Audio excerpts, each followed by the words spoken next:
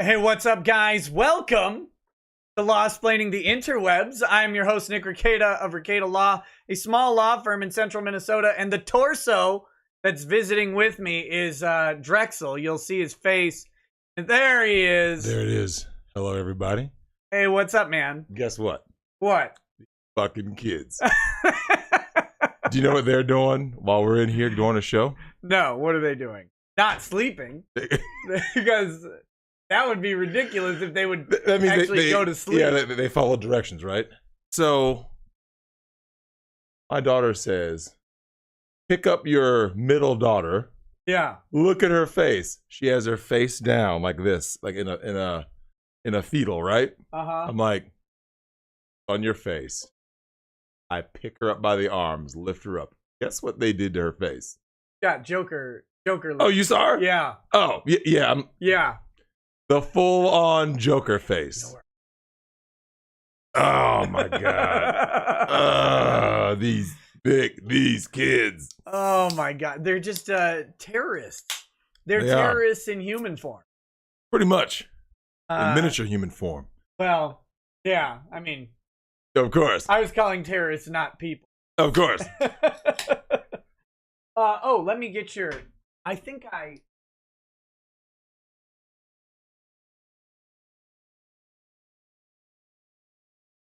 Oh, You're all good.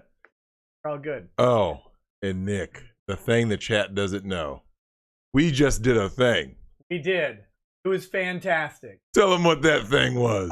We went back and did something that everyone should do at least annually. I say so, yeah.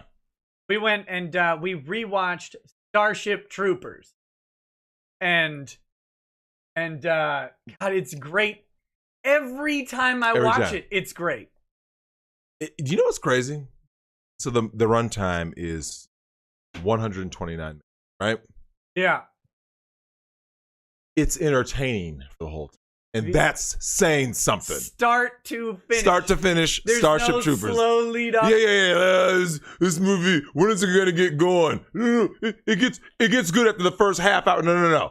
While the damn studio flash screen is up, they've already got the military drum roll going. They do. Oh my God.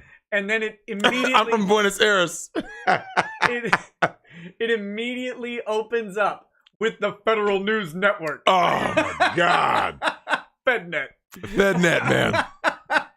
But here's my problem with watching the movie, though. I have one big thing. Yeah, what's that? Now, obviously, I will not give that movie 5 out of 5 for one reason and one reason only. It deserves 10 out of 5. I will never give Starship Troopers a perfect score the way they did my girl Dizzy. She deserved it. No, they should have killed off Denise Richards. If Denise Richards had died and Dizzy lived, and Johnny Rico could have had her as his squad mate and been clapping those cheeks, the movie gets a perfect score. Because they killed Dizzy. He needs the tragedy to move on. I know. But they could have... Okay, could you have killed Jake Busey? Yeah. You could have killed him, and that would have been like, no! And then, but he'd have his girl to comfort him. Yeah, it wouldn't be enough. Now, technically, he does have Jake Busey to comfort him. He does, but with a damn violin. Spoiler alert, from a 23-year-old movie. Jake Busey makes it. He makes it. well, now here's my thing, though. There's another tragedy in that movie, and we talked about this while it's going on. Look, R.I.P. Dizzy, for real, Boxing King. Dizzy is a dude in the book and dies within the first 3 pages, says Arctic Pride. Wait, Starship Troopers was a book? Yeah. Oh, I did kind of know that. I think so. Yeah, Heinlein book. Wait, why would they make Dizzy a dude? They didn't... Oh, here you go. I don't know.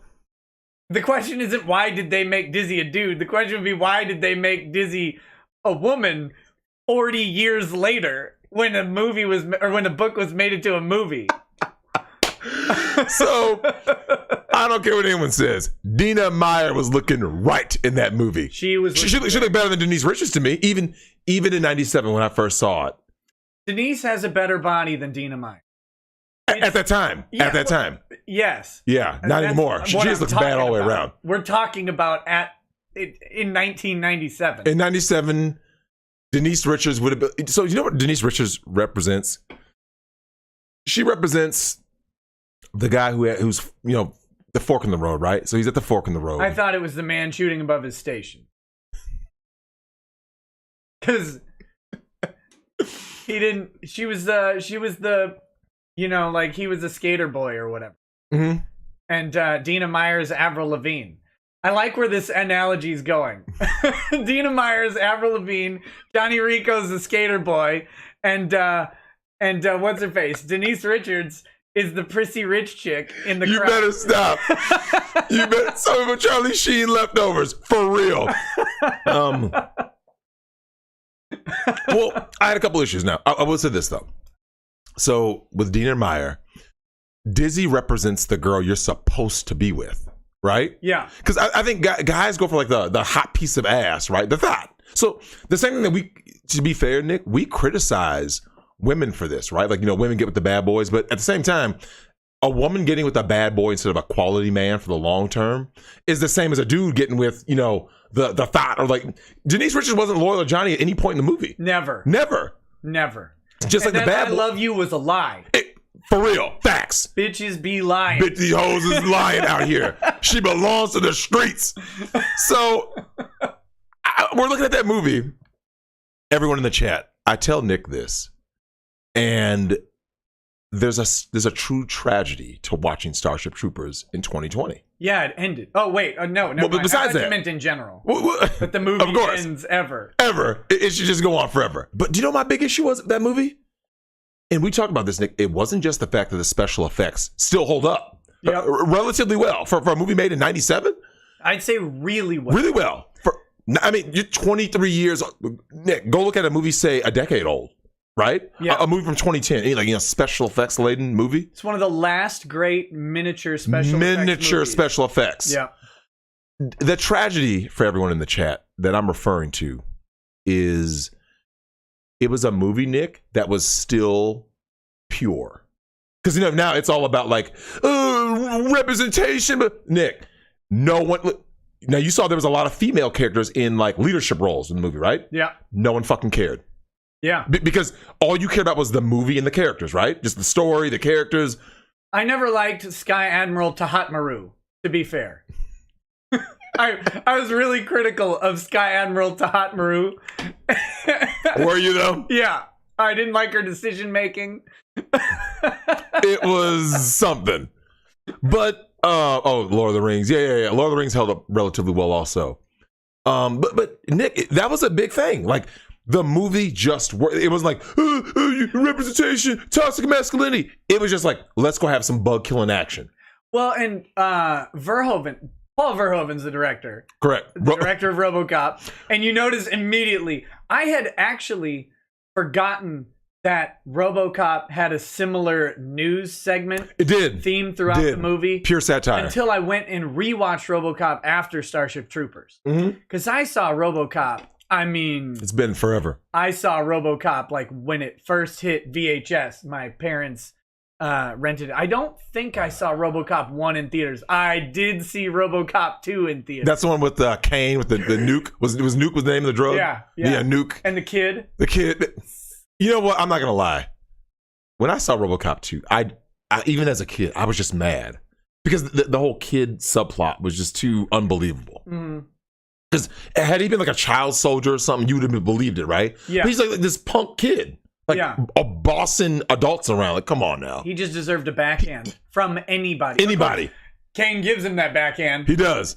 But the way they did my man Kane, though, when he shows up as a like eyeballs and brain stem, I was like, oh, they got my man Kane messed up. So, do you think this we watched Alita yesterday, right? We did. And that was the first time I've ever seen it. First time I had seen it. Yep, my brother was the one who recommended it. Did you think the little brain and the eyeballs in the jar was a shout out to RoboCop? I think it was. Absolutely, it was a callback. God, that was. I'm telling you, man. I miss Nick. The '90s was the last time we saw movies that were just movies. No more like there was no political agenda in terms of like representation, toxic masculinity. Why is it a cis white male the lead? If they made Starship Troopers now the exact same way, it would be a pro alt-right Nazi disaster is what they would call it. Correct. Because it's clearly a fascistic society.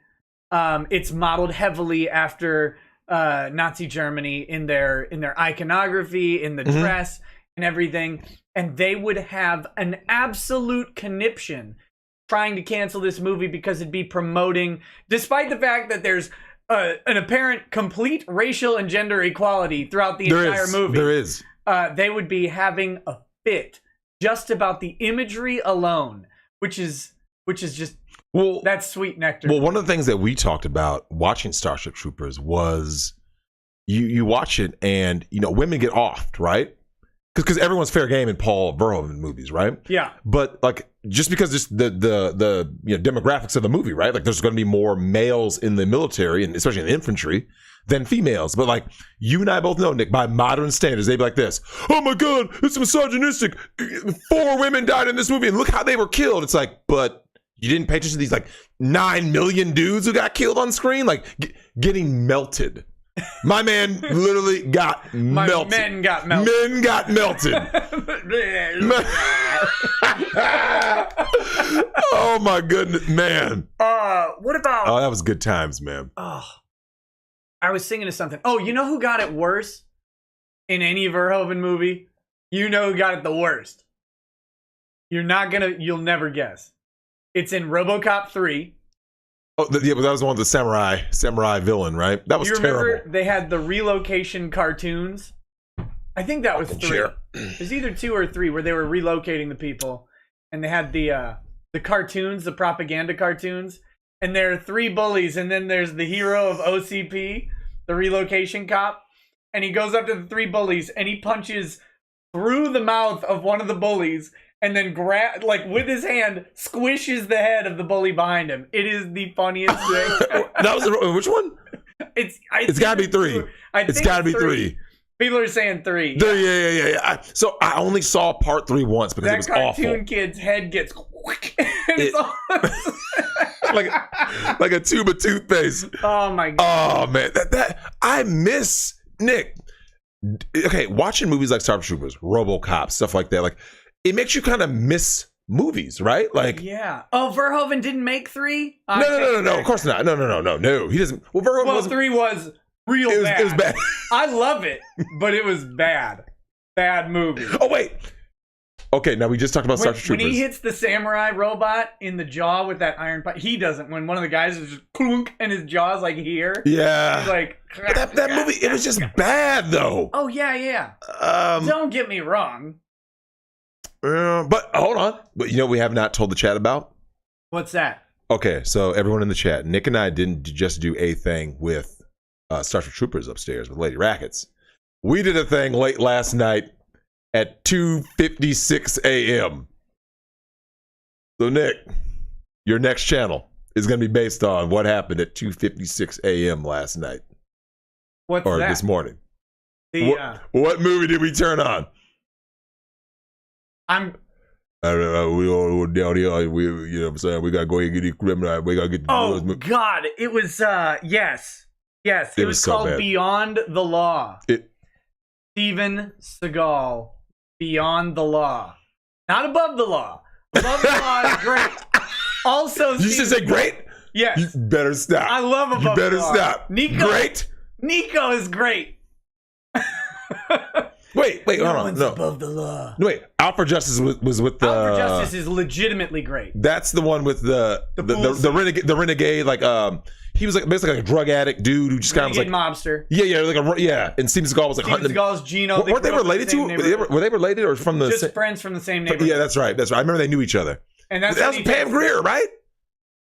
My girl Pam. Pam Grier? I don't think she's in Out for Justice. Sure. No. He had the chick. Yeah. The black chick. Yeah, right? No. Above the Law. No, the one girl. Stop. Why do they all blend? Why does every Steven Seagal movie blend? Listen, the girl in that movie is described in the movie as the one with the tits you could dial a phone with. Look, man. Okay, so thinking back to like the Seagal movies. Pam Grier's in Above the Law. Above the Law. Wait, is that the one I said, right? Yeah, with the crackhead. Well, we were talking about Out for Justice. Shit. They probably both had a crackhead, to be fair. To be fair. Everybody hold up. Look, We're about to get to the here's super the chats. difference. Hold up. Above the law, his name is Nico. Out for justice, his name is Gino. You gotta understand how Italian Steven Seagal is until he's an Eskimo in On Deadly Ground and in Fire Down Below. Oh, no, watch this. All right. Give me the plot of Fire Down Below. I can't.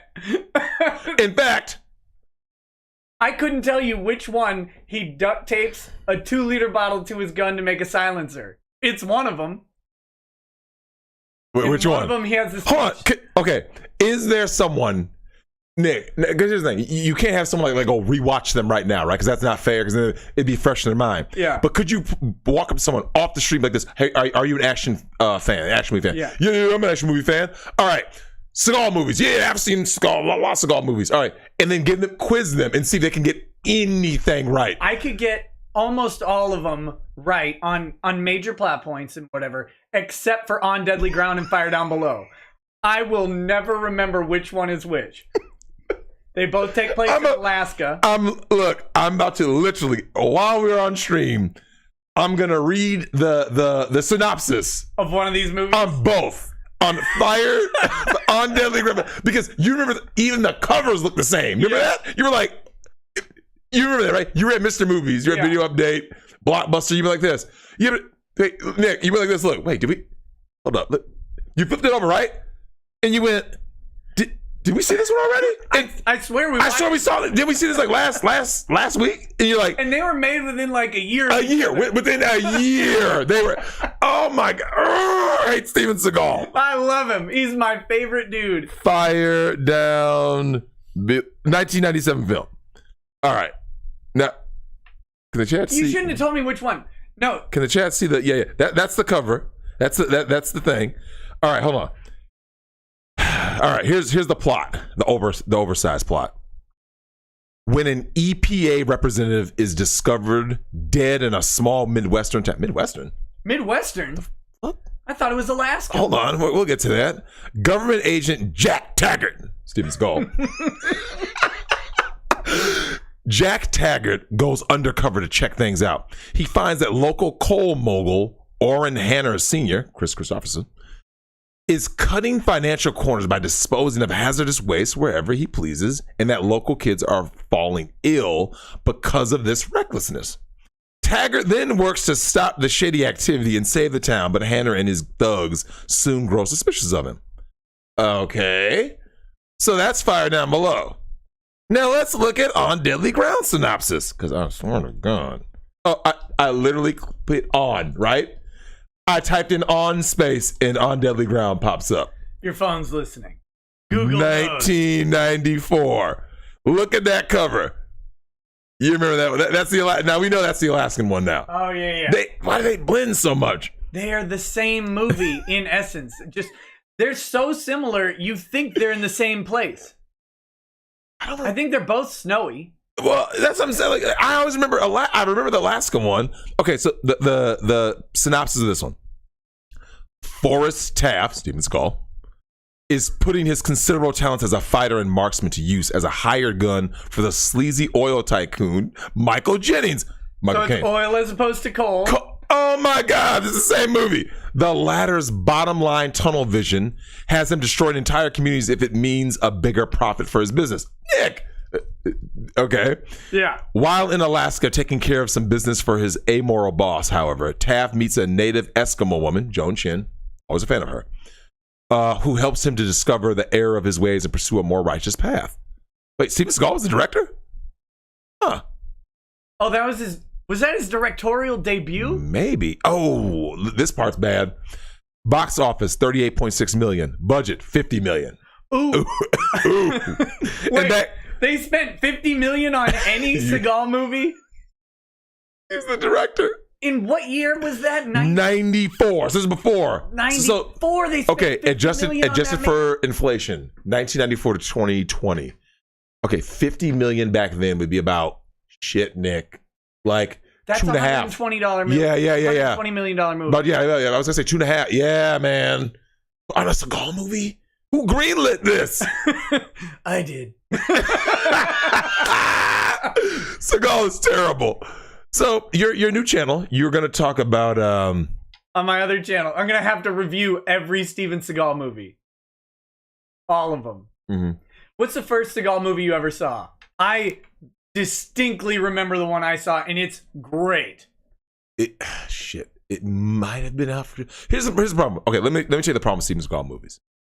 They all blend, right? Because they all blend, you go, and now you second guess yourself, right? They all blend. You better stop. They all blend. No, wait. Trust me. Well, because watch this. Hard to Kill. Oh, yeah. And you can take that to the bank. That was 93, right? Hard to Kill. I think it was 80s. Was it? Because I feel like I watched that in Houston. 1990. 90? Yeah. Okay, Damn. yeah, I moved to Minnesota. The phone really is. Oh, so who's the chick in that? Kelly LeBrock. Oh, yeah. She was hot back then. Yeah. Yeah. Okay. Man. Everything about that movie's great. Oh, do you remember the Glimmer Man? I'm looking at his movies. I did not. I am not a fan Marked of for Glimmer Man. Death. He is awful. This Marked dude has for Death is great. You have your villain is Jamaican twin drug lords, but you don't know they're a twin until like 2/3 of the way through the movie. He kills the one and he's like, "Yeah, man, gonna get you now."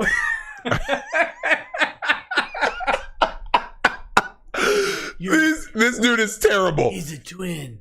Okay, here's a question. Does Seagal have the worst action movie filmography of any action star? Van Damme's gets pretty bad.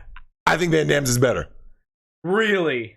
Okay, Van Damme movies, right? Let's go down the line. Okay, don't use the internet. You know. I'm going straight out memory. I'm just going to start naming them as I remember them. And you're going to name great ones. Bloodsport. Great. Lionheart. Great. Hold on. The Quest. Not great. You left out Kickboxer. Hold on. Kickboxer. Tong Po. Tong Po. Tong Po. Time Cop. Great. I love that. You gotta love Time Cop. You know it was bad. I don't care. I still liked it. I took our man Papacilos. My parents, let me correct you because we were young. My parents took me and Papacilos to go see a double feature of The River Wild with Kevin Bacon. Yep. Followed Meryl by Streep. Time Cop. Yeah. Where was this? The Lakeville Theater, man. Why on earth you have a double feature of The River Wild and then Time Cop? It didn't make any sense, but it was beautiful. It was. Was it though? Yes. Okay, here's a question. Look, how did you feel after the River? I'm assuming the River Wild was first, right? Yeah. Because you always it's PG-13, so they ran that first. Correct. And then if you didn't if the kids or whatever didn't want to stay for the R movie, kids always stayed for the R movies in the 90s. Do I'm just saying. Oh, Mia Sarah, that was her name. Tits in that movie. In The River Wild? No. In Time Cop. Good ones. Mia Sarah was looking good in 94. Great movie. Time Cop's fantastic. Do you remember when he comes out of the every action movie thing? A guy gets his arm frozen and busted off with liquid nitrogen. A staple since Terminator 2. Since Terminator 2, that's a staple. VR sexual encounters. You do. Which Demolition Man had. Was that 94? Demolition Man was 94 or 95. You've got the dude. But the Time Cop one's better, hands down, than the Demolition Man. Just the VR scene. That's all I'm saying. Oh yeah, because you don't see it in You got the dude Demolition getting teleported into falling off the building. That was nice. Boom, done. Do you know actually one of my favorite scenes in that movie? What's that? When Van Damme comes out of the space time, right? Yeah. And remember the semi's coming. Right. And it's like, vroom, and he vroom, and he ducks down. Remember that under the semi? You should have done the splits to go to in Bloodsport. He does the splits in Time Cop. Remember? it's the guy shoots the floor. Remember that? He jumps and does the splits. Yeah. And the floor was electrified. Remember that? Right. Every movie, Van Damme did the damn splits. Got to get him in there. You got to get him in there. Damn. Well, after all that training he did in Kickboxer to get to the splits, you had to do it in the movies. Double Impact. Oh, I forgot. Double Impact. What was the one with? Not to be confused with Sudden Impact. Oh yeah, with Powers Booth. He was in the hockey arena. Van Damme had a better career. No, Sudden Impact was bad. No, it wasn't. Yeah, it was. Double Impact's great, though. Wait, that's what Double Van Damme. Van Damme. Hey, their dad got the steam treatment. And that was the first time I'd ever seen that, right? And I was at our man Mojito's house. And remember, we're kids, right? And I didn't think that was hardcore. I'm like, yeah, steam ain't nothing, you know? As a kid, you're like, oh, it's just steam. Yeah. Hey, I can't remember if he said it. Someone said it. They're like, hey, man, that's torture. I'm kind of like, it's just steam. Of course, you learn quick. Steam to the face is real. Did you see Van Damme's first movie? Was it gay porno? No, probably. But first main movie? First not gay porn movie? Because a lot of these dudes, man, they ain't who you think they are. No Retreat, No Surrender. I vaguely remember it. He's the villain. Yeah, babe. And the kid has like the image of Bruce Lee. Oh. Like guiding his spiritual path towards beating Van Damme. It's awesome. No Retreat, No Surrender is great. Of course, we're leaving out sudden death, not Soldier. sudden impact. Yeah. I think he's. Yeah. I can't forget. Universal Soldier. I'm saying Cyborg. Love that movie when he. What was the one he was with Dennis Rodman? He heel kicks the cross. What was that one called? Simon Says. Yeah, Simon Says with Dennis Rodman. That's a. It was bad. Movie. It was bad. But garbage. Okay, so if we were to say who had a better. I don't think it's close. Van Damme had a much better. Like if you were to say, cheated. It's rigged. We left out Exit Wounds. Oh, Seagal? Exit Wounds is actually good. Michael Jai White is a monster. He was monstrous. Everyone in that movie, I think, either lifted weights and or juiced for like 9 years prior to the movie. Because what's the shortest Van Damme movie? But feels the longest. Better not say The Quest. No, it's not The Quest. This movie is like 86 minutes, if I remember right. Van Damme oh shit! I'm gonna check the time. The shortest Van Damme movie. Oh, yeah. Shit. That was not 2 hours. Okay, never mind. It's way longer than I thought it was. Oh, really? Yeah. Hard Target.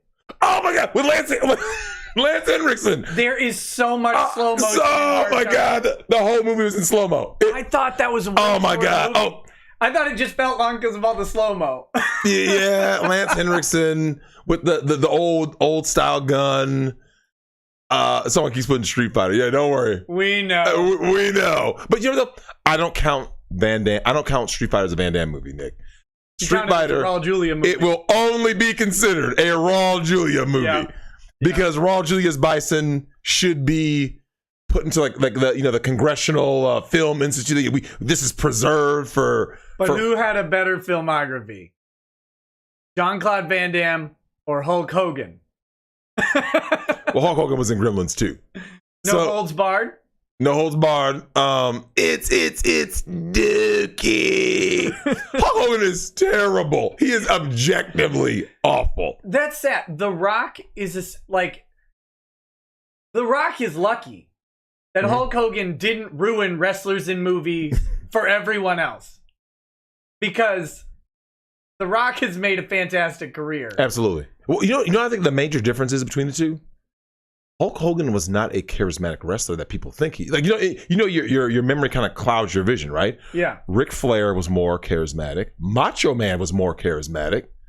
I would argue even Ultimate Warrior was more charismatic. You see what I'm saying? Like, yeah. Hulk Hogan was just, he was just Hulk Hogan. Like he wasn't. Macho Man's funniest wrestler. Absolutely, hands down. Well, who gave better interviews other than Sergeant Slaughter? Well, who could forget the only man that appeared on G.I. Joe? Yeah, man. What a great time. God, fuck, man. I miss... Good movies. Where'd they go? Like, I'm not talking about good movies. I'm just talking about good movie times. Well, you know what it was? So you Nick, didn't care about a bad movie. I think here's what changed. People used to make movies for their audience, right? That's why we came out to support them. We know that none of the... Like I think even the actors knew, like, none of my movies are going to ever, win me an Academy Award. But guess what? Do you know what's funny, Nick? A lot of people have talked about this. They said... I care that when I go to, a signing or whatever, like, Nick, real fans, right? People who sit by you and they watch every one of your, like, you look at Arnold's movies, right? Well, it was... I mean, Nick, remember Arnold's, go from the 80s to if we're going to Terminator 84, right? Now, I'll even go back to Hercules in New York, but we're not going to go there tonight. But you go back to Terminator back in 84, right? If you were to take Arnold's career, think about like your average Arnold fan, right? And let's say your average Arnold fan meets Schwarzenegger in, what's a good year to meet him? Like right after True Lies, right? Let's say you've been following Arnold since Terminator 1, and that's your dude. And then you see him in person at the True Lies premiere. These people watched all your movies. Yeah, I was going to say. You know what I'm saying? Like, there aren't, you don't go watch, the action star is gone.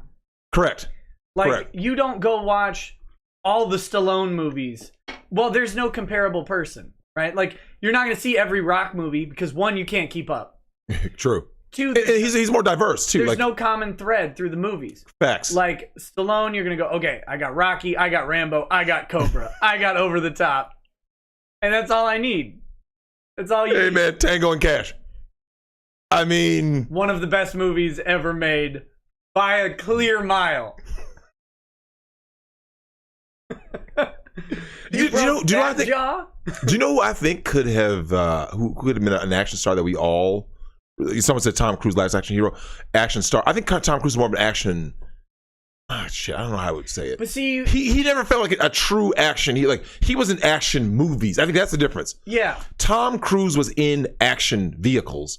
He was not, he never felt like. But like for every Top Gun or Mission Impossible, you're going to be stuck with The Risky Business. Yep. Or Cocktail. Good movies. Yeah. Because he still did dramatic roles. Like, whereas there was a time, Nick, where these guys only were basically like a true action star. You ever went to a Van Damme movie and it opens up with like quiet violins and he's in a coffee house and something doesn't blow up in 10 minutes? Correct. You are pissed. The action star. I mean, I'm telling you, man, action stars, man. Someone was put Keanu. Hard Target made $74 million at the box office.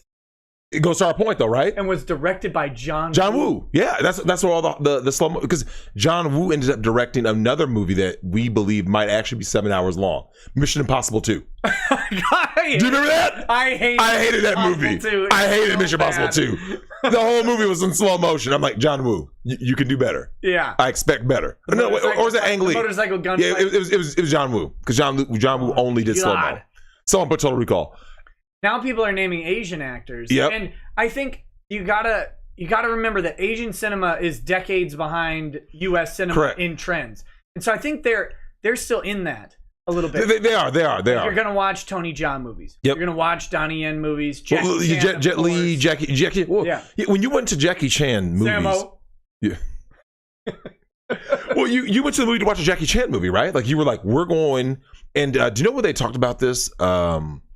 When you and I were in college and we watched, and you introduced me to Iron Monkey, right? Yeah. And do you remember the behind the scenes DVD where Tarantino talks about it? He says, in these Asian cinemas where people don't have a lot of money, they want to experience every single emotion in the same movie, right? Right. So you can't say, this is a drama, this is a comedy. These people said, hey, look, man, this may be my only movie I can go to for a while. I want you to give me everything. So that's why they have like the little kind of, the little hokey, comedy scenes. You had the action, you had the drama, you had the almost like horror. You know what I'm saying? Like the Buddha's palm. And he just, Nick, he hit a wagon and it exploded. It burst. We don't. I miss movies. Like, Nick and I are we're just movie guys, man. Like, we're like we come from that time, Nick. Like, it's gonna be a forgotten time. Yeah. Because now shows and all that, like. Well, it's transitioning. It's transitioning into shows. I like. The problem is the way they're doing movies now. Mm-hmm. I want shows.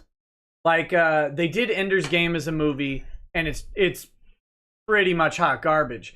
But if they would have done Ender's Game as like a Netflix special with 13 episodes, they could have done a really, really good job.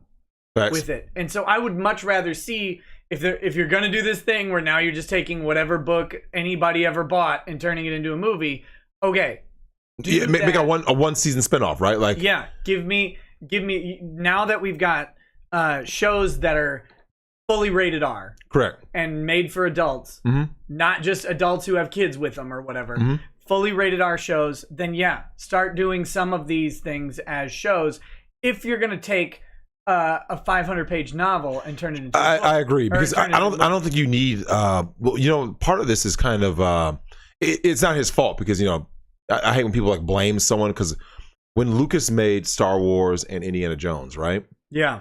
He made those for an audience. They basically, Nick, he represents us. He represents the guy who's saying, hey, man, these are the movies I grew up on. This is what I like. I want people to enjoy that, right? And then the problem is, because they were so successful, other less talented people were like this. The trilogy. That's why everything got made into a trilogy. Remember that? Like everything. Garbage. Trilogy. And we're like, this probably could have been like one, maybe two. Like, speaking of Starship Troopers 2 and 3. Oh, they never happened. What? That's true. They made a sequel? See, Starship Troopers was perfect because they never made it into a trilogy. If they would have made it into a trilogy. There's a fourth one. I know. It never happened. I do not acknowledge any movie after. When someone says Starship Troopers, Nick, no one ever says, let's have a Starship Troopers marathon. No. We watch Starship Troopers. That means you watch Starship Troopers twice. Yeah, you just watch it over and over. All right, super chat time. Yeah. You're killing me. You're killing me. From Eggman. Says, fun fact, Commodus is not the son of Roman Emperor Marcus Aurelius. Marcus's wife loved gladiators, so much so that Commodus looked exactly like the top gladiator. The Emperor of Rome, who had the world, wasn't safe from thoughts. Oh, no. No. Irby says, first pre-show super chat. First question. Did you show Drex the Piper Perry meme from Live Chat Wednesday? Discord chilling. And if so, when? Yeah, remember that the Piper Perry meme I sent you? Yeah, with all the black dudes. Look, man. No, not that one. Wait, not that one? Which other one? No, the much funnier one. Here, I'll pull it up on screen. That's the one where you. I swear that's the one you. No, it isn't. I just gotta find it real. We'll find it. There it was. Where to go? All right, let me see if I can get this pulled up for you real quick. Just a second, guys. I want to make sure you guys can see this too. Well, okay. So while you're talking about that and looking up that, Nick, I'll tell you something that's missing in movies. We're missing titties, because everything is PG-13 now, right? Like everything's been neutered. It takes masculinity. I want titties flopping. I want titties in every movie I watch, Nick. Listen, I'm tired of PG-13. I want titties. This one. I want TNA in every single movie. Look on your. Oh.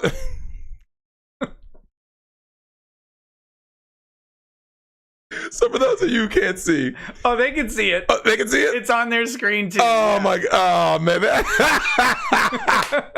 That's what I want to see. Look, I don't care, man. Once Piper Perry starts doing anal, she's going to be a billionaire. Don't ask how I know that Piper Perry doesn't do anal IR scenes, but I've heard. Dudes I know told me Piper Perry does. You know what, man? Nick, I was thinking about something. So, the internet's kind of like the last space, unless, you just know guys like us personally, right? Nick, there's no place for guys to be men anymore, right? Because they're always getting censored and blah, blah, blah. Fuck that. When I tell you guys I want TNA and everything, I mean that literally. Like, I want that, like... Everything. What happened to that? Total Recall. You remember that, right? Chick with 3 titties. Just because. Sharon Stone at the beginning. Facts. Yeah. And hold on. Let's go ahead with these A-list actresses from now on. Basic Instinct. Good movie. Excellent movie. Drexcellent movie. I'm going to say this, though, Nick. I think there needs to be... Listen, I'm not going to say I want more Harvey Weinsteins. I'm going to say it like this. I want more directors who go like this. Look, this part doesn't necessarily go to the best actress. It goes to the actress willing to do the most. I'm tired of all these so-called A-list actors like, oh, I don't do nude on film. You were in the theater with me when we saw Swordfish. Yeah. Do you remember that? At that point, Halle Berry had never shown anything. We were in that Lakeville theater, Nick, and you remember this. everybody in the chat, you guys got to remember, this that was like 2000, 2001, I think, somewhere around like 2001. Halle Berry at that point was already a major star, A-list star. And, we just figure like, well, she doesn't, A-list stars don't do certain things, right? Because they're all stuck up. You guys got to understand that the era this was in. When Halle Berry drops that magazine, Nick, you remember the theater went, a literal gasp. A literal gasp. Yeah. There are no moments like that anymore. Because everyone's all like, my publicist says I can't show skin. But now you get more man parts. Now, Nick, I'm okay with man parts in movies if there's female parts in movies. You see what I'm saying? Yeah. But there's more man parts and stuff. It's okay for equality. For equality's sake, like, look, I'll just be like this, like, like, here's the thing. If I would even go so far as to say this, Nick, women deserve an X-rated Magic Mike. You see what I'm saying? Yeah. Like, they deserve that because watch this. Hey, when you rented striptease, don't pretend you didn't. True story. Don't pretend. True story. Go ahead. I didn't rent striptease. Okay, what happened? And I've never seen the entire movie. Mm-hmm. That's true. Mm-hmm. I've never seen the entirety of striptease. I may have seen certain scenes in Wait, striptease. shit. I got the wrong movie. Showgirls? Oh my God. My bad. I did not rent Showgirls either. But I have seen the entirety of Showgirls. My bad. Striptease is Demi Moore, and I had a crush on Demi Moore. I like those raven-haired girls. I like them all, but yeah. Okay, when Showgirl Elizabeth Hurley talks to me like this. It's so wrong. See him. You're wrong for that. So you guys got to remember, man. When Showgirls dropped, Nick. Remember, this was before the internet, so you didn't know the movie was bad. No. Maybe you heard a rumor, maybe, right? Okay, by the time... Bad? What are you talking about? Well, hold on. Let's start with what defined good and bad in that movie came out like 96, maybe? Somewhere around there. Yeah. Understand what good versus bad meant in 96, everyone in the chat. For men, remember... This whole cuck SJW shit didn't exist in 96. So when someone says, how is Showgirls? You remember this, Nick. This is a fact. Dudes literally rated the level of tits, right? They literally said, this is who you see naked. This is how they look. If they had a bush or no bush. Guys went in depth about what you were going to see in Let me catalog for you. Let me catalog for you. The minutes that you will spend. A minute. With your mouth closed. Paying very much attention. You will not reach for that popcorn. You will not take a sip of soda. You just need to focus. Don't get up and go to the bathroom around minute 26. Don't do it. Oh, man. Hey, shout out to Have the Rock. Species, Natasha Hendrick. Hey. Now, Nick, I'm not going to say it deserved an award. It deserves something. It deserves something. It did. So did Species 2. I can't look at you. I knew you could fucking say it. I knew you were going to say it too. I knew it was coming. You had to love Species 2. It capitalizes on all the good parts of Species and made them better. It did. It did. It definitely capitalized. You know what's kind of weird? Species 2 was as close as you got to like a Cinemax late night special with an actual movie budget. Oh shit. Species. Oh my God, Nick. You remember, and Natasha Hendrick was she was hot. Yeah. Okay, do you remember one of the times that you started seeing movies make a change in the 90s? Actually, it was almost like they were teasing us, right? Do you remember a movie called The Saint with Val Kilmer?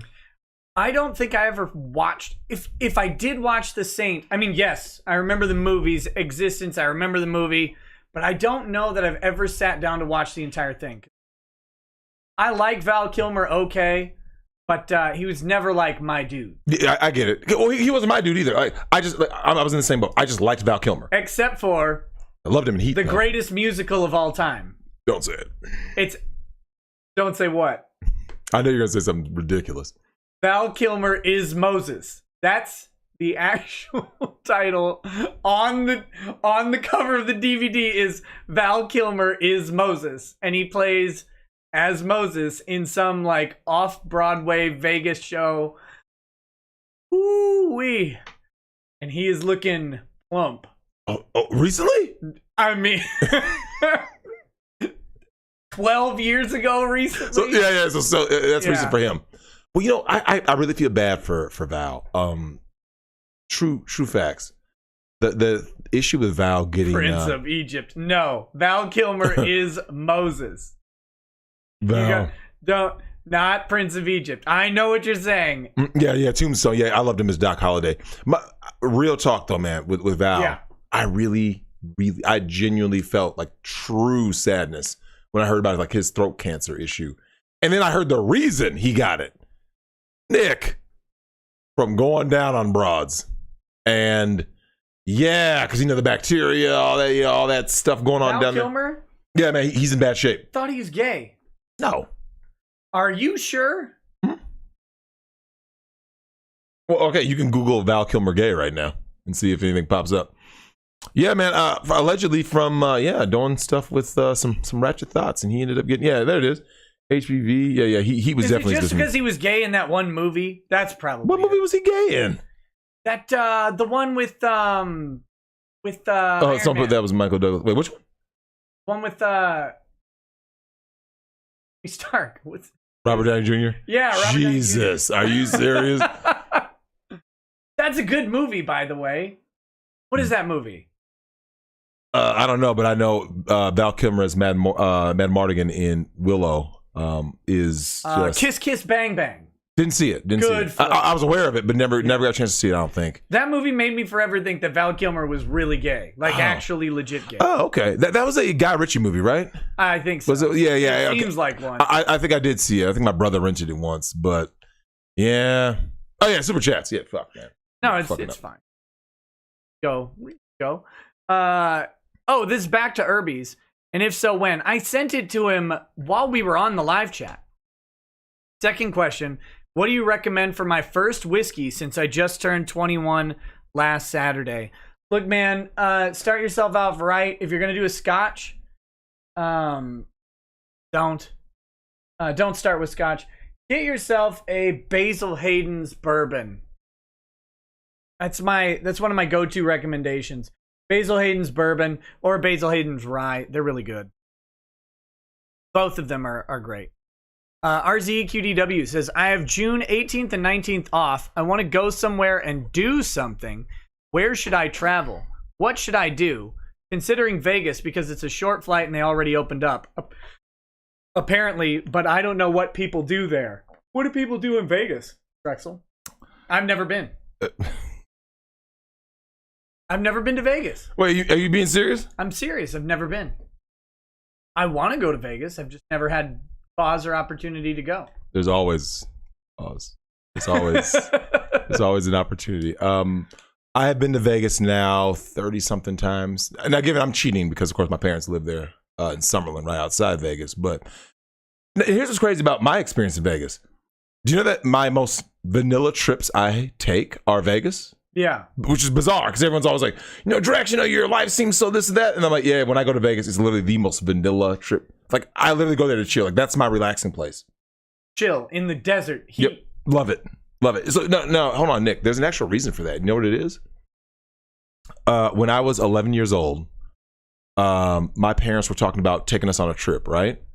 And they were like, yeah, Las Vegas. So at that time, Vegas was still, the movie Casino hadn't even been out yet. That was in 95. Right. So my only thought of Vegas was basically like, casino, right? Like there's just casinos, right? Like, well, I don't want to be in a place with just a bunch of casinos. So my parents kept on, kind of getting us into the whole mood. And eventually we relented, right? Yeah. All right. So I went in wanting to hate it, right? Yeah. Nick, imagine being an 11-year-old boy. And that was the first time I felt that kind of heat. Because, my parents being from the South, it was always humid, right? Yeah. And I immediately was like, this is a place I love, right? Go down there and it was hot, dry heat. And when those lights, when Vegas lights up, when that strip lights up, you got to imagine being an 11-year-old kid, right? And then the guys went like this.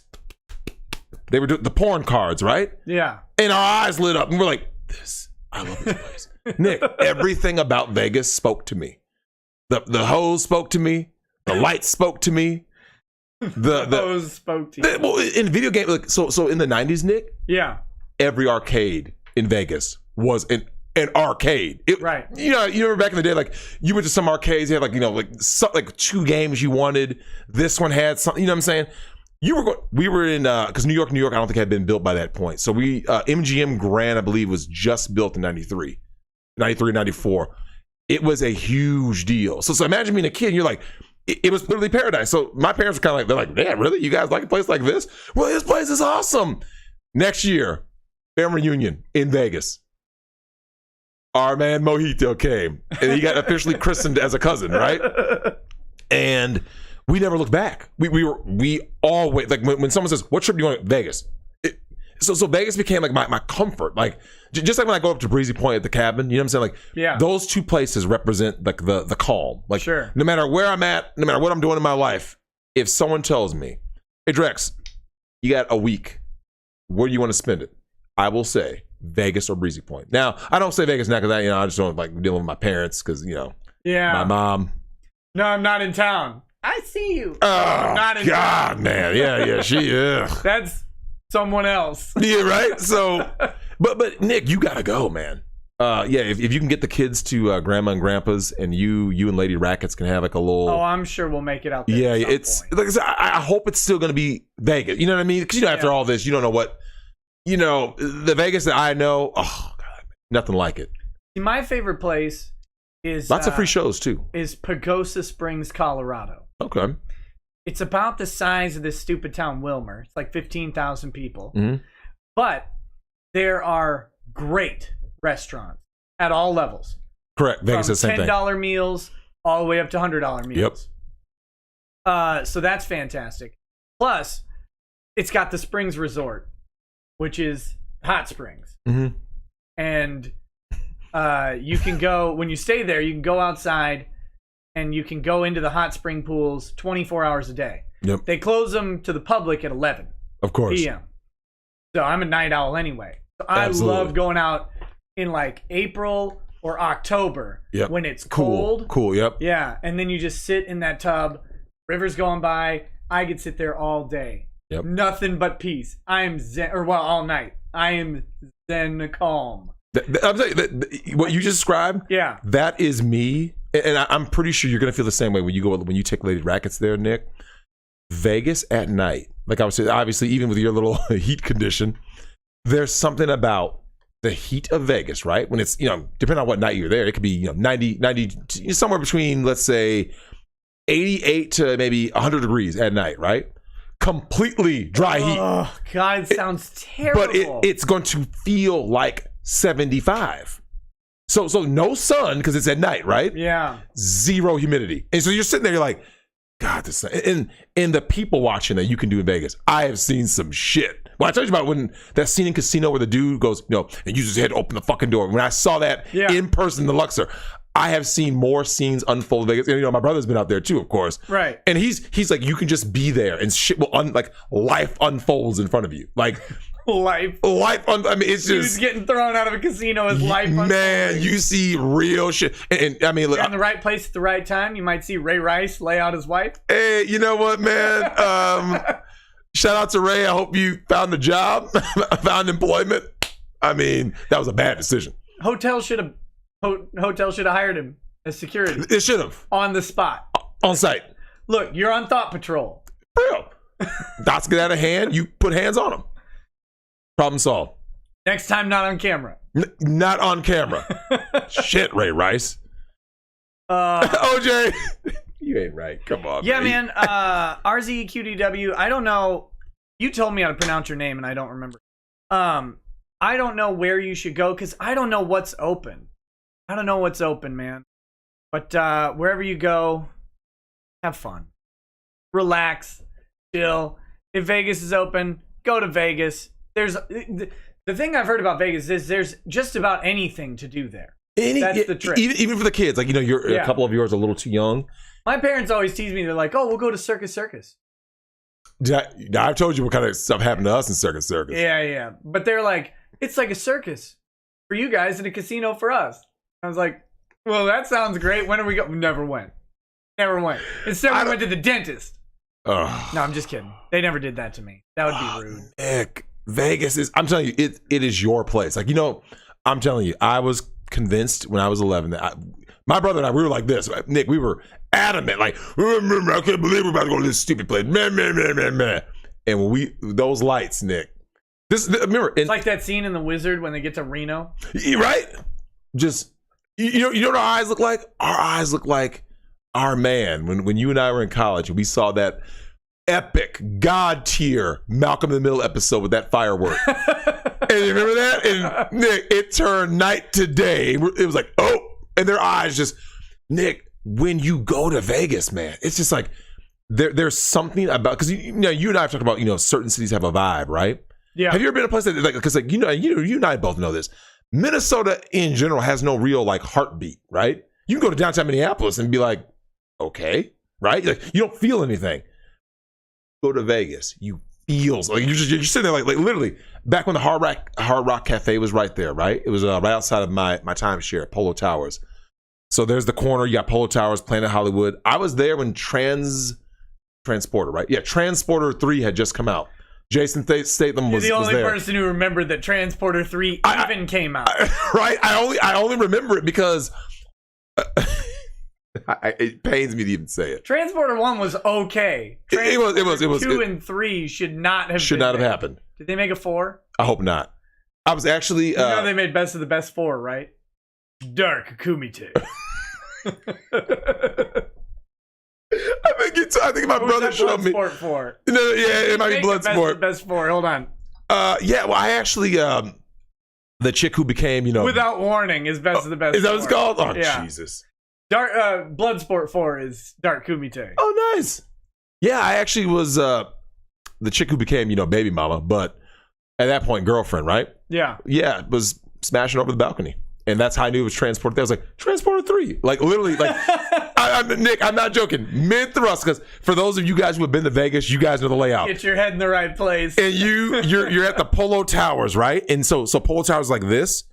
If based on what wing you're on, Polo Towers is here, and I'm facing to the right, and I see Planet Hollywood, and there's like all this commotion down here. It's like on the little billboard, the electronic billboard, it says Transporter, and I'm like, oh look, like I remember literally Nick going like this, like I'm literally in thrust, like, hey, was it Patrick Bateman just? And so literally Nick thrusting over the balcony, and I was like Transporter 3. Yeah. And then went back, but yeah. Yeah, she was dressed up as a nurse. Huh, wonder if that's good. Yeah. That was as far as. God damn it! So that's how it went. Yeah, it was just God, man. Fuck, it was a great time, man. Fuck. DOG Beerus says, "Hey Nick and Drexel, what do you think about Malcolm Jenkins and others trashing Drew Brees for his comments about the national anthem? Also, why are so many grown men making videos of themselves crying in recent years?" Who's making videos of themselves crying? Is that grown men, apparently. I don't know what. Don't make a video of yourself crying. I don't know. Maybe they're like, maybe Drew Brees' video is him crying. His apology. Oh, okay. I see what you're saying. I don't know if he's crying. First of all, Drew, don't apologize. Never apologize. Don't do it. You can't apologize hard enough. Never. Drexel, have you ever seen anyone successfully apologize hard enough? I have. Who's that? Kobe Bryant after the rape case. Yeah, but look where that got him. That's so fucked up. But look, right in the dirt. But he was crying, and his wife Vanessa was sitting there like holding his hand, and shit. He was, now you know how he was really crying. He was about to watch all of his assets gone. Yeah. And Kobe bought her that $4 million ring. Yeah, my ma'am. Hey, David Smith, he bought her a $4 million ring. Nick, that is an investment on future earnings. Man, damn, I didn't know dudes were crying, making videos. Wait, Malcolm Jenkins cried, not Drew Brees? Oh, I don't know. I don't even know who Malcolm Jenkins is. He's a player. I figured. Yeah. Don't apologize. Never. Like, maybe dude, this ass cramp is killing me. My left butt cheek. What's wrong with you? Hold on. Is it the chair? No, do you remember in the Starship Troopers you saw me going like this? No, I wasn't looking at you. Oh, You should have been. I was watching the movie. Yeah. Well, I was trying to keep talking. I'm about to stretch this butt cheek. I don't watch your weird yoga dances while I'm trying to watch Starship Troopers. Oh. Doogie was on screen.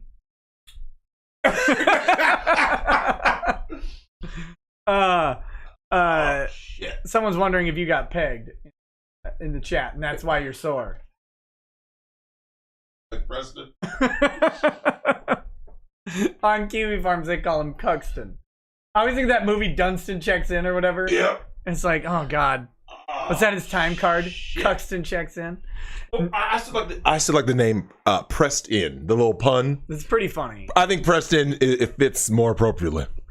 Can you do me a favor? Remember what I told you I had to do today for the show? I have one thing I have to do for the show. Oh yeah. The guy. I got to get the stuff out of my car to show on the stream, right? Guess what I didn't do? I didn't do it. So I'm gonna go grab it real quick. Yeah, you grab it. I'll go on that side and then read the chat. Well, you could just chat. I mean, you don't have to do super chats. Do them when I come back. All right, I can do that. Yeah. I'll be right. This will take me like 2 minutes. All right. Or like 50. Yeah. So while Nick goes out there and gets whatever the hell he's got to go get. Yeah. So for those of you guys who are wondering, man, and Nick and I were talking so long about the reason why you should never, ever, ever, ever apologize is that it's never going to be enough, and that's why just do whatever the hell you want to do. You know what I'm saying? Like, we were talking about Starship Troopers earlier on.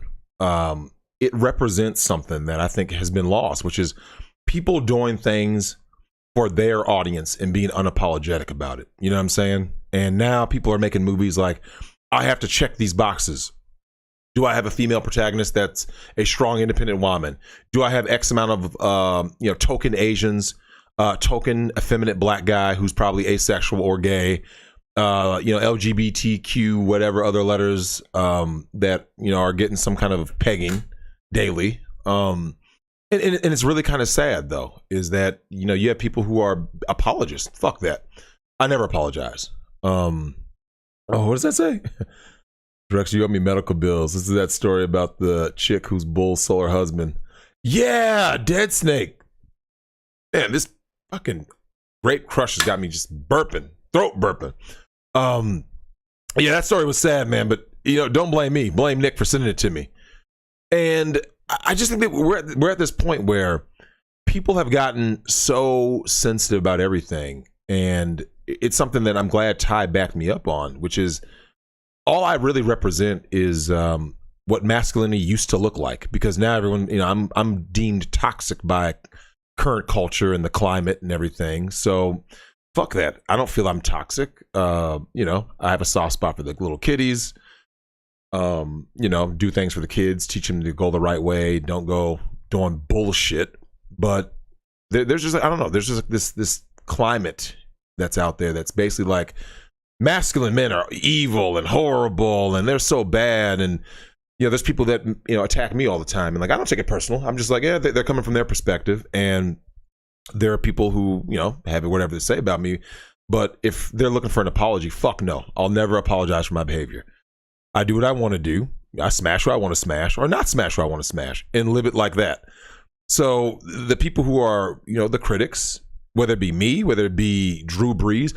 Listen, my personal take on Drew Brees, what he said, I think he still misses the point, because he keeps talking about the flag argument, and that's not why people are kneeling or any of that, right? Because my brother's in the service. I have lots of servicemen and servicewomen in my family tree, and they have no problem with what Kaepernick was doing, kneeling, because as they know, he's not disrespecting the flag or disrespecting the veterans. You guys got to understand, man, these are the people that fight for your right to protest, because you can go to places in the world where you don't have a right to do shit.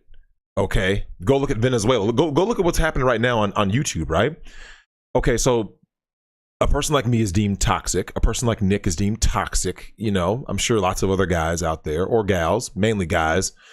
We speak what we want to speak, and there's guys like Donovan Sharp. There's lots of guys, whether they be red pill guys or not, guys who speak a certain way, and we're deemed toxic. Yet we aren't going to other people's channels deeming them toxic. You see what I'm saying? And that is some bullshit. I heard something. There he is. There's Nick. Hey Nick, you know what I was talking about? The to piggyback off the idea of toxicity and all that. We're all toxic males now. Toxicity. Yeah, right. Good song. Right. Well, Nick, here's the thing. You look at it like this. These people who call everyone toxic and they're X, Y, and Z, but it's like, Nick, just tune the fuck off then. Yes. Like, whatever happened. Just turn it down. Just shut the shit off. Look, Nick, you remember this back in the day, right? In the early 2000s, late 90s, early 2000s. They blamed everything on Eminem, Marilyn Manson. Who else was like really popular at that time? Everyone who was basically, if you sold, near Diamond and you weren't a boy band who most of them were closets, you got closet homosexuals out there, and they looked at Nick. You remember that shit? Like everything was blamed on somebody, right? Oh yeah. Columbine happened because of the Matrix. Nick and Ozzy Osbourne. No, it's Marilyn Manson. Well, yeah, Marilyn Manson. But Marilyn Manson happened because of Ozzy Osbourne, of course. And you guys got to understand that the climate that was starting to shift even back then is that. Let me get this straight. You guys don't like what Eminem is saying. You don't like what Marilyn Manson's saying. You don't like what blah, blah, blah. Then just turn it off. Just go listen to what you want to listen to. Look, there are people out there. Like, I didn't agree with what Laura Ingraham said about LeBron. And remember, her reaction to LeBron and KD was very different than her reaction to Drew Brees. But due to the First Amendment, I went like this. Hey. To be fair, Laura Ingraham is an idiot. Clearly. This is I don't even know what her reactions were to anybody. That chick is dumb. She is. Wait, hold on. You see this? Yeah. That box of mints has more brain cells than Laura Ingraham. Because she's useless. Oh, my God. But Nick, here's the thing. She has a right to say what she said. So basically, Nick, what she said is when LeBron was making comments, she was basically saying, shut up and dribble, right? Yeah. But yet when Drew Brees made his comments, it was like, they shouldn't be saying this much. It's like, wait a minute. Like, look. It's a free fucking country. Well, semi-free. But Drew Brees has just enough right to say what he said, and you can agree or disagree, as LeBron and Kevin Durant have, just like with the whole Marilyn Manson or Eminem thing. I don't like that he's saying this. So what then? Turn the shit off. Go listen to whatever you want to listen to. I'm not in the business to sit here and try to, demonetize someone, deplatform someone. Look, if you don't like what Alex Jones was saying, Nick, then turn it the fuck off. You know what I'm saying? Like, Nick, Alex Jones got enemies based on what? Because you think he's crazy? Okay, then fine, think he's crazy. I think lots of people are crazy. I don't care if they still exist or make money. Right? That's the thing. Money. If people like them, who cares? Look, Nick, I think that you're an idiot if you give Joel Osteen and these mega churches money like TD Jakes, right? But at the same time, I go like this. If you're giving them your money, it is what it is. I'm not going to go like this. Senate, you need to get rid of Joel Osteen and T.D. Jakes and all these other, religious swindlers. I'm like, hey, man, if you make the money, go ahead and make it. Similar to OnlyFans, right? Yeah. I've had multiple women ask me straight up, like, yo, Drex, I'm struggling or whatever. What should I do? Pimp these simps, right? Look, if dudes are so thirsty, they're buying foot pics, Nick, lingerie and shit, do it. Wait, you want me to tell you no? It's a free country. Yeah. Guys, America, man. It's America. Everybody deserves a shot. Everybody deserves a shot, baby. I'm telling you, it's Apollo Creed, man. And look, man, I can't knock the hustle, Nick. No. I can't knock the hustle. Like, because remember, there's people out there that go like this. Is donating to Nick simping? Like, you can call whatever you want. It's your money. Do with your money what you want to, right? Yeah. Just like your time. If you ever had someone, Nick, tell you that something that you did is a waste of time, like, Nick, I think it's a waste of time that you play video games, but that's your opinion. It's not your fucking life. I think it's a waste of time that I'm not shitting in your mouth. Take that. Right? You want to talk about wasting time? Man. What am I doing? Just squat over them. Yeah, it's terrible. Look, Gelf sent me a nice little set of gifts, and I meant to open them the other day, but then I left them in my car and a whole bunch of stuff. I kept forgetting. The car was hot. What? I hope it was in chocolates. No. Okay, good. No. So it's three lovely gifts. We got this D&D pin right here, very cool. These little mini bestiary books, which are neat. It's got some different monsters. Wait, what was that word again? Bestiary. A beast? No. Well, it's bestiary, not bestiality. Hey, look, man, I ain't gonna say Not nothing. every show is about. But yeah, you got like the Tarask and the Displacer Beast and stuff. These are cool. That is nice looking. Those are books? Yeah, little mini books. Oh, shit. It's basically from, I think, the Monster Manual entry, or oh no, wait, are they little sketchbooks? I like those. Oh, they're like little sketchbooks. Oh, that's cool. Oh shit, that is cool. I There might get my girl one of those for her birthday. And then a little red dragon plushie with a zipper pouch. I assume for dice. So thanks. Oh, a bunch. nice. Yeah, that's a great gift, man. I appreciate it, man. Very cool. Thanks a bunch. You said that was from Gelth Walker, right? Yeah. Yeah. Shout out to him then. This gift comes all the way from Australia, Oh shit. and he sent it forever ago. But because of COVID, they had to Oh, submit yeah. customs. That's bogus, man. So it was a long time coming. But thank you very much, Gelth. Very cool. I like that name though, because that's why I was kind of like from here, because I've never heard the name Gelth. You know what? I'm not gonna lie, Nick. I like names from other countries. Like, I love culture. You know what I'm saying? Like, I love when I travel and I bump into somebody who's got a name that's unique or something. Like, damn, you know what I'm saying? Like, I like that shit. Like Amphorniqua, Oh, hold on. Wada, Before we get to the next super chats. Daishida. Before we get to the next super chats, Nick and I, because I'm on vacation again. Pronounced Geeth? Why would it be pronounced Geeth if there's an L in it? What the fuck? It's Really? Gelth. You're Gelf. Fuck that. we don't respect culture that much. Yeah, we don't respect culture that much, man. Come on now. Now, Nick, we since we've been hanging this whole, my next vacation being keep stretching, but yeah, whatever. Nick introduced me to something that has really, Nick, I think it's helped our friendship. Watching those big ass Russians slap each other. Russian slap fight. Holy shit! I mean, now Vasily, the dumpling. Hey man, if you guys don't know what the hell we're talking about, but Zangief. You know what? If I ever had a son, Nick, I would seriously consider naming him Zangief. Yeah. But now he has to be like the largest baby ever born, though, right? Yes. Like, because if you get a kid who's like, this baby is so tiny, you gotta name him something. Yeah, but you know that tiny baby would just True. swell up anyway. You know, if I had twin boys, I would name them Zangief and Bardock. Bardock? Because fuck that name is. The Saiyans were real. They were some real ones. No, because you also have Raditz. And Raditz is Raditz, that's we don't a count Val him Kilmer though. name. Yeah, we don't count Raditz. He never happened. They don't count him either. Yeah, I mean, Imagine like he's the at the start of the Z arc, he's the third strongest Saiyan in existence. yeah. Well, except for Turles, because he just doesn't exist, I guess. Yeah. Something. Yeah, I mean, we all like Broly, but that's too popular, I don't right? know if Turles is actually canon. Oh, really? Because the movies aren't all canon. Oh. Well, I'll tell you what, that fucking Russian slapping is canon. Yep. Holy shit. Some arm cannons. Yeah. If you guys haven't seen that cannons shit, too. what do you just do? They just have to go on YouTube and look up like Russian slap? Yeah, Russian you type in Russian slap. Yeah, you just type in Russian slap on YouTube after we stream, man.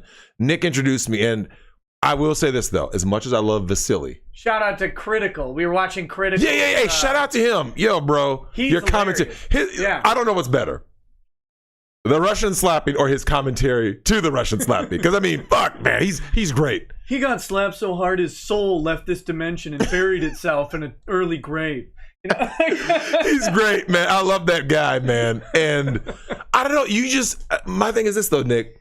There's just something satisfying, right? There's, Vasily is a large man. Yeah. And he's hitting other large men and you're like, oh, shit. He hit them hard. Whew. Hey, you know what the best part is, though? When they do like the zoom in and you see their eyes go, and you see their eyes literally roll back, and you gotta get the smelling salts. You gotta, yeah.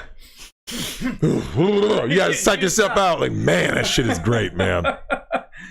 Yeah, I think more things need to be settled via slap contest. That seems like a gentlemanly way to solve disputes. Do you know what I noticed about that? It's funny you say that. Did you notice the dudes always like and I believe this would be true if they did settle disputes that way. There's like a natural like camaraderie, you know, like a natural like because Nick, you know, these guys are getting hit hard, ladies and gentlemen, and similar to mixed martial arts, similar to boxing. When you're going blow for blow with somebody, Nick, it's like between the slaps, they're like, you know, they're giving each other dap. They're, you know, saying a couple of words because couple dudes catching them, pumping them back up. Yeah, pumping them. Yeah, literally lifted. You're gonna be fine, buddy. Wait, what was the hillbilly's name? Hillbilly something? I don't remember. He took 22 slaps. Yeah. No, just 20. 20? Just damn. Just 20. Just 20. Like 9 knockouts.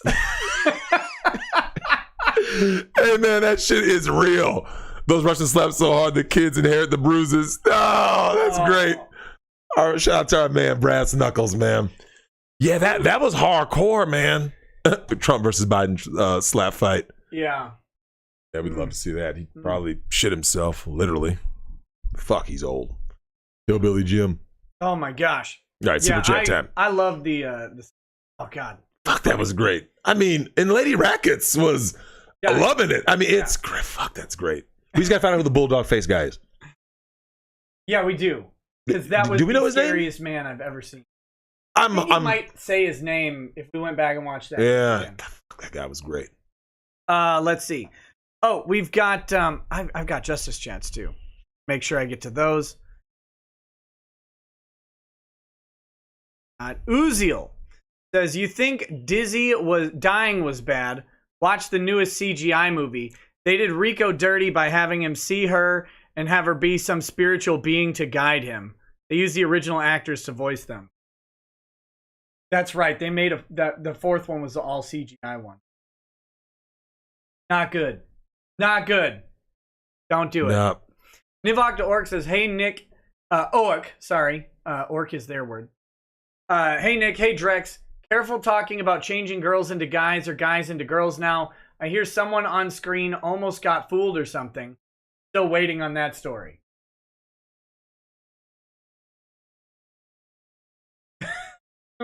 What's wrong?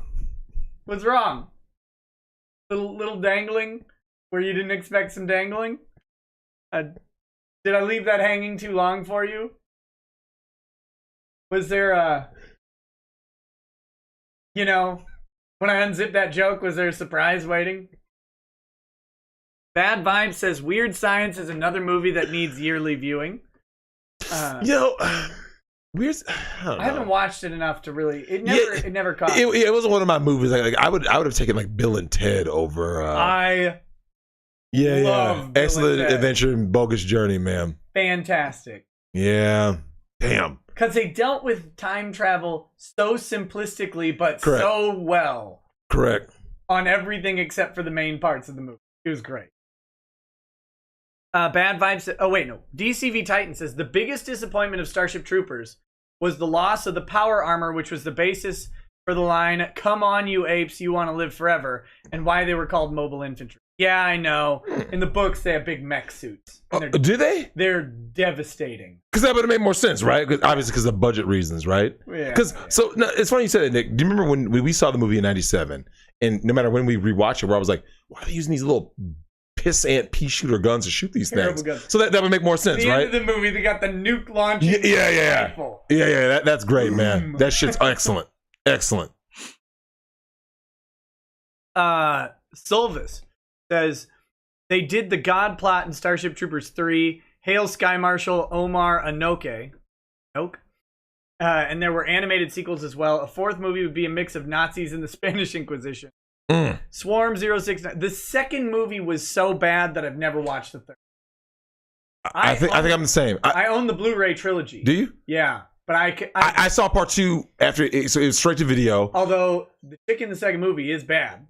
And she's from Minnesota. It was so bad, I don't remember. You may know her. Oh. I don't know if you do. But she is from Minnesota. I think she's from Egan or something. Oh, shit. I might actually know her. Hold up. Go look her up. Let's see. Swarm 069 says Jurassic Park holds really well today. It does. Also, representation in movies exists since the effing 80s. Social media made virtue signaling and recreational outrage like a drug. Got to get them dopamine rush. Thedius, Nick and Drexel, you should watch the So Bad It's Good live action sequels from Starship Troopers and the CGI movies. A hint of everything. Sky Marshal Rico with eye patch, cybernetic hand, and a mech suit. No, man, number 2 is not even bad good. They brought the ship captain back. Oh. Did they? Yeah. Which ship captain, though? The one who gets chopped in half by the door. But how do they bring him back, though? She's not back. The actress is back as a different character. Which they also did, of course, famously in The Raid 2. True. Yeah, just playing a different character. Oh, it's awful. Let's see. Morty J. Drexel, I felt the exact same way when they made the werewolves fully CGI in the Underworld movies.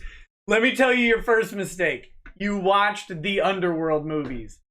The need for CGI has taken away a lot from the visceral impact compared to good practical effects. I saw that preview for Underworld and I said, you know, a movie I really could never care to see. Yeah, tell me, Nick. Underworld. Mm-hmm. And Kingpin. I saw the Underworld trailer and I didn't want to watch Underworld or Kingpin, incidentally. You mean with Woody Harrelson? Yeah, I've never seen it. I thought you liked that movie. No, I've never seen it. But now I'm on a principled stance. It's not even a commentary on the movie. At my grandma's house, and they're like, we're going to watch Kingpin. I was like, I don't want to watch Kingpin. Like, come on, let's just watch Kingpin. I was like, I'm never going to watch Kingpin. So now I can't.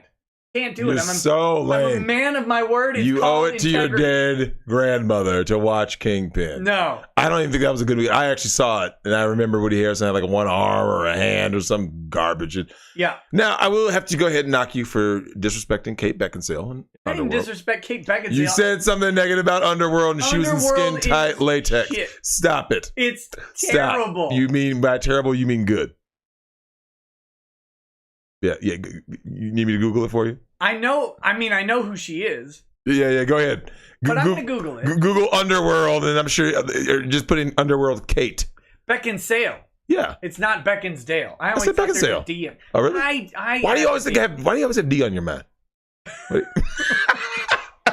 Look, my girl Elle is watching tonight, and she has D on her mind because, so she's dealing with a dude, Nick, who has penis issues. Wait. And he's not old. Record scratch? I'm sorry, I'm listening now. What? Yeah, bro. Well, what do you mean? Define. Oh, I found the actress you're talking about. She's 44, so she would have been way before us. I mean, not that far before us. She's 44? Yeah, the actress from Starship Troopers 2. Isn't Denise Richards? No, she's 40. Denise Richards is 49. 49. Okay. Yeah, so I got a text earlier tonight. Just kidding. You mean when I smashed Denise Richards or the chick from Starship Troopers 2? The chick from Starship Troopers 2. I won't smash anyone that Charlie Sheen smashed. So that was Denise Richards. Yeah, that was Denise Richards. So she's permanently off limits. But yeah, hold on. Let me get to the part that she's telling me. So here it comes. This is what my girl is going through right now, and this is what a lot of women are going through, Nick. And I really do. Carlson, what a Minnesota name, right? Yeah, from Minneapolis. She texts me saying nothing comes of it. Very sad dick. I'm going to give. We'll call him Brett. I'm going to give Brett another chance tomorrow night. Plasticity issues. I'm going to straight up. Wait, damn. Is it a typo? I'm going to straight up. Must be ask him. WTF. Neither of us can reach orgasm, and I end up having to keep fluffing him up. What is going on? This isn't me, right? Question mark. And then it says, it's sad when you hit the third attempt of trying to suck his beep. Barely gets hard. Then you're attempting to squish a limp noodle into your vajayjay. And should it somehow happen, it'll just fall out limp after a few minutes. Sorry, that was maybe too much. Into dudes? Look. I mean, the last one was, remember? Yeah. Same girl. No. Yeah, remember same girl that I told you guys about where the dude wanted to like get pegged or whatever? Listen, hold on. Let me just go ahead and give like a public service announcement to women out there, because I get routinely called a misogynist, a sexist, a bigot, a blah, blah, blah. Listen. Well, they're all true. Go ahead. Just kidding. I'm just kidding. Look, Ladies, I really do feel you. Because, Nick, now, you and I have had this conversation where I look at the men that are available to women now and going forward, and our daughters. God forbid. Nick, I really do feel for them. Because the kinds of men that are going to be available for women in 10, 15, 20 years, Nick, it ain't going to be great. Mayor Jacob Frey. That's what they're going to look like. For real. I'm dead serious. With man-prees on. Yeah, dancing, line dancing. Doing line hip-hop dancing. By the way, we discussed this the other day. I was almost mad that you people stole white people. What do you mean, you dancing. people? You know what I mean? Stole line dancing, but it was just making up for Elvis. Yeah, because Elvis stole literally everything from black people. Yeah, so then in return, we have given line dancing freely. Yeah, we co-opted it. Yeah. So. No, I mean, we added more flavor to it. But you know what, though? Like, look, Nick, I look at what's happening to women. A lot of this is just, all of these are byproducts of feminism. Wait a minute, I think she's in the chat. She said he told me we will talk about it tomorrow. Huh? Where did you see that? Oh, she is in the chat. There you go. Shout out, Elle. I love you, girl. I'll see you after the quarantine's over. We can catch a movie. Someone in the chat said that they had a similar problem and it was related to depression. You know what? Fuck that. When a woman who is attractive as my girl Elle is there and she's naked, you go ahead and slap that ass and blow her motherfucking back out. I mean, you're not going to find me disagreeing with that. You better not disagree. Why would I? Because if you did, you probably want to get pegged. I'm tired of these sorry, soft, limp dick dudes. Nick, I told you this. I said, look, ladies, understand who you single mothers out there. You guys are going to create simps. You're going to create the very men that you dislike, right? Yeah. You're going to create Jacob Fry. Okay, for those of you in the chat who don't know, because you guys don't live in Minnesota, Google Jacob Fry, Minneapolis mayor. And that's what most, remember I told you I was in Seattle, Nick? Google Justin Trudeau. Exactly same. He looks you know how disappointed Fidel Castro is in his two sons? Oh, so here you go. He's got to be disappointed. He's like, look at what I did. I fucked up. And Nick, I look at these options that women have, and I'm like, and I've had multiple women come to me like, Drex, these guys are lame, or they're this and that, they're all closet gay. Nick, I couldn't tell you how many women have come to me and said, these dudes out here in these streets are closet gay, right? White dudes, black dudes, these dudes are fruity, right? Like, Fruit of the Loom. So are these dudes asking for a pegging? Like No. So what happens is most dudes who are in the closet try to be like over the top, right? Like they try to like overdo it. Yeah. Try to make themselves like hyper macho, and that's usually a warning sign. Women know, right? Just like when dudes. That's her texting me. Yeah, no story. It's gone. With the penis. Oh, come on. The penis. Hopefully he's not watching. If he was, he wouldn't have any problems. Yeah. But he shouldn't be watching. Whip him into shape. Look, man, he shouldn't be watching. He should be fucking my girl Elle. You see what I'm saying? Like, unless it's on in the background, but I wouldn't be having a live stream while I'm smashing. So hey, I'm just saying, I've heard it works for some people. It does. I mean, I never tried it, but it is what it is. Oh, it's sad. I doubt he's fruit, but maybe overuse of his dick, masturbation. Yeah, could be. A lot of these guys overdo the porn because they aren't lucky with women. That's very common. Very common nowadays. Like a guy's tie him up for like 2 days so he just can't. Or cuck him. Wait, we didn't chamber the rounds before you rack the slide. Before you go ahead and go in. Does he like being hit? Maybe he needs I don't know, man. Hit him. So someone, look, let me just address Contrarian 420. Does Drex realize there's more to life than sex? He will in the next 10 years. Nick, you've known me 25 fucking years. The majority of my life, Nick, is not spent having sex or doing things sexual. Obviously. I don't know. Here's the thing. Well, I think it's just because we end up talking about the subject because it's funny. Yeah, because like shit like that happens, right? Where someone's literally, she's in the chat saying there's some limp dick possibly closet gay dudes out here. And if you look at Minneapolis Mayor Jacob Fry, ladies, You're not going to listen to me because people are, oh, Drex is X, Y, and Z. Well, that's what kind of men you're going to be dealing with for the next 10 until the empire falls, right? Yeah. Effeminate, soft, weak men like Jacob Fry and Justin Trudeau, right? Because remember, Nick, we're toxic now, right? Oh, I've been toxic my whole life. Right? Like, oh, why am I toxic? We're toxic. Yeah, I'm toxic. Yeah, well, good luck, everybody, for someone put it's constant, never discuss anything else. Nick, how many topics have we discussed on this channel? Quite a few just today. Just today. Millions. Yeah. Which, it's okay. It's pure projection. I know. No, it's all good. Like I said, I'm not mad. I'm just saying, like, look, man, the things I talk about, I tell people, I go, no guy would sign up for a contract for marriage without the sexual component. That's a fact. It's a fact. Unless you want to be William H. Macy and Boogie Nights. Unless you want to be a fucking cuck. So when I say these things, like, Nick, there's a lot to be learned and gleaned from intersexual dynamics, right? So when I talk about, look, ladies, you're creating these men. You're creating the very men that you detest. Right. When you look, Nick, I've been around dudes who have come from single moms. And I'm like, bro, like, they're either super simps or they're hypersexual or hyper violence. Like, dude, do you know how to be a fucking man? No.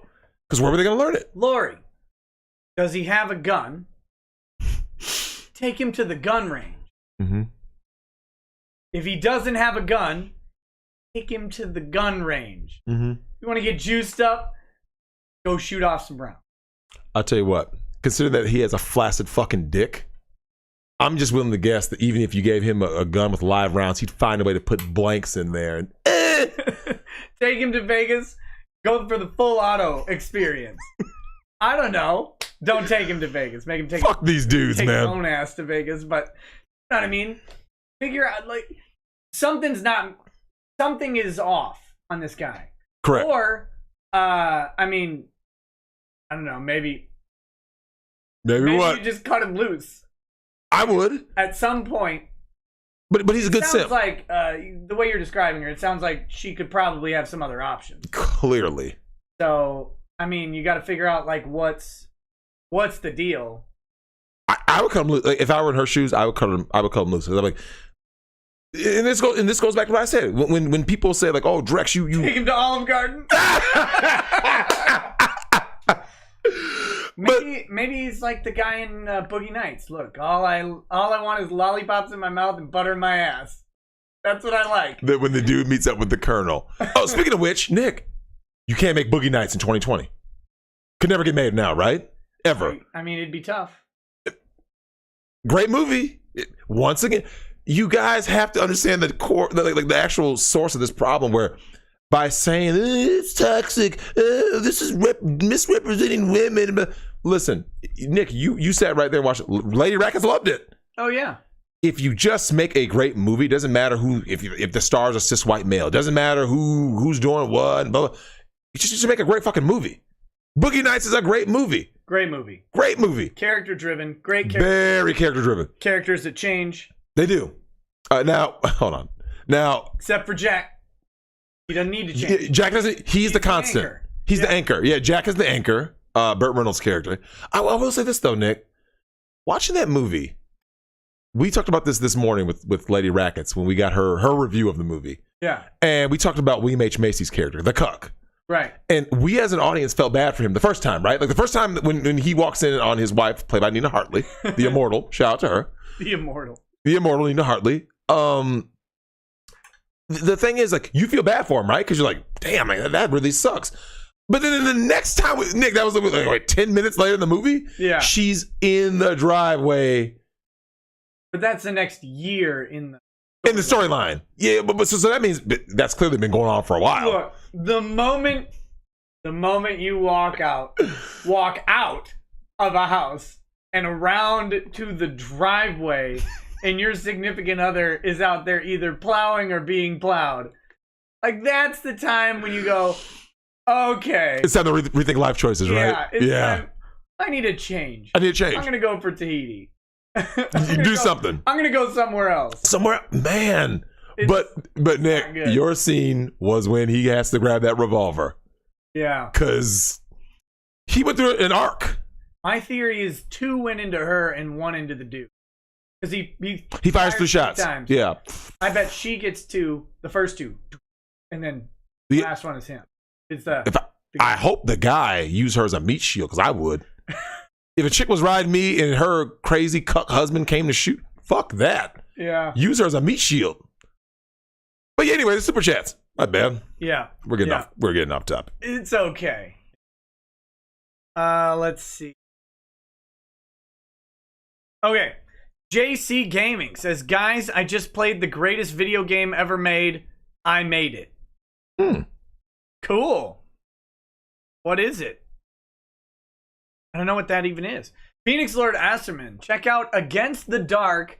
Steven Seagal is a sword-wielding vigilante in a world overrun by vampires. Trust me, Nick, it's a masterpiece. I would never steer you wrong. Get a tall glass of milk and enjoy. That sounds beautiful. You know, I know a guy who met Steven Seagal. Really? Yeah. He's a relatively famous, not a movie guy, but he's a relatively famous guy in Minnesota. And I was at his house. Got pictures of all the people he's like met. Not all of them, because he's met more than that. But he's got pictures of all these famous people on his wall. He's got a picture of him with Steven Seagal from years ago, right? A lot of pounds ago too. Not that many. Fuck, man. Listen, Steven Seagal has been old and fat for a long time. Like, when you really think about it, he still look Steven Seagal-ish in Exit Wounds, right? I think that was like his last like major Hollywood movie, like major. Like what, 2001? Yeah, facts. It's 19 years ago. Yeah, I guess that's true. I think this is probably 10 to 15 years ago. He was telling me, I was like, "What's he like?" And he's like, "Oh, he's great." And I went up to go visit him at his hotel, to hang out with him, and he's got like 6 women with him. Steven Seagal does. All young women, right? Steven Seagal is still playing that out, Drexel. Well, here's the thing. To get women are very shallow and vapid. They project that onto men. But you can be a fat, basically out of work old actor. I think he just threatened them with arm locks. He could have. Hakito. You're going to give it up. I'm going to bust those elbows. Well, but I look at blown out back. Oh shit! But to be a celebrity, like think about it. There's how many guys? Look, you've seen Russell Crowe recently, right? No, not Google recently. Google him. Come on, you got to. He's got to look terrible.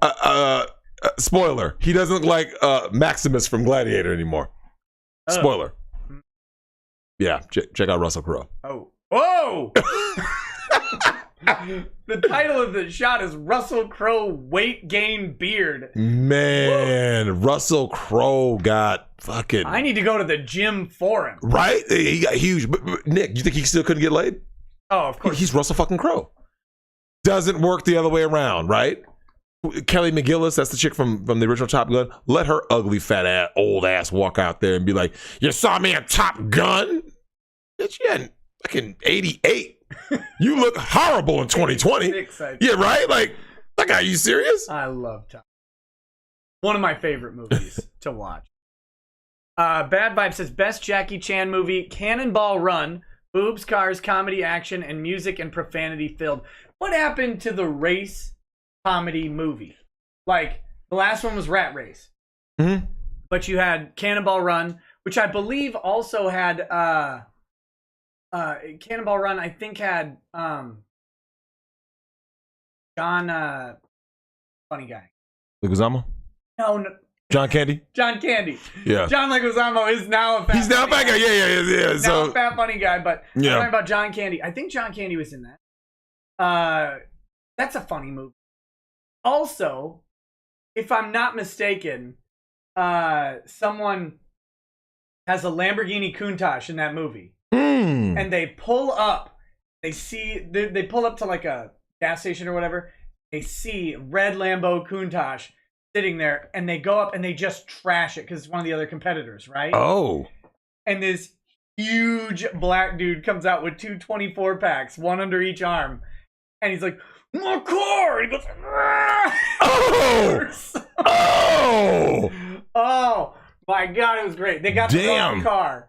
Oh, it was beautiful. Oh shit! Damn, what was that movie called? Cannonball Run. Cannonball Run. It's just comedy. They have to do. It's a cross country road race. Of course. Basically. God, that was funny. You know what I miss? Funny movies. Period. Fuck, how many good comedies have you seen last decade? For real. Not many. We were talking about Dodgeball today. Oh, God tier. Great movie. Great movie. Well, so for those of you guys in the chat, Nick and I got on the topic of Dodgeball because we were talking about, men that actually, movies that actually have backbone to them. We said, you imagine pitching Dodgeball to a fucking movie exec? So when I was staying in Nick's dorm in college, junior year, there was an Entertainment Weekly article about Dodgeball, and it talks about basically the same thing, Nick. Do you know how hard it is to get a movie about Dodgeball made, greenlit and put on the screen? Man, Nick, they don't make shit like that no more. You what? What? Huh? I thought I pulled something up. I was trying to pull up a video while you were talking. Oh, sorry shit. Sorry to distract. I don't know why it's not opening. Never mind. Well, But that was Nick. Dodgeball, and that was another movie where this is something that's missing in movies now. Stop blowing your load in the fucking preview. yes. You remember that shit? Do you remember? Okay, Dodgeball's trailer got you in to go see the movie, right? Yeah. But yet, when you saw the movie, you were like, "Damn, you were happy because the movie had so many funny moments that weren't in the trailer." Right. Fuck. Now the plot, every tiny detail is. You're like, hell, I need to see the movie for. Whatever happened to intrigue, mystery? Fuck, man. Yeah. Tropic Thunder. Oh god, yeah, that was another one. Well, look, Nick, that's old. It's 2008, 9, somewhere around the 2000. Yeah. It was after Ben Iron Stiller Man, right? had to pay. He paid. Robert Downey Jr. didn't get a lot of heat for his blackface thing, but Ben Stiller did, and mostly for About what? For the full retard. Wait a minute. By definition, he never made it. He doesn't make the comment. He wrote it though. He wrote the movie. Jesus Christ. Yeah. Well, yeah, 12 years ago. Yeah, 2000. So Nick, even the whole blackface thing. So basically, you're saying, I would go so far as to say, Tropic Thunder is the last time we're going to see a white actor in blackface for whatever reason, right? Even though the movie, within the context of the movie, that makes sense and it's funny. You can't do it now. Can't do it now. No. Now, I say someone should still do it. I don't give a fuck. Yeah. If Dave Chappelle can go whiteface, right? His little white commentator, right? Yeah. Fuck that. Go blackface, man. If you want to do it, man, fucking do it. Did you ever see Basketball? You made me watch it. Didn't like it, man. I mean, that movie sucked ball. Basketball is funny. The Trey Stone, the South Park guys. Yeah. What's wrong with you? Okay, look, compare Basketball to Dodgeball. I love them both. They're way different. But you don't remember Basketball. I do. You probably saw it more than once. Of course I have. Every time I watch that movie, I laugh. It's not good, man. It's just a different kind of comedy. A bad kind. Fuck. No. It's just bad. No. Oh my God. You seriously? It's hilarious. I remember when you made me watch it. Okay, look. So for everyone in the chat, Nick has made me watch lots of movies. He usually, it's usually good. It's always good. You're always wrong if it's not good. So one of the best movies you ever suggested to me that I still have semi regrets was Team America World Police. Hilarious. Great movie. And then we got to that puppet sex and scat play. It's beautiful. How can you kink shame that loving relationship? Oh shit, man. That movie was back when Kim Jong-il was alive. Damn. Intelligence, what happened? We were bombed by a fat communist weasel. Hilarious. That shit was excellent, man. God. Swarm069 says, you know why entertainment sucks now? Because they don't write to entertain anymore, but to impress their woke Hollywood buddies. Same with journalists. Yeah. What we say? Nick, they don't make movies because these people like movies. You think Rian Johnson really likes movies? The one who directed the Last Jedi, that dumpster fire? I think he thinks he likes movies. Maybe. I think maybe he told everybody he liked movies. Maybe. This is why I became a director. I want to recreate the majesty. Oh shit. I'm trying to think of what garbage movie like probably got him into, because like there's always the inspirational story. It's like, yeah, what got you into, what made you want to be a director? I saw X and it was great. I saw American History X and I really wanted to make a movie that can move people and make them feel different things and all that stuff. And his is something just garbage, like Gay porn. I Feel Pretty story. Oh, man. And I knew at that point I had to be a right. director. And put women first. Fat ass Amy Schumer. Oh man. Fuck that, Nick. She's always first because I always tell her there's a buffet over the hill. Runs to the front of the line. Faster than anyone. Dude saw 13 going on 30. Yes. Wait, that was with Jennifer Garner. I actually like that, sort of. I'm gonna be honest, man. It wasn't bad. It wasn't bad. Oh my goodness. But I know what you're saying, though. Yeah. But I know. But at least that was a decent movie. I mean, shit. It was watchable. Really Wait, what? By Mandy Moore. Amy Schumer getting a Food Channel TV. I didn't know that. I saw the like little preview for it accidentally. What? Yeah. What does she have to do with the Food Channel? Well, she Food eats Network? clearly. I mean, a lot. I know she eats. Have you ever seen the picture of her and her husband like out like a Knicks game, or whatever? She's married. She didn't just absorb him into her flesh. Like that. Do you remember the story, the news story, that lady who sat on a toilet seat for like 9 months and her ass skin grew around it? Oh, what? She had some her husband said that She's married? Yeah. That she had some They always phobia are, right? of getting off of the toilet. And so she just sat there forever. And he just bring her food to the bathroom. And they were like counselors. Everybody's trying to get her out of the bathroom. Couldn't, because her skin had grown around the toilet. She had sat on it for so long. They couldn't like Do you use guys water. remember this? What the fuck are we talking about? Osmosis. How did we get here as a society? As a conversation? I pictured Amy Schumer absorbing her husband into her skin. Like she rolled on top of him in bed one day and he just got stuck in.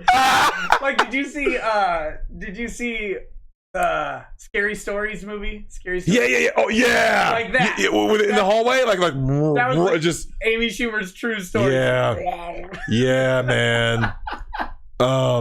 Yeah, sounds like Kung Pao. Yeah, we watched that at Mojito's house. Yeah. So at the time, I wasn't a big fan of Kung Pao, Legend of the Fist. Maybe if I rewatched it now, It's a little too stupid for me. Kind of comedy. You have to be. Not only do you have to like that kind of comedy, you got to be in the mood for it. I've watched Kung Pao, Way of the Fist, or whatever it is. I've watched it more than once. One time, I really, really enjoyed it. The other time, I was just like, eh. Yeah, when I've only seen it once, and when we saw it at Mojito's house, Because it's real damn goofy. Yeah. You got to be in the mood. Yeah. Goofy. It just like maybe if I was in the mood, because I think it matters though. You know what though, Nick? I think that's actually a thing with any type of movie, right? Like you have to be in a mood to watch a certain movie, right? Like have you ever gone out with Lady Rackets and she was like, I just want to watch a really stupid funny movie, right? Yeah. If you guys both get into that mode of like, yeah, let's watch something like lighthearted and silly. Yeah. Once you're in that mode, you're like, basically, let me just shut my brain off and be entertained. That's different than I want a comedy that has like some kind of like ingenuity to it, right? Like you kind of, you want a little more like, great. Sorry. Was that there? Yeah, light turned on. Something. Hold on, let me. All right. While Nick does all that, yeah, I just there were certain movies back then where I don't know. I think you really do need to be in the right mindset, and I think also something that never gets talked about enough is you also have to have the proper advertising. I think for movies, because if any of you guys in the chat can remember the marketing for the movie Drive with Ryan Gosling, the marketing was awful for what you got, and I think that's why a lot of people didn't enjoy it. I was talking about Drive, Dick. Like where marketing matters, right? Like I still haven't seen Drive. Yeah, I blame the marketing. You play the marketing. But Nick, the problem with a lot of these movies is that like there's been movies where you saw the trailer, right? And you had an idea going in, and then you got to the movie like, what the hell is this? Yeah. And you're like, it was I talk about it way too much. The third Twilight movie, which had one of the best trailers I've seen. Wait, are you sure it's that? Because I like the third one. That was Eclipse. Stop. Here you go with this look again. Look. Now, hold on. When I say I liked it, I mean relative to the... I'm going to ignore what you said, and I'm going to say it's acceptable to like the movie. Let me state that the trailer oversold the movie. Because the trailer for it was great. I never saw a trailer. It wasn't? You went and saw it. Hold on. Oh, here you go. Here you go. I'm about to throw a... Oh, my God. Here you go. So there's a reason why I had to watch these awful Twilight movies. Same with the Hunger Games. So my friend's daughter was a tween, right? Yeah. And so she, because I had the AMC Stubs card, I was like, anytime someone says, let's go to a movie, I'm sure. It was like when we would go to the theater for bad. Listen, we watched Powerpuff Girls, which was great. Nick, we watched a lot of movies. We watched Reign of Fire. We would just go to the theater just because it was something to do. Matthew McConaughey. Matthew McConaughey. I love and Christian Bale. Yeah. That dragons. How do you make a dragon epic? Right? We just made it. I was going to movies, Nick. If you told me any time before, let's say 2016, hey, you want to go see a movie? You could literally just say, hey, you want to go see a movie? Like, sure. Yeah. If I was free to see a movie, anything. So when she's like, what was it? The Twilight movies. And I remember I had already seen the first one, right? I went like this. So everyone had known about Twilight, right? Yeah. So when it came to video, I said, well, let me see what the fuss is about. And I watched it like, this is terrible, right? Lady Raggets and I sat and watched all of them to see. And yeah, they're atrocious. So I never saw the second one. The second one was called New Moon, right? Never saw it. Oh, you didn't see that one? No, because I saw the first one. I was like, this is terrible. Let me help you. Don't. So I never saw it. I'm like, this is awful. So I had no plans to ever watch another one. But when my friend's daughter was like, oh, hey, well, you really got to come see it. And I'm like, I don't want to see that shit. And she's like, come on. I'm like, well, it was one of those classes where I ain't doing shit else. You happen to catch me on the right night. All right, let's go see it. That's why I saw Eclipse. And I went, holy shit, like this ain't bad. So now, Nick, imagine this. It was the only tolerable Twilight movie, right? The next ones, Breaking Dawn 1 and 2, Nick, awful. And I remember thinking, like, I knew I should have just not seen this shit. Was the third one? Remember, we imagined it. That was the big battle, right? Yeah. Between the Breaking Dawn 1 and 2. Only part 2. One? No, there was. It was just split to. It was so there's that means there was 5 total movies. Yeah. What was the third one called? Eclipse. That was a good one. Like, well, good for Twilight. Is that the one with the Council of Vampires and stuff? Yeah, I think it had that. It was watchable. I mean, if you're gonna watch all the Twilight movies, yeah, we know they're all bad. But if you had someone says which one of these is at least watchable, the third one was watchable. I gotta defend myself. I'm being murdered in the chat, rightfully so. No, it did not take me watching all of them to find out that they were bad. You guys have to understand. Lady Raggets, who I love dearly, is crazy. She is. She's insane. And she is a completionist. So yeah, she is. It doesn't matter if something is bad. If there are more, tend to have to watch through an entire story. Yeah. Well, did you tell the chat what she's watching right now? She's on Star Trek Enterprise Season 3. No, here's what's crazy. Do you know how I've known Lady Rackets so long? Yeah. And for some reason, I forgot that. You know what I'm saying? Like the completionist thing. So when I saw her watching Star Trek with Captain Kirk, William Shatner's ass, I was like, hell is she watching this? So I thought, because she said something about someone suggested something, right? So I was like, oh yeah, she's going to watch that and get bored and then move on. So when I come over later, I'm like, Scott Bakula, like, you're still watching this? Yeah, I got to watch all of it. I'm like, this is terrible. Yeah, I know it's bad. But you converted. Because now you found that Vulcan chick and you're like, well, damn, this show's pretty good. Hey, T'Pol can get it. T'Pol can get it. Grab those ears. I'll grab them Vulcan ears, knock Spock's picture over, and go to work, man. T'Pol, listen, for you guys don't know, man, Star Trek Enterprise, just put in T'Pol. T''Pol. T'Pol can get it. Yeah. Who's that? Fuck, man. My legs. My thighs. I have this side cramp. You think of T'Pol and suddenly your thighs ache? Long for her embrace? Hey, man, T'Pol can get it, man. For real. And it was, it almost like distracted me from how bad Scott Bakula is. He's terrible. Like, every time I look at his face in that, I'm like, he's just miscast, man. He's terrible. I was gonna do a Scott Bakula impression. I can't even bring myself. Yeah, I don't know. Oh, you're supposed to look up 6 of 9 from Star Trek Deep Space Nine. 6 of 9? Just type in 6 of 9 on your phone. It won't. You'll find it. Oh, will I? Let's see. Yeah. Polio64 says, I DM'd you on Discord a clip of my favorite line from a Seagal movie. For some reason, my Discord is not actually opening. I don't know why that is. There's a 7 of 9. Is that what you're talking about? Oh, wait, my bad. Hold on. I put a comma. 7 of 9.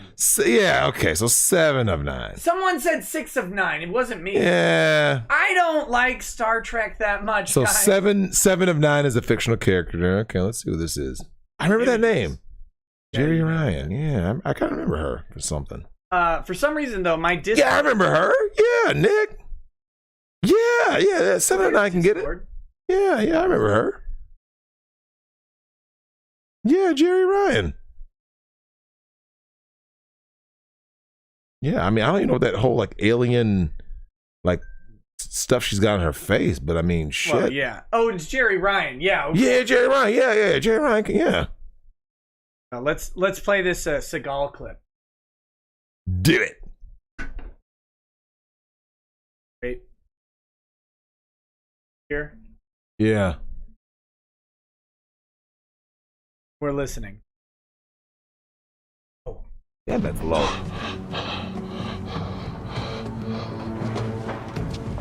What happened? They took her.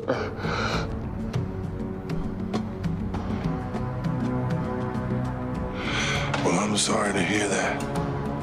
Because now, I will snatch every motherfucker birthday.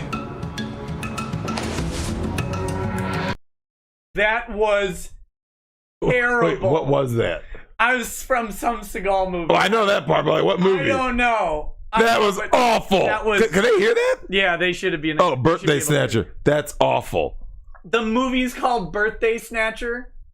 It can't be. No, someone put Birthday Snatcher. It can't be called Birthday Snatcher. It better not be called Birthday Snatcher. It better not. Hold on. I swear to God, if it's called Birthday Snatcher, man. Can't be. That's not a Birthday Snatcher 2019. Get the fuck out. That can't be. No, there's no way. That is not. There's no way that's the name of the movie. Hey. No. That's not Steven Seagal. That's a different thing. Oh. It was that Daniel Cadella asked about the PS5 reveal.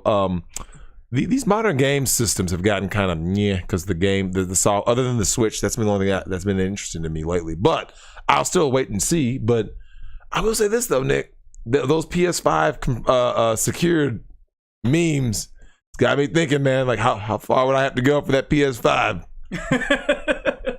I don't know. I've been reading mixed things on the PS5. I've been reading stuff about performance issues and stuff like that. So. But of course, they have time. It's not out. Still production. Yeah, correct. Not production yet. So yep. Who knows? But we were playing some Smash Bros earlier. That was fun. Yeah.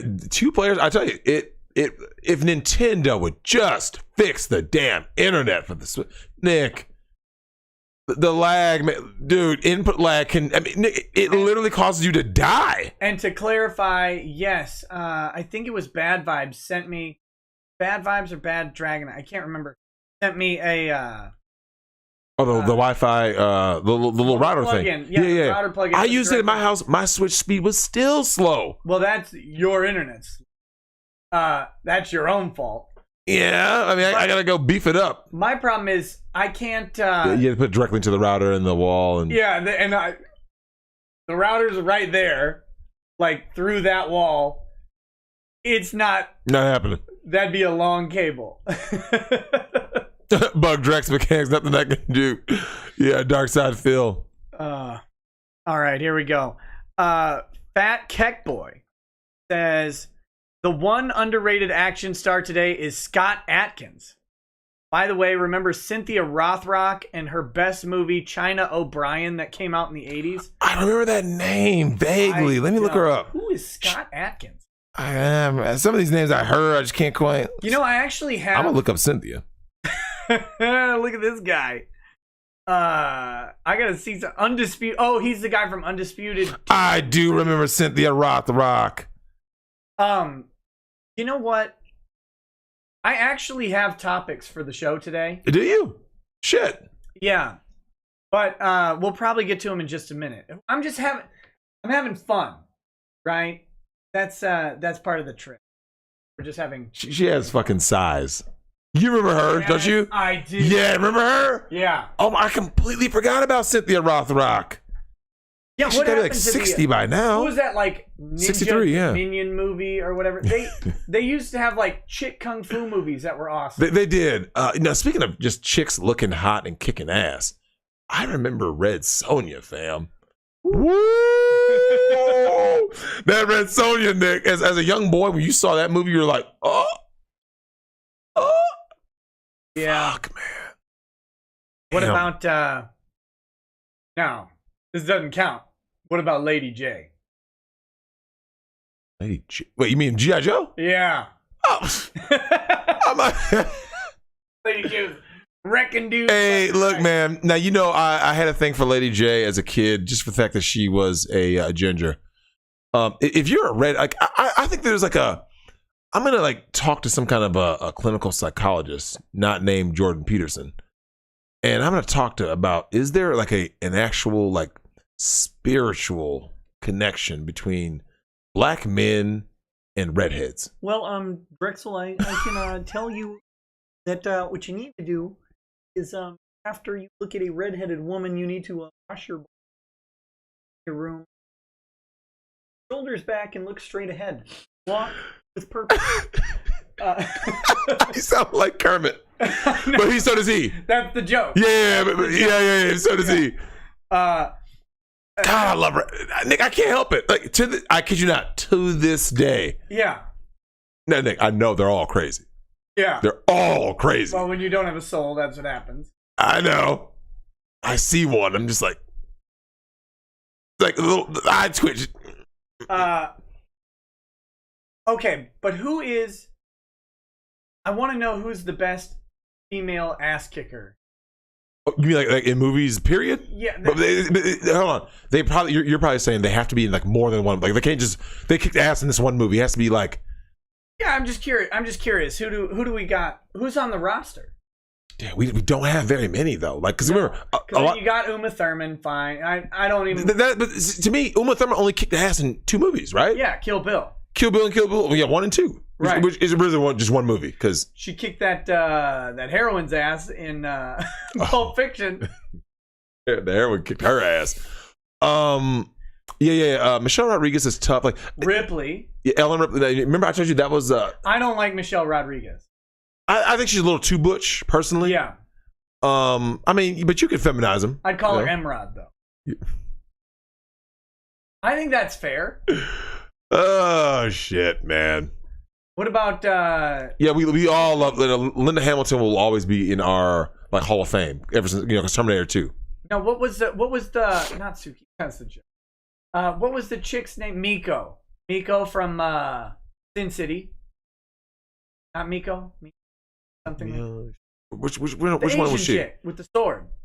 Yeah, but that doesn't count.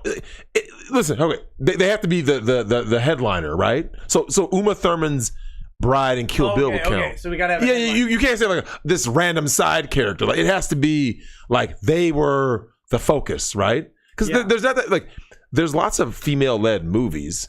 There's lots of movies that we, the audience, love the chick, but like usually, like, think about it, Nick. They usually only have like 1 or 2 movies where they were in that kind of a role, right? Like, well, I mean, what characters even? That's what I'm trying to. Okay, so Ellen Ripley, Laurie Strode from Halloween, Jamie Lee Curtis Ripley is not a turn on. She was to me. Oh come on! She had panties and a flamethrower, and she was 5'11". That's how tall Sigourney Weaver is. And that did it for me. I did not find her attractive as Ripley. Hold on, let me look at the fucking picture again. Ripley, alien, but Ripley, panties, flamethrower. Oh, man. Lucy Lawless. Yeah, you got... Oh, my God. Lucy Lawless in Spartacus. Yeah, you showed me. Bad. Yeah. Woo. Lucy Lawless, any day, is in the Drex Hall of Fame. Any day. With flamethrower. Mia Jovovich. Okay. Yes. Yeah. Okay. Yeah. All right. Okay, hold on. Let me see the panties and flamethrower. Damn, someone made damn, they made a 3D model of that. Okay, hold on. Okay, was Xena or Gabrielle hotter? Hold on. Hold on. Xena was hotter. Gabrielle was like the cute. She was cute. Lucy Lawless was hot. Oh, guess I was just into cute then. I'm just saying. Oh. Shit. Now, hold on, Nick. The year was whatever that was, like 98. Did you watch the Chub episode? Did you watch Xena Warrior Princess praying that one day they would cross the line? Oh yeah. That hot tub episode was the closest they ever got, and it was always hinted at. Magnificent. It was that should win an Emmy. Scene it should have. Xena should have won an Emmy on that scene alone. Xena and Gabrielle. Most nut. Hey, man. Oh, shit. Okay. Oh, man. Yeah, Nina was my man. Eliza God. Dushku. Who? Eliza Dushku. But she was only in what? Wrong Turn? In Buffy. Well, I know. Yeah, Lady Rackets was a huge Buffy Yeah, we girl. watched all the Buffy. Buffy's a good show. So I heard. Buffy's some crazy. Even though, what's his name? The director of Buffy and Angel and Firefly, that guy turned out to be a chump. But what happened to him? What? Oh, he's SJW. Same thing. Happens to everybody, right? You became an SJW. Go woke. Yeah. Oh, well, that's too bad. To me, Linda Carter. Yeah, well, Linda Carter was one. But you start. God, it's fucking. What is wrong with you? You were making fun of me for dropping a phone. Damn it, man. Flame phone 97 times. Angel was better than Buffy. I've heard people say that. I never really watched either one of them. Joss Whedon, that's his. Oh yeah, him. Oh, that's him. He directed the first Avengers, right? Yeah. Yeah. Fuck that guy. I have. Yeah, you know, Peggy Bundy was my first wank. You know what? I'm not gonna lie. I was a fan of Peggy. Because redhead, big boobs, big personality. I did not. I could get behind her, literally and figuratively. Yeah, I could smash Peggy Bundy. Yeah. Okay, what do we got here? Sakaki Onsai says, love the talk about the chill out places. Mine is Santa Barbara, California, or Brookings, Oregon. I'd move there if I could afford it. Now about the ladies of movies. Jennifer Connelly pre-surgeries. I mean, soft boobs, soft face, #youth. So there you go. What'd you think about that? Jennifer Connelly pre-surgery. Now, here's what's sad. You, me, Lady Rackets, we watch Alita Battle Angel. And we're like, oh, they're, obviously Jennifer Connelly has gotten older and they made her, aged in the movie. Yeah. But Nick, Jennifer Connelly was beautiful. Do you know the first time I remember seeing her was in The Rocketeer? Saw it with my brother in the theaters. Yeah. And I remember being like, when you're a kid and like, that was, obviously weird movie, but I still like it. Yeah, I really like the they're remaking it and it's going full woke. Terrible. They're full woke. They already said, right? You know when you watch a movie? Oh yeah, so who's Raken 86, the same thing. Yeah. Oh yeah, a chick too, no less. Yeah, she was Nick. That was one of those movies where you see someone and you just go like this. Who is she? Now as an adult, that's what I said. Do nude scenes. Right? Well, I said that about Margot Robbie watching Wolf of Wall Street, right? Like, who is she? When I was a kid and I watched Willow with Saoirse, who is she? Like, there's a certain women that when you saw, once again, redhead, when you see them, Nick, who is she? No, I'm sure women do the same thing, right? Like when Brad Pitt was in Thelma and Louise, right? Yeah. Who is he? And I bet you he probably gained. They did. What? absolutely say that for Brad Pitt. Absolutely. And Thelma and Louise. I remember when it came out. I still think Brad Pitt looked the best in Snatch. Snatch / Fight Club, because they're kind of like within the same year. Yeah. Because he hadn't gained the Troy bulk. Snatch, they'd put Conor McGregor in Brad Pitt's part, and Wait. no, if I said, Oh, I was about to say. I said Shit. if they remade Snatch, they'd put Conor McGregor in Brad Pitt's part. Oh. It'd be a disaster. Deacon's cartoon says Catherine Zeta-Jones and Master Zorro. Yeah, I remember that drop. Or Salma Hayek and Desperado. Or Catherine Zeta-Jones in Entrapment. He was. The laser. Scene. Yeah. She like put her back into. Oh my God. Well, Nick. Oh. Nick, like all of that is gone now, right? Margot Robbie, right? We don't want the male gaze. Wait a minute. Someone said they're going to censor Faye Valentine's clothes in the live-action Cowboy Bebop. What? Wait, what? Censor her clothes. They're going to probably put her in a bodysuit. Terrible. S. Cyber Taz says Nick starts 2020 willing to do more liquor reviews in his Mind Quaff segment. Then his struggles with the haircut during Corona turns the segment into Mind Coif, and his struggles with his Adolf Karen haircut. Love Drexel. Genocide Reaper 1 says, how about the Clemson coach that heard two players say the N-word to each other? So he walked over and said, you guys can't say the N-word. We don't do that here. 3 years later, Paul Feinbaum wants this guy's life ruined. Oh, so he said he must have said the N-word when he said well, or the person couldn't. Now, here's what they should have done. They should have just said, you can't say that word, but you don't have to say the word, right? Yeah. But, like, now, should you be canceled for that? No, because they weren't the... It's similar to what happened to Papa John, Should right? be canceled if you even just say the N-word. No. I've always said, let whatever happens to you happen to you, right? Like, if people want to support you, they support you. If they don't, they don't. If people want to forgive you, they have... That's their prerogative, right? And this whole cancel culture shit. Nick, can you imagine being canceled over a tweet or something you said back in 2007? Like, really? I can imagine that. I can... No, because it's happening. Like, to people. That does... Oh, yeah. Yeah, so I can have... I'm sure, look. Oh, he said, someone said Emma Stone. Yeah, there's just this whole cancel culture shit. Emma Stone. You know what? Once again, I think she's a redhead. I don't know if she's real or not. Did you watch Easy A? Didn't see that, but when I saw her in Zombieland, I remember going. Well, I saw the movie Little Miss Sunshine, and that was the first time I had seen Abigail Breslin since then. I was like, oh, she's grown up, but I didn't look at it like that. In Easy A, she's walking by the pool at the high school or whatever, and she's in clothes that are way too small, and it is magical. Emma Stone, Easy A. Yeah, Jimmy the Loon. We're going to talk about the dude from The Flash in just...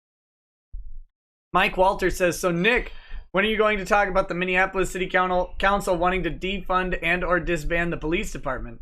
Do they actually have the legal authority to do that, and wouldn't that open Minnesota up to insurrection? Well, we're going to talk about it some today, although the stream is going wildly off the rails, which is fine. What scene is this? Emma Stone? You said she's walking by a pool? Yeah. I'm looking for it. Because in this scene, she's in something that looks normal. Nick, man, you gotta be more specific. Emma Stone. I don't know. Maybe I'm misremembering. I mean, she just looks good. This Shorts is that anyway. Scene? One of those? Or is it? Why don't you just type in Emma Stone pool? That one? Yeah, those shorts are pretty short. Here's probably the issue with Emma Stone. No offense, but okay. So that body type, right? Issue. My only issue. I'm listening. She just, me, Nick. I like to grab onto something, man. You know what I'm saying? I want assets. So Emma Stone just has she has kind of like a I don't know, teenage body, like she hasn't developed yet. But yeah, she's a grown ass woman, so I know nothing more is ever gonna come. You see what I'm saying? Yeah. Yeah. You got to have assets, man. But I will say this though. Oh no, someone said Gina Carano. Yeah, I know someone who sparred with Gina Carano. Says she was actually soft. Oh. Yeah. She's one of those like now. There are people out there who go, she's not soft. Because I remember when she fought Cyborg when she quit fighting. Right? Yeah. She got her ass beat and like. Didn't she even? I mean, she was like the pride of Strikeforce. Yeah, one of those promotions. But like, it was Elite XC. She's one of those people who like picked opponents, right? Like oh, well, I'm not gonna put myself in any risk. Whereas that's why I give the Lioness Amanda Nunes mad props because she goes out there to fight. You know what I'm saying? And shout out to her, by the way, for congratulations on her win on Saturday. Still retaining the title. I love it. That is my absolute favorite female fighter, Amanda Nunes, man. Now she claims she's a lesbian, but as you know my opinion of that. No such thing. Best Emma would smash that frog face. Oh shit, man. Okay, real quick. Let's talk. Obviously, the news is out. Yep. Minneapolis City Council has made a veto-proof move because we saw Jacob Frey get trapped. Yep. He got trapped. And he got cucked. And he got Charlie Brown marched on the walk of shame. That eternal long ass walk. Yeah. Punch shoulders. Man. Jacob go home or whatever. And he looked like the saddest white boy I've ever seen. Ever. Oh, it was beautiful. They asked him, will you support defunding the police? No, I won't. Take the walk. Well, no, remember, he said not completely. Yeah. No, I won't completely. I can't do that completely or whatever. Take a walk, Jacob. Yep. You shouldn't have been there pandering in the first place. Shouldn't have been. Absolutely. You fool. Absolutely. You fool. What were you doing? So he takes a walk. So now the city council, who's all making him look like a conservative, pulls the, we're going to defund the police. We'll make it veto proof so Frey can't even stop it. Yep. So they're gonna apparently do it. They have no plan. None. If you ask them, they're like, we don't even know what it looks like. We're gonna have conversations over the next year. Over the next year on what it looks like, what the community wants to see. That's how authority works, Drexel. You just ask the community what they want and then do that. That's the definition of authority, right? Yeah. Exactly that. It's going to be great. Now, you know the best part about this is that I'm not going to Minneapolis for shit. I'm not going for anything. Anything. You know what I hate? My ramen place is in Uptown. It was in Uptown. I'm not going. It was in Uptown. If there are no police, there's no cops, no ramen.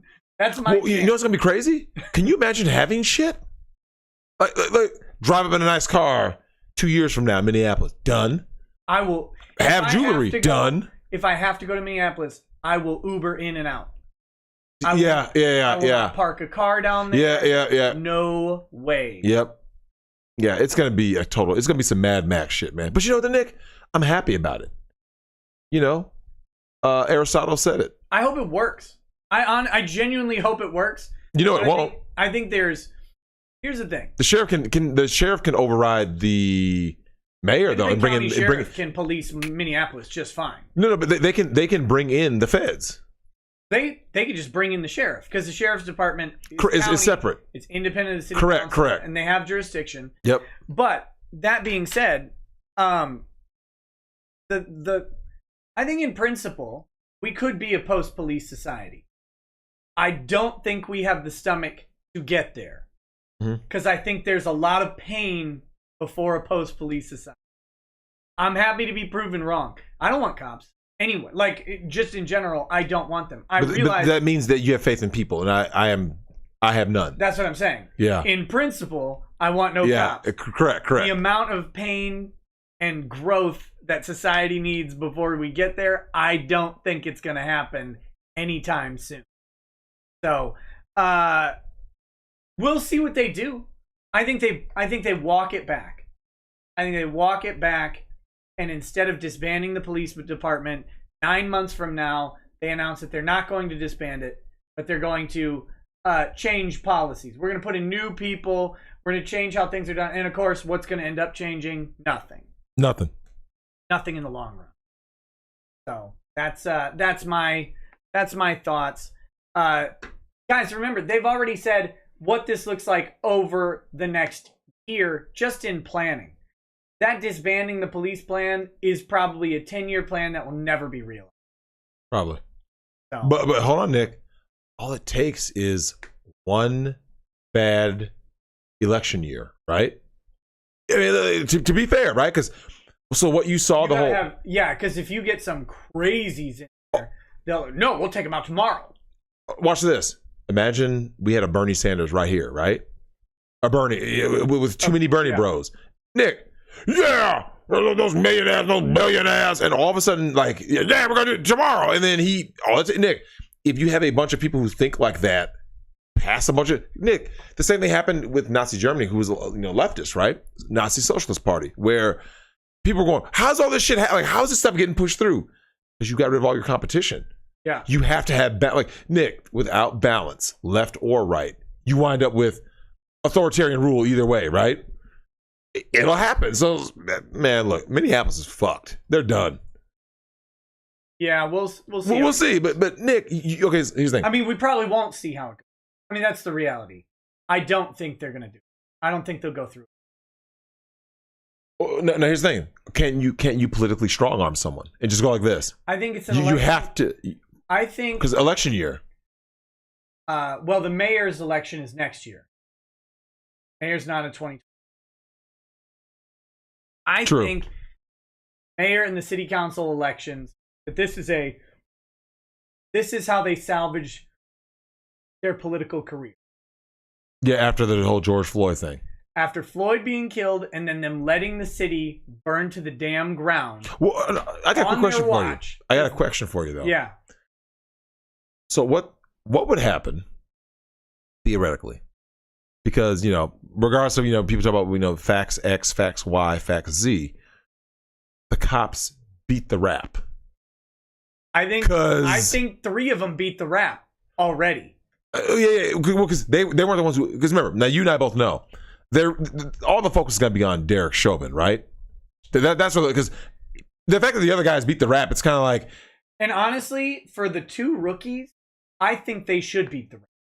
Yeah, you're talking about someone who is your senior is now. Yeah, you can say, "Oh, you're training," but it's like, yeah, but shit, Nick. At least one of the rookies was one of the guys saying, "Hey, maybe we should turn this guy over. He's not. I don't find a pulse."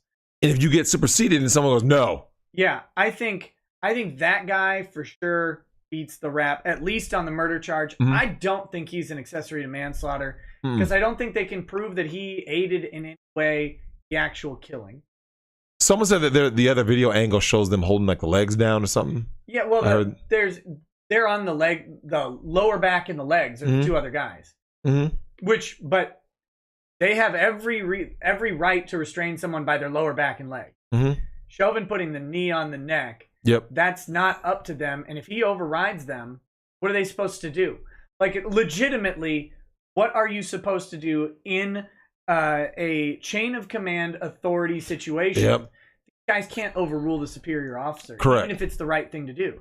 Correct. Which is one of the issues about there's a lot of people out there getting court-martialed in the service, right? Like, you wind up in that situation where whether it be moral or your ethics or whatever, it's like, damn, it's so bad all the way around. But I wonder, because, like, remember, L.A. didn't burn because Rodney King got his ass whooped and it was on video. L.A. burned after, like, all 4 cops were acquitted. Yeah. So in the event that Derek Chauvin were to beat the rap, if Chauvin beats the rap, it's going to be a disaster. My God! Nick, I think we're looking at like literal like Mad Max shit. Like, and he might. Like, I hate to say it, Chauvin very well could beat the rap. Now, do you believe that there's going to be some jury tampering? No, because they may have to try him in a different jurisdiction. Frankly, because it's going to be hard. Like, how are you going to get a bunch of Minneapolis people to be like, yeah, completely unbiased? I don't even know what happened. Yeah. Like, but how are you going to get anybody? Nick, it's on the world stage. Yeah. So how are you going to get anybody to be like, oh, I have no clue? And people in Minneapolis, though, like, their homes and neighborhoods and stores burned to the ground. Correct. You can maybe go to outstate Minnesota. You go somewhere else. and find some impartial people who didn't really, oh yeah, I heard about that guy dying, I heard about some stuff, but that's different than having your grocery store in Embers, right? True. Also, Embers is a garbage restaurant. That being said, I think Chauvin is guilty of third-degree murder. But they went to second degree. I remember they upgraded the charge. But third degree is a lesser included offense automatically. So they did the same thing with the Somali cop. Yep. They charged him with third degree, upgraded to second, and convicted him of third. Mm-hmm. So they could still convict Chauvin of third. Mm-hmm. I don't think he's guilty of second or first degree. They certainly wouldn't get first degree. First degree is way out of the question. Yeah, it's... second degree, unless your crazy theory is correct. Yeah. Now, be honest.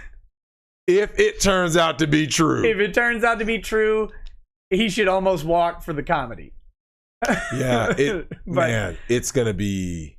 No, that would be first degree murder. Yeah, because now you... If they found a link between Chauvin's wife and Floyd, and you know what kind of link I'm talking about. If they found it's gonna that be a link... sausage link. Yeah. If that happens, that's first degree murder. Absolutely. Of course. But I without any evidence of that, I think he beats second degree. I think third degree is on the table. He could walk on that. Question is, if they convict him for second degree manslaughter, which I think he definitely is guilty of second degree manslaughter. If they convict him on that, but not the murder charge, do we get another riot? I say Minneapolis would literally just get scorched. Literally. Because, Nick, you saw what happened with this. Because, like I said, you go back to what happened with the LA riots. It was, I always remind people, Rodney King isn't what made them burn the shit. It was after the acquittal. The acquittal's what caused the LA to burn. There's like $1 billion in damage, Nick. $1 billion. We got to be way over that in Minneapolis. I mean, it's... And when you make it nationwide... Well, global. I mean, Nick. Yeah, London and shit. Yeah. I mean, like, when have you... Because it's like a $5 billion $20 bill. For real. Yeah, we do we still know if it was counterfeit or not? I mean... Most valuable counterfeit bill in damn! Shit, man. It's $55 million. It's got to be more than that. It's got to be. It's at $500 million now in a city much smaller than LA. Someone says 500 million. Okay, yeah. We'll see. We'll see what it ends up with. $1 billion in damage alone in NYC. Yeah. Yeah. Look, the rooftop Koreans, man. I mean, I got a rooftop Burmese. My Burma dude is, when I tell you he's hardcore, Nick, man, I've never seen so much guns and ammo. Shit. He's ready. Welcome to the rice field. Yeah, anyway, as for the defunding, disbanding police, we'll see what happens. It's a long-term plan. I don't think they'll go through with it. I think it'll be one of those perpetual, we're still planning election rallying calls while they try and get everybody to forget that they presided over the burning of the city. Yeah. And they're going to try and use it to get reelected. Oh, these people have the plan to disband the police. And that's what we want to see. I know they had the police retreat from the riots and they let it all happen, but they want to get rid of them now. Well, Silvis says, the only reason I watched Starship Troopers 3 was Jolene Blalock was in it, since she was hot in the Star Trek series, in Star Trek Enterprise. Oh, is that T'Pau? Paul? Jolene Blalock? Yeah, that's her name. Yeah. She's in Starship Troopers 3. What? That's the guy just said. Huh. Hey, we do need to watch it. Starship Troopers 3, Marauder. Jacob Takanashi says, what's the latest on Vic's case? June 20th is when his papers are due. I've not had the time to keep up with things. Last I heard, shit. Vic's team filed for a second extension on their reply, and the court has yet to reply. Is that the latest? Am I misinformed? No, the court, I believe the court granted their second extension to the 20th of June. So 11 days. 11 days. Bob Neiman. Oh, shit. So Frankie Fathand says, I believe she's topless in Starship Troopers 3. I know what you're doing. Bob Neiman says, I have a trap girlfriend, and I have you know I blew her back out to the point she had to sign for disability for 3 weeks. I felt like Conan the Destroyer.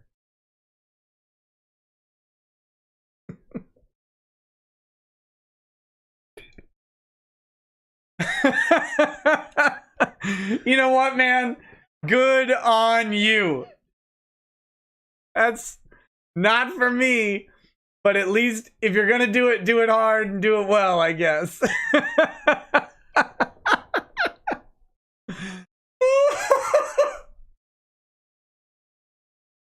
I think Drexel died. Oh shit. Oh fuck, man. Woo-hoo.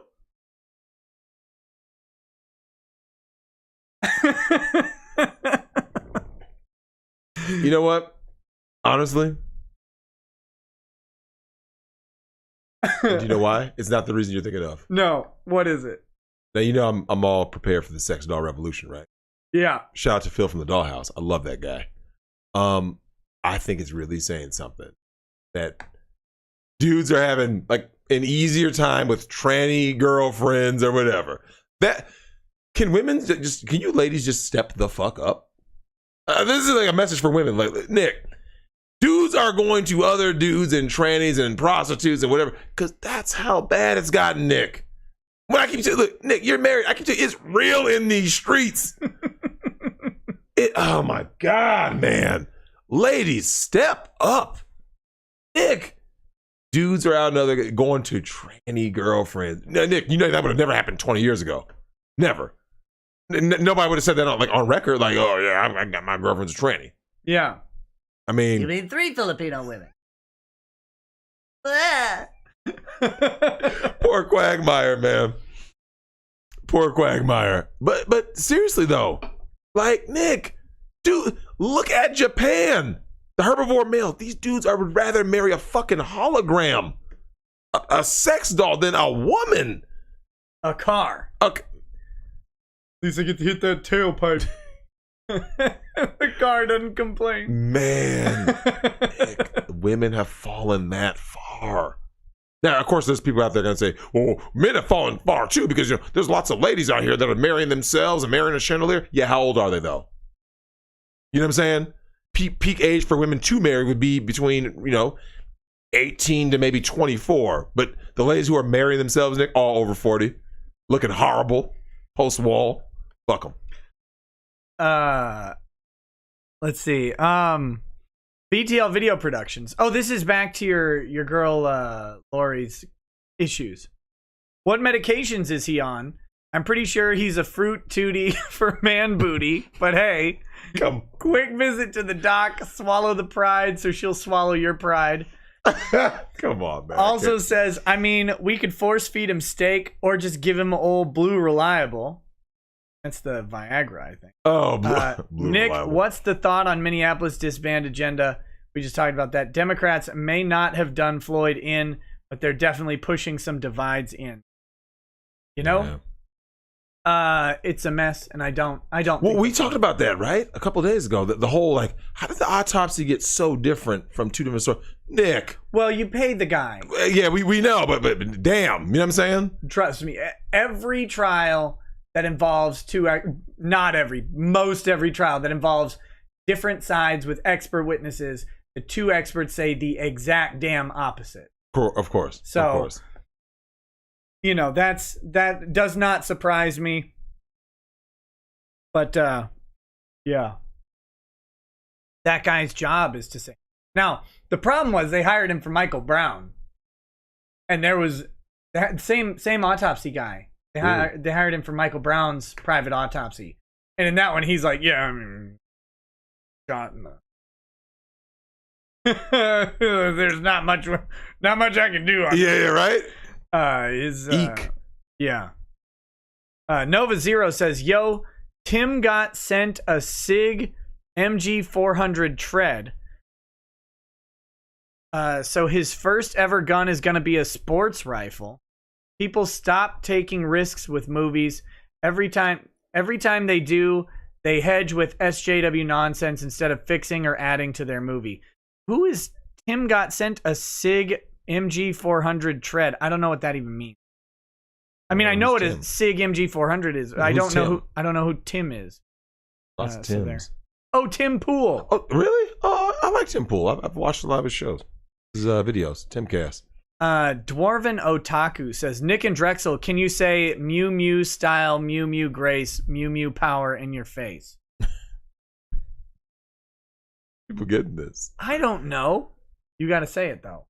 Was it Mew Mew power? Mew Mew No, grace? Mew Mew style. Mew Mew style. Mew Mew grace. Mew Mew grace. Mew Mew power in your face. Mew Mew power in your face. Now say it all together. Damn, that was a lot of fucking words, man. Mew Mew style, Mew Mew grace, Mew Mew power in your face. Oh my goodness. God, man, come on. It's not that many words. There's only like 7 unique words in that whole thing. Swarm069 says, what they don't make anymore is parody movies. Stuff like Scary Movie, Loaded Weapon, or Don't Be a Menace. Parody movies are great. The good parodyists just don't they're not making as many movies. Yeah. I mean, there's only so many Wayans brothers to go through. Right? Meximan and Cheese says, Rian Johnson is the kind of cuck who said his favorite movie is Casablanca and Citizen Kane in 5th grade. Yeah. I mean, I believe it's well, do you remember Family Guy's backhanded slap at Citizen Kane? Remember that? Rosebud. And then Peter just pops in. He goes, a sled. There. I just saw you 2 long, boring, boobless hours. Like, I watch man movies, man. I don't like seeing anything that, like, don't get me wrong, like, because to me, Good Will Hunting is a man movie. You know what I'm saying? A young I man like finds Citizen Kane. It didn't change my life. Yeah, they make it like when they say Citizen Kane is the movie, right? Like, yeah, it is the end all be all. Says who? I don't know. Because these like film critic snobs. So I watched movie. I watched Citizen Kane as a part of my film noir research project in college. Mm-hmm. I also watched Chinatown. Much better than Citizen Kane. Yeah, with Faye Dunaway and Jack. Chinatown's great. Yeah, I don't know. I'm not gonna lie, man. One thing I got to give the original Star Wars 1977 credit for is pacing. A lot of those old movies, everything that came out before Star Wars, it was too fucking slow, man. Like, look, I love Taxi Driver, but I gotta be honest. Like, your credit, you could make this better. Like, I love Taxi Driver, love it. You're I own crediting Star Wars with pacing, huh? No. So they always talk about okay. They go watch movies before 1977, right? Before Star Wars became a global phenomenon. Movies they were very slow paced. Now remember, by the standard of the day, Lucas he was having an interview and he said people think A New Hope is slow, right? By modern standards, but at that time, shit, the movie's so fast I can't keep up. Go back and watch some of those. Look how slow The Godfather is. Oh, right? I know. The Exorcist is classically horrendously slow. It's almost impossible to watch. Right? They're very slow. I'm kind of like, fuck, man. Can we like speed this shit up? Like, yeah, we get it. Damn. Like let's kinetic action here. Damn. And someone keeps saying that Rian Johnson's favorite inspiring movie was Annie Hall. That explains it all, though, right? Come on. I mean, if that's right, then yeah. Fuck Rian Johnson. Is it Ryan or Rian? Ryan. The Exorcist is your favorite horror movie? I mean, I like The Exorcist, but when I go back to rewatch it, I'm like, God, it's 45 minutes without anything happening. Ugh. Bad Vibe says, imagine a live action movie created by Mel Brooks, Kevin Smith, and Adam Sandler at their peak and minus the current culture outrage. There'd be absolutely nothing off limits. Lowbrow, highly sexualized, and gut busting. Be pretty funny. Although I am looking forward to Passion of the Christ 2, the Resurrection. Hoping we get some Mary Magdalene boobs in that. That's probably gonna happen, I think. Mary Magdalene, Madonna, a lot of the stuff from the Bible. Nick, by modern standards, like, let me ask you this: how do you think they're gonna portray that? Like the media, how are they gonna portray Passion of the Christ 2? Oh, it's gonna be. First of all, let me just go on record saying I think it's going to be terrible just by itself. The first one was terrible. The first one was... terrible. Go ahead and say it. Terrible. Oh, hold on. Watch this. If his name were Joe Blow instead of Jesus Christ, what was your opinion of the movie? He's Joe Blow. Oh, yeah. That's the thing. They rely heavily on everybody's knowledge of the story. Correct. We were at Southwest when that came out.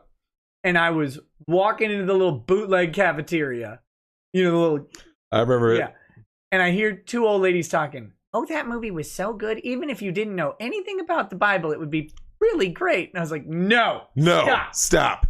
Fuck that movie. Nick, come on. Like that's my problem. Look. And yes, guys, Passion of the Christ 2, The Resurrection is a real thing. I'm not joking. It's being made. What's sad is I thought you were joking. I literally was like, you're funny. Like, no. Should be joking. Because they made fun of that on Family Guy when it first came back after being canceled, right? Remember? Passion of the Cross, like whatever number they said, it was Jesus and Chris Tucker, Jim, the guy from the first one. It's him. Man, you crazy, Jesus, man, you crazy! And it's Chris Tucker and fucking Jesus in the car shooting at shit. And I'm like, yeah. The revenge. Richmeister84 says, hey, Nick and Drex, came in late. Did you discuss Trump threatening to send U.S. military into American cities to police protests? No. I think that's a bad move, but that's me. I think Trump should just let the cities burn under their own policies. Also, thoughts on his stunt clearing out the park to photo op at the church. I don't care. I think I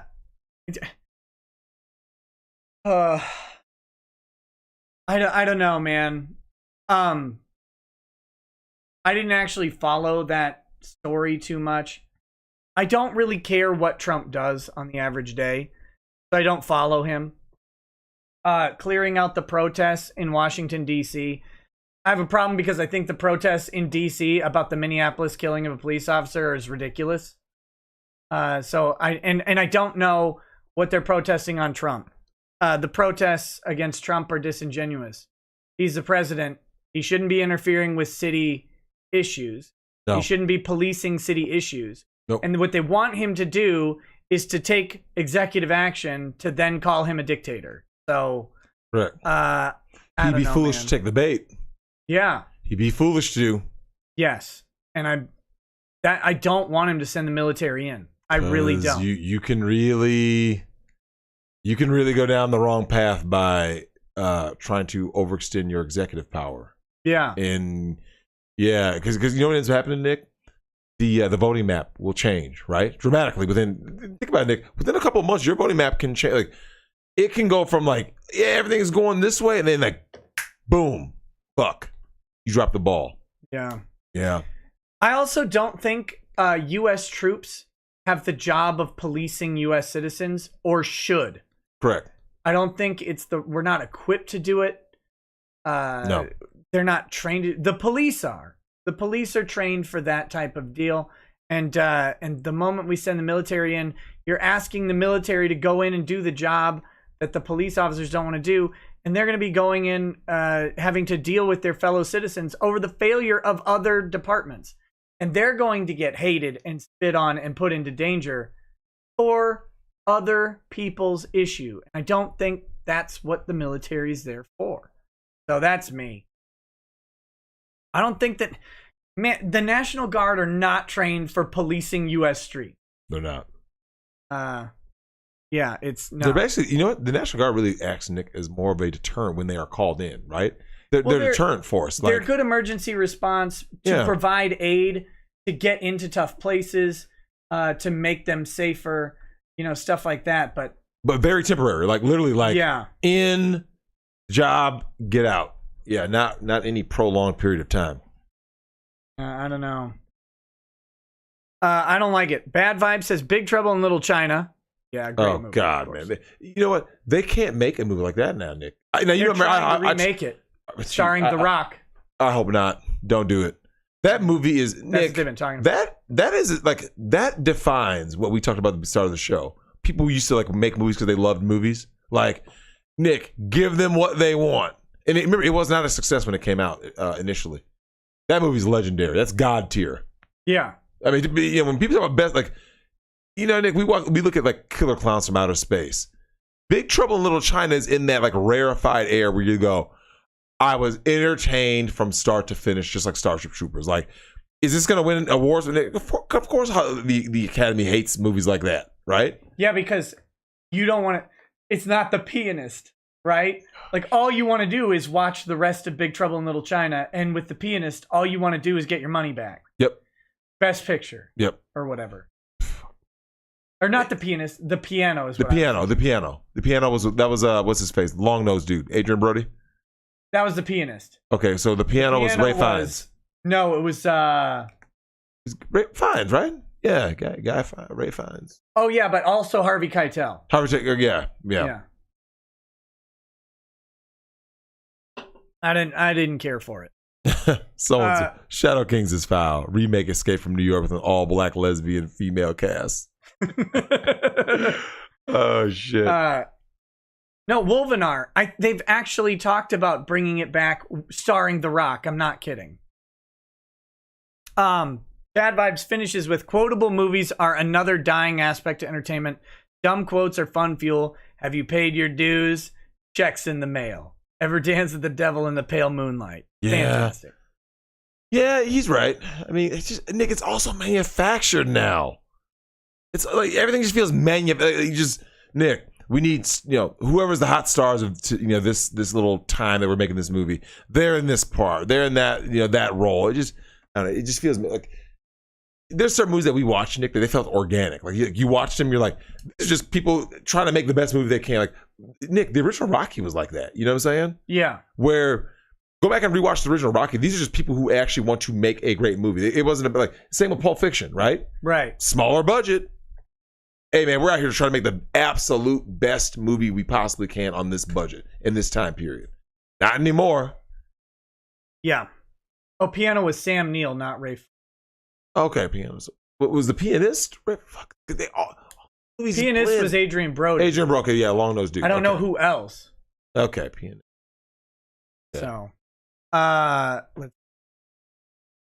okay. So now that we've gone through super chats, well, some of them, I wanted to talk to you about the other topic for the night.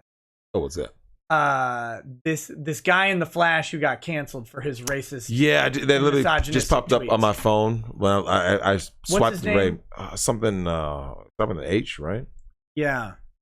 Hartley or something. I just saw it on my Hartley Sawyer. Okay, yeah. So I wanted to bring up. We should talk about his racist and misogynistic tweets. I think they have them.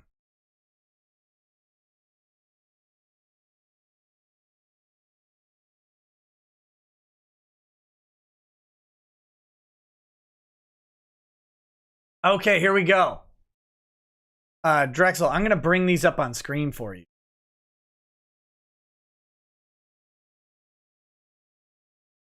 And we're going to... Oh my goodness, there's a lot of them.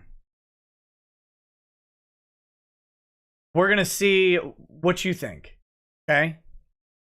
About these. We're going to rate them on the racist and misogynist scale. Second, I'm pulling it up.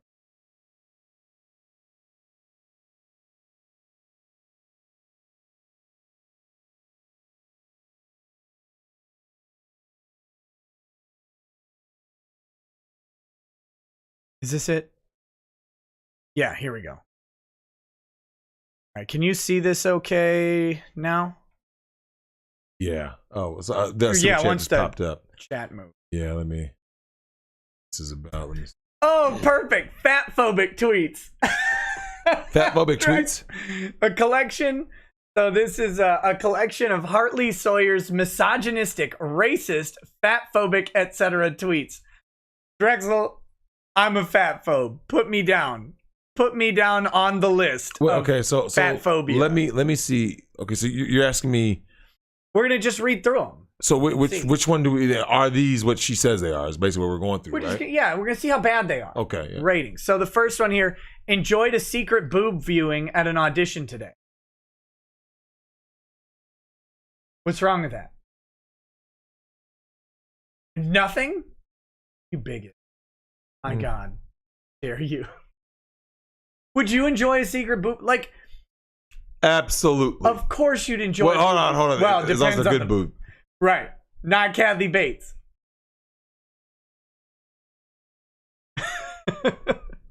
Why do you always got to do that? Why do you always got to go ahead and put images in my head like what happened when someone told me about Queen Latifah was naked in a movie, and I was like, no, she wasn't. And then they go, and they pull it out. I went, oh, This is in 2014. He posted this. Here's the next one. Pretty resentful. My whore dog hasn't joined me in the bed yet.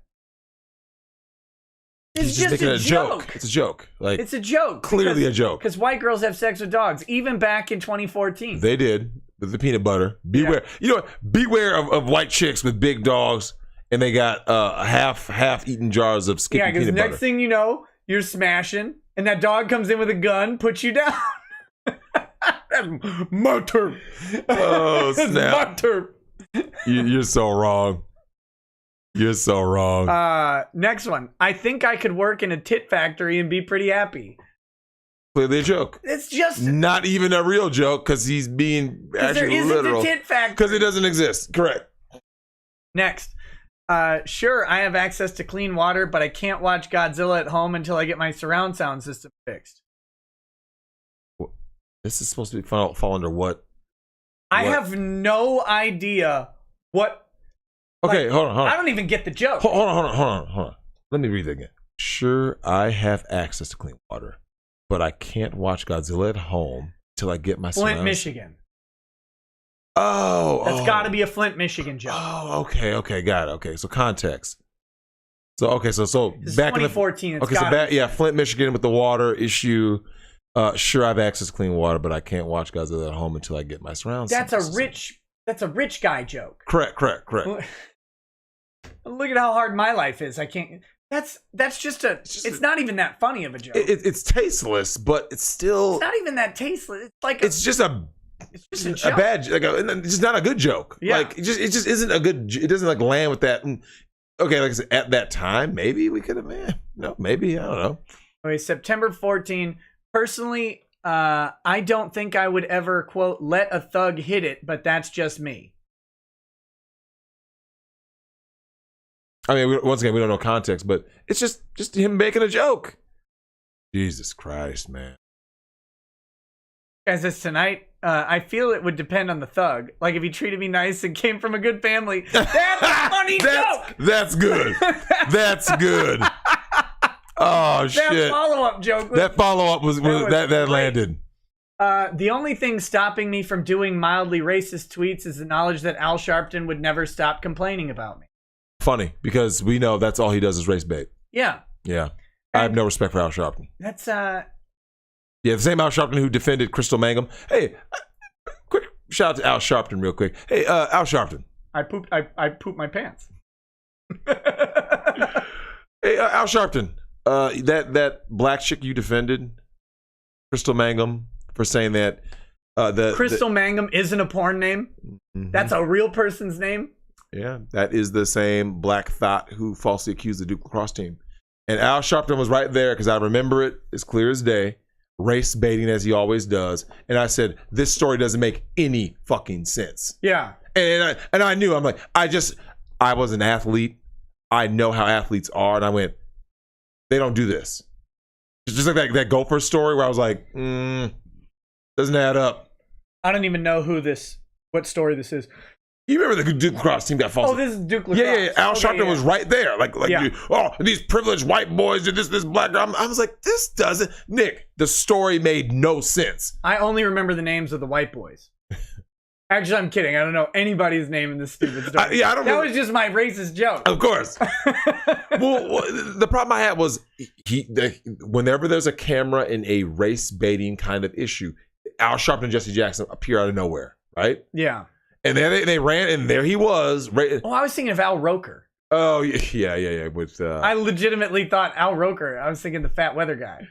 yeah, who got skinny with the whole surgery, looks creepy now. Yeah, so fuck Al Sharpton. He's the and guy fuck who Crystal pooped his Mangum. pants. I didn't mean that's to right. disparage the good name of Al Sharpton. Al Roker's the guy who pooped his pants. Fuck Al Sharpton. But fuck his name, fuck his ugly face, and he had the surgery too, I believe. Fuck sure. Al Sharpton. Because Al Sharpton, your girl Crystal Mangum is currently in prison for fucking murder. Okay. Yeah, that same person that you defended, the ratchet single mom that you defended in the Duke lacrosse case, is now serving time for murder. Okay, Crystal next Mangum. one. Yeah, go ahead. For the record, bestiality jokes aren't funny unless the beast mentioned is my future mother-in-law. Good joke. Yeah, it's a good joke. Good joke. There's even a movie called Monster-in-Law starring Jennifer Lopez and Jane Fonda. Is it a furry movie? It is not, but Monster-in-Law, because it's obviously a riff on mother-in-law, because most people can't stand their in-laws. So, yeah, he's just making a joke. What about this one? I'm way too black to burn from sun rays. No, just a joke. I mean, That's not even a funny joke. yeah, like I said, a lot of times he's just not, they're just not landing. Oh, wait. Love me some Kanye. He's a giant douche, but his lyrics are brilliant. Is that a Kanye line? It might be. I mean, I'm a Kanye fan. You know what's funnier is if Musically. that's not a Kanye line, that's a funny joke. Yeah. If that's not a Kanye line, but that person would Yeah. that's a funny joke. If that It might be, like I said, because remember, the time that he made these posts were years ago. So I'm like, yeah. I have to like remember the December Kanye. 2012. Yeah. Wait, I thought you automatically inherently knew all Kanye lines. Nope. Oh, okay. Sometimes I wish I did because I could know if that line. Oh, yeah. Someone Press said that's says that Kanye is line. a Kanye line. Yeah.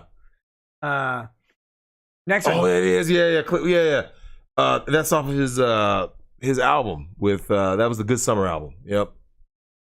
Dozing off on my couch like a child molester, my brother.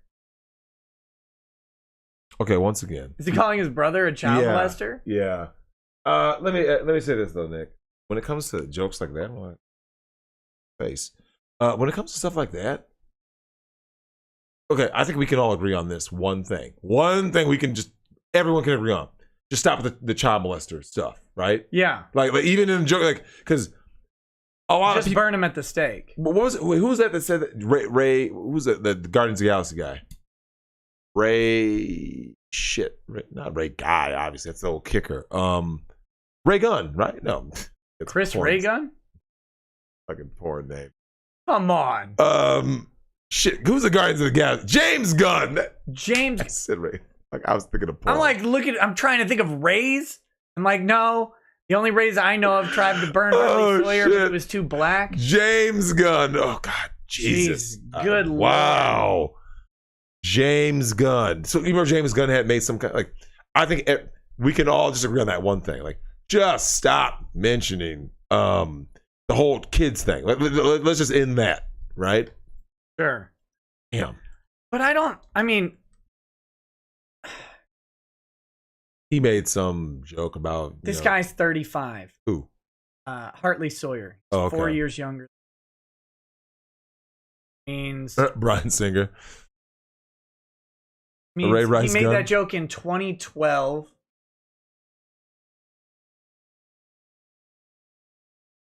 Eight years ago. So 35. He was 23? No. I can't do math. Oh, no. Current year is 2020. You said this happened when? 35 minus 8 is 23. Yeah, so he's 23 when Nice. 8. 27. 8 years ago. Yeah. Lawyers don't do math. Jesus. I don't do math at 2 a.m. God damn. Okay, yeah. Okay, so the next one. If I had a wife, I would beat the hell out of her tonight. Lol. Once again, just a bad joke. Yeah, it's just not a funny joke. Yeah. See, so then this chick comes. Now this is the Steph chick who posted all this. Look, care to explain yourself, and then. Now she posted this 29 minutes ago from when. Oh, okay, and then. So she's posting this presently in a response to this. Oh, I This chick see. is going back through his tweets to 2012. Yeah, to looking to be offended. Yeah, Now notice he's not beating a wife. correct. As a lad, one of my favorite activities was kidnapping homeless women and cutting off their breasts. It's a Jack the Ripper joke, isn't it? Yep. But once again, like I just this is someone who just has, I think, Nick, bad taste. Yeah, it's just not funny. Yeah. He just like I don't know if he thinks like he know what he is, Nick. He's that dude It's edgelord humor. who thinks he's like being like hip and cool and funny, like wherever he's at, like at a party or something. Everyone's just kind of like, dude, that's just not funny. Like like he's just making bad attempts at humor, which is what I see is his real problem. Was he a comedian? I mean, I hope not, because he wouldn't be very successful. icebreakers. All women should be in sex farm. That would be a funny icebreaker. Yeah. Like if you walked up and you're like at a corporate meeting and you just Oh, what's your favorite icebreaker? All women should be in sex farm. Funny scene. Yeah. I could see that in The Office from an awkward Yeah, character yeah, or yeah. something. BTL Video Production says, I guess that reminds me of something. Decided to start getting myself healthy again. So right now, 6-day in keto, adding in training put together by a personal trainer, and then adding a bariatric surgery to top it off. Good luck with the keto diet, man. Make sure you have doctor help on that. Anything where you're literally starving your body through ketosis, make sure you just have expert assistance in that. For the sake of your kidneys, man. Yeah. All right, so next, look at this. Look at how much time she spent doing. God damn. The saddest part about someone committing suicide is that they will never listen to David Bowie again. Once again, it's just not. he's basically just kind of giving props to David Bowie and like basically, so he must be a David Bowie fan, right? Yeah. He's just okay. Once again, just kind of like It's mildly insensitive to a general thing. And now maybe he was responding to Robin Williams or something. Yeah, maybe 2011. Yeah, I don't know when that he was. committed suicide. Maybe there's some famous suicide, whatever he's responding to. Just being a joke. Next one. When I find my daughter, I'm going to beat her for having all these man clothes. All right. That's kind of funny. All right. Things only women should be in: Twilight screenings, gynecologist offices, and Porsches. Yeah, he's just making a like douche man humor. Men shouldn't be at Twilight screenings. Men shouldn't be at gynecologists, and men shouldn't be in Porsches. Yep. He's making fun of Porsches. Yeah. Like, that's the joke. Yeah. If you're a dude with a Porsche, he thinks that you're not manly. Yeah. That's not even an anti-women joke. That's an anti-man joke. Yeah, in a way, yeah. Yeah, basically like soft dudes. Yeah. BTL Video Production says, weight gain due to seizure meds. A road to weight loss, wish me luck, because apparently sugar withdrawal is a thing. It is. And it's horrible. It is. A road to weight loss, wish me luck, because it said that twice. Yeah, buddy. Good luck. Stay strong. Good luck. Like I said, make sure you have good advice and you have some people watching and pulling for you. All right. The greatest lie the devil ever pulled was convincing me he didn't have genital warts before he sexed me. That's kind of funny. That's good. That's a good one. joke. That's a good one. So, what is racist, misogynistic, or anything about that joke? I'm waiting for what on here makes you go that right. Like that's the one. I haven't seen if I'm in full SJW mode, I guess that's mildly homophobic. Everything is offensive if you're SJW, right? Yeah, but I'm trying to find the angle. Like, I know they have a lexicon of angles that they're like, okay, if I just put these together in this way, I find the offensiveness. Okay, hold on. Let's do it like this. Okay, reread any one of these through an SJW lens, right? And we can find a way to be offended, right? Like literally anything. Yeah, I mean we can, but I'm still trying to. Oh, so here's the Porsche joke again because. Yeah. The devil one again. Yeah. Even though they were in the same or the tweet. Well, she said at the beginning. Remember, she said apologies if some of these are double. And then another one of the secret boob viewing. What's this one? Outside of the 7-Eleven where I assaulted my ex-girlfriend, lol. Here's the thing. I think this guy's only guilty of being a douchebag. To be honest with you. I don't even know if he's. Here's the reason why I say that. Because watch this. You can see all the replies that are on these are people just now replying. Correct. Notice he doesn't even have likes. Yeah, one on like these things. Yeah. This is before he was even close to famous. I don't. Here's my thing about all this. God, actresses are so fat. Where are the skinny girls? Attaboy. Right?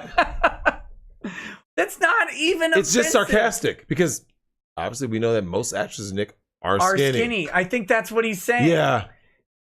That's actually probably a body positivity tweet in all honesty. Yeah. It's probably a cucked tweet if we're really being genuine. It deserves it.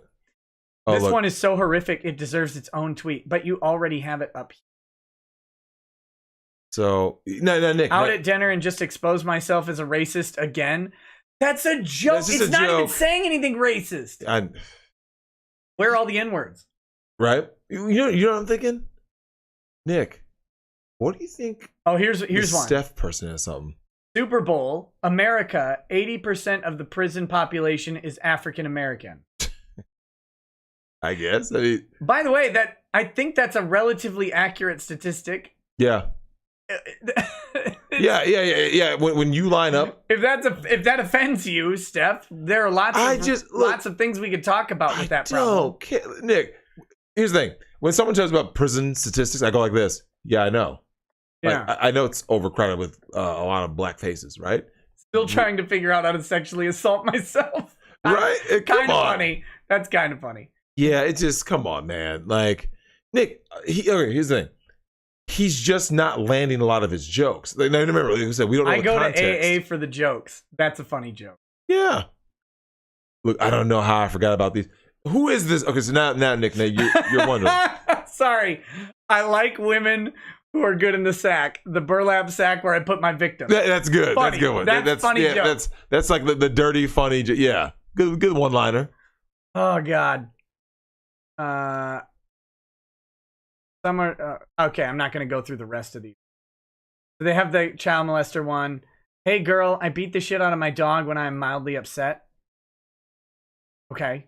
Who cares? But you know what he is, Nick? He's basically like a provocateur, right? Yeah. He's just trying to say things to like. And he's not good at it. He's just not good at it. He's in his mid-20s. He's somewhere between 14 and 50, according to my math. he's You're just awful. not good at it. He's just not good at it. But who cares?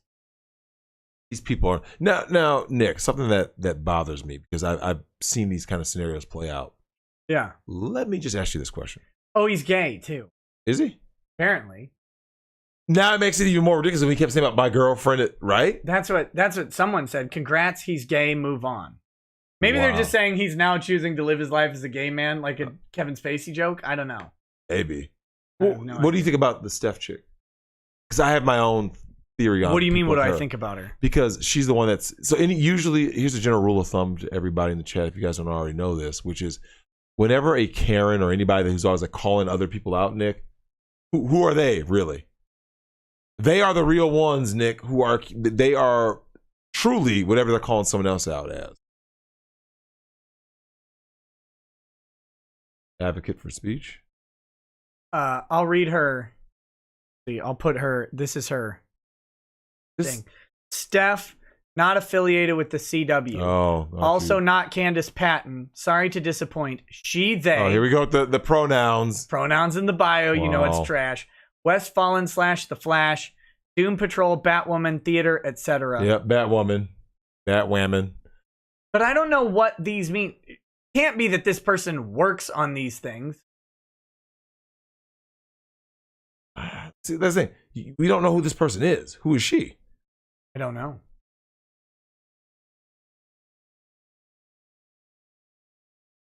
I have no idea.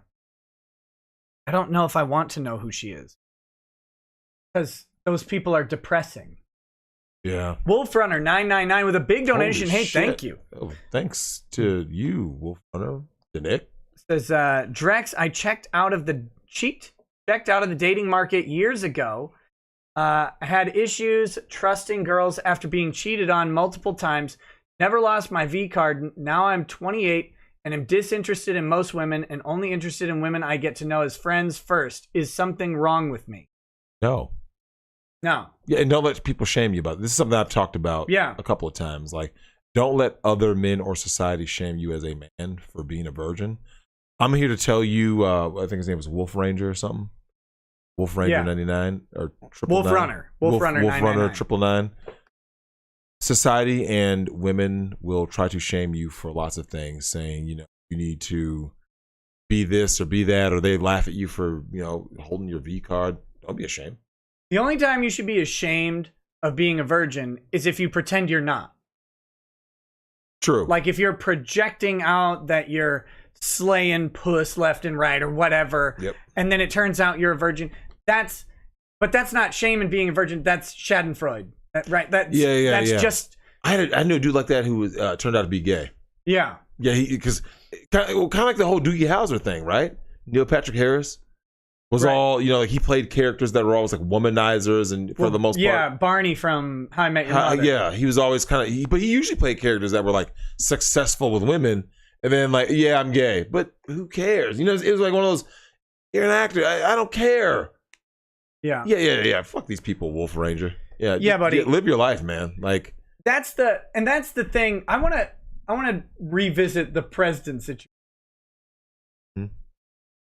Part of the reason that it's funny is because of how he was acting. That's part of it.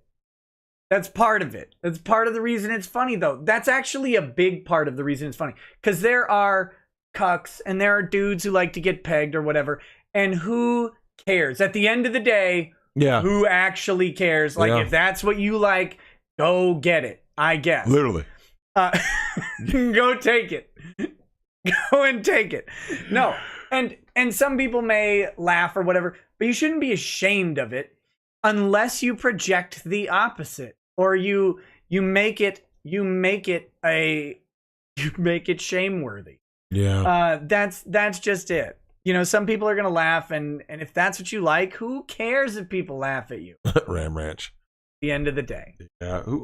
Just be yourself, man. Like Nick, think about it. Let me ask you something, Nick. Other than the most vanilla, pussified, bitch-made simps, cucks, manginas, and all that, do you know anybody who like doesn't have detractors? Like, you have detractors, right? Yeah. A lot of them, right? Dedicated, right? Dedicated Now, people. We're talking not just daily detractors. People who hang on every tweet level of detractors. Yep. Exhaustion levels. I have them. You have them. I couldn't imagine reading every tweet I make. Right? Nick, okay. What was that chick's name? Steph? Yeah. You think there's not a... Well, let's just call her Karen. They're all Karens, right? Yeah. You don't think there's a Karen or a male version of Karen? That's what they do, right? Like, that's their life. When you wake up, you have a family to take care of. You do your thing. I do my thing. Yeah. There's someone who wakes up, Nick. What did Rekieta say? And yeah, they wake up and look for my tweet. They look. Like, you can wake up and check Twitter, phone just got dropped on its dude. own. You can wake up and check Twitter. Yep. I'm not going to begrudge you that. But if you're waking up to check my tweet because you hate me, that is the weirdest thing I can imagine. Like, why? My God. That's how you speak. Like, Nick, that's the thing. You wake up every day, right? And you have a certain level of energy. I think even like Tony Robbins talked about that a long time ago. Tony Robbins. Yeah, that Family Guy. Hey man, they brutalized some people. But I recall Tony Robbins talking about that once. Like, you basically have X amount of energy when you wake up in the day. To expend what energy you have, Nick, on like negative, that it goes nowhere. What are you gaining? Nothing. I don't, Nick. I'm not on the, I'm not in the interwebs or whatever. Like, I don't sit around, typing shit on social media or wherever to, like, shadow follow people and then like ban them or something. I don't care. Yeah. A dear girl is somewhere in the world right now being stupid. I don't care. I don't care about any of these people. Nick, I never cared. Yeah. I have detractors in real life and, apparently in cyberspace too. I don't give two fucks. Nick, watch this. Hey, Nick, do you think any of these people are gonna be able to like alter how I live my life? No. Are they gonna change you? No. How you live your life? When you and I wake up tomorrow, we're still gonna be Nick and Drex doing what we were doing for the past 30 plus years. Yeah. So what's the point of getting online or whatever, being like, oh, you're this, Nick, I don't like you. Drex, you're this, I can't stand that you say that. I don't give a fuck. I mean, these people kill me. Like, listen, if you don't like that someone says something, Nick, go do something that you enjoy doing. I don't go online talking shit about people. I go like this, oh, I don't like that channel or that dude or that woman or what. I don't care. Right. I go, Nick, I got a video feed. I watched you and Ty talk. I'm like, I would rather. I got a video feed. I watched you. I thought that was going different places. But like, you expect to use your energy on positive shit, like things that make you feel good. Why would I go look to be offended? Exactly. You ever think about that, Nick? Yeah. Imagine waking up, like literally tomorrow, you wake up and go like this. That's what I was talking I'm about. looking to be offended. These people have no joy. Yeah. We talked about that. Was that the NBA stream? We talked about that? Yeah, I think or so. like the one before? Like they have None. funny in hindsight, but yeah, they have no joy. It's like, go find Nick, joy. you say a joke. Yeah. I gotta find a way to be offended. Dodgeball, right? Yeah. Comes out. Nick, you can look at literally any movie. Dodgeball has a funny fat joke in it.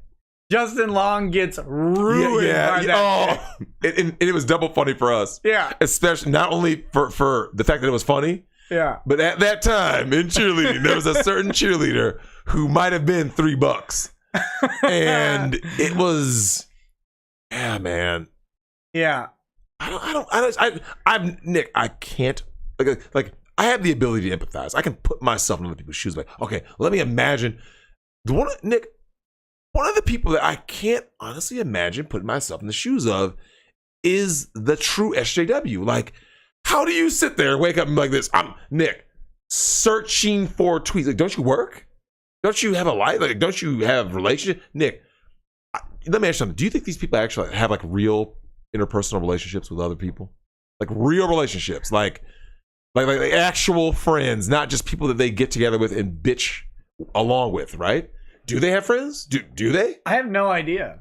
Because I can't fathom living like that, right? I can't fathom going to look at people I don't like to see what they say to make me mad. Yep. Weird. Why would you do that?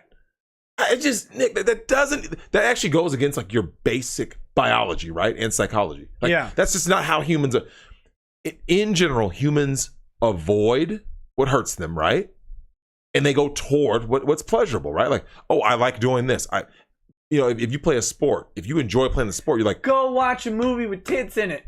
Do it. Tits, ass, or man parts, whatever you're into. What was Dan Fraga? I showed him a comic book, and it was an old Rob Liefeld cover. So the chick has just ridiculous proportions. I was like, "What's his character's name?" And he goes, "Ass Titty." That's her name. Yeah, for real. But yeah, God, it's just that Nick, that literally goes against what makes you human, right? Like, look, you got a Mortal Kombat 2 machine behind you. You enjoy it. I'm gonna move it out.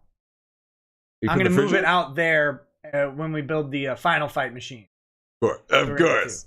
Hagar. Kind of thinking of getting some more of them and lining them up on that by the windows over there. Yeah. At first, I didn't want them to obscure the windows, but now I'm like, maybe it'd be good to line up a bunch of arcade machines. Right. That'd be kind of fun.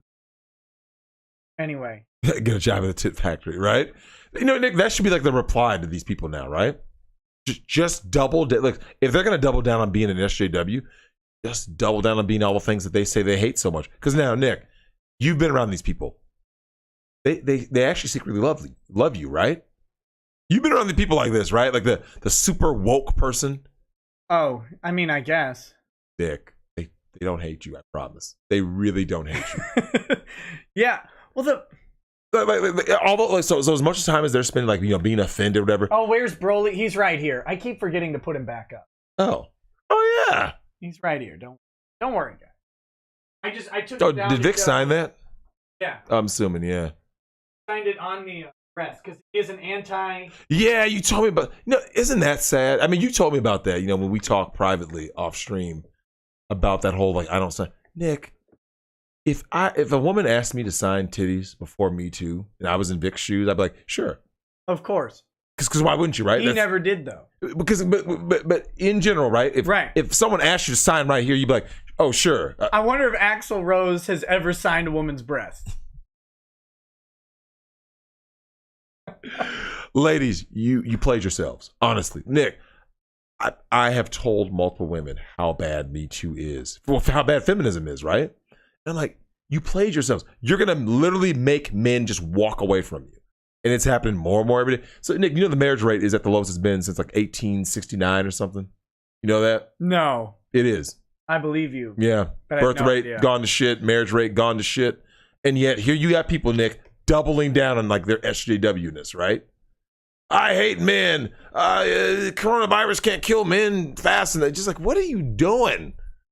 But when all those people that you say you hate so much are gone, and you wind up getting invaded by people that really want to harm you, you're going, help, help. Oh shit. Yeah, women, you're done, man. Yeah, who's that? Jonathan Aaron Steele. You're 100% right, man. Women drove men away from them. Ladies, do you guys noticing a trend when these guys are sending super chats saying, I don't date anymore, or I had this happen? It's over. Of course, it's 60, yeah, right? Yeah, 1869. Yeah, I think that was the year. Lowest since 1869. It's like, ladies, this is the environment you're creating for yourself. So when you get old and bitter, Nick, childless, or you're a single mom, right? Yeah. And we've talked about these women, Nick. Fucking bitter, bro. You ever been around an old woman who like never had kids, Nick? Well, you worked with some of these old hags, right? When you before you did your thing. Now they're bitter, man. Chinese men are looking for women. Yeah, you know what? Seriously, yeah, do it. I don't know, man. It's crazy to see where we've gone from the norm, from the rock star norm to where we are now. Like, who was it? Do you remember that there was a guy who was a musician who got Me the Too? woman who's getting her breast signed is not the one who's mad about it. Correct. That's the problem. Do you know what that reminds me of? It's cuck scent. I hate it. I hate cuck scent more than I hate just about anything. It is. I consent. Well, I don't. Fucking go die in a Well, fight. I don't. That face is fucking classic. Oh, I gotta tell you something. So he did an interview. Ron? Yeah, with Cress in the chat. Mm-hmm. Oh wait, the same Cress who emailed me? Probably. Yeah, before your roast, right? Yeah. Hey, shout out to Cress. Yeah. Never met him, but I hope to. Did an interview with Cress and Ron, the two owners of Kitchener Comic Con, and then also with Ken Jennings from Kiwi Farms, who's a therapist, who basically did an analysis of Ron.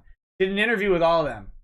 In the interview, he says, if Nick was in front of me, I would have fucked his ass up. Drexel, the man has deep-seated problems. Yeah. Deep-seated problems. Like, hey, ladies, those are your men. Those are the men you created. Ron Toyes of the world. This is a grown-ass man responding to someone making fun of him with, I want to beat him up. Like we're in high school or whatever. Let me ask you a question, Nick. Yeah. Ron Toye threatens someone with physical violence, right? Yeah. Whoever that person may be. And God forbid he doesn't know what they look like, right? Right. The person shows up physically. Let's do it. What does he do?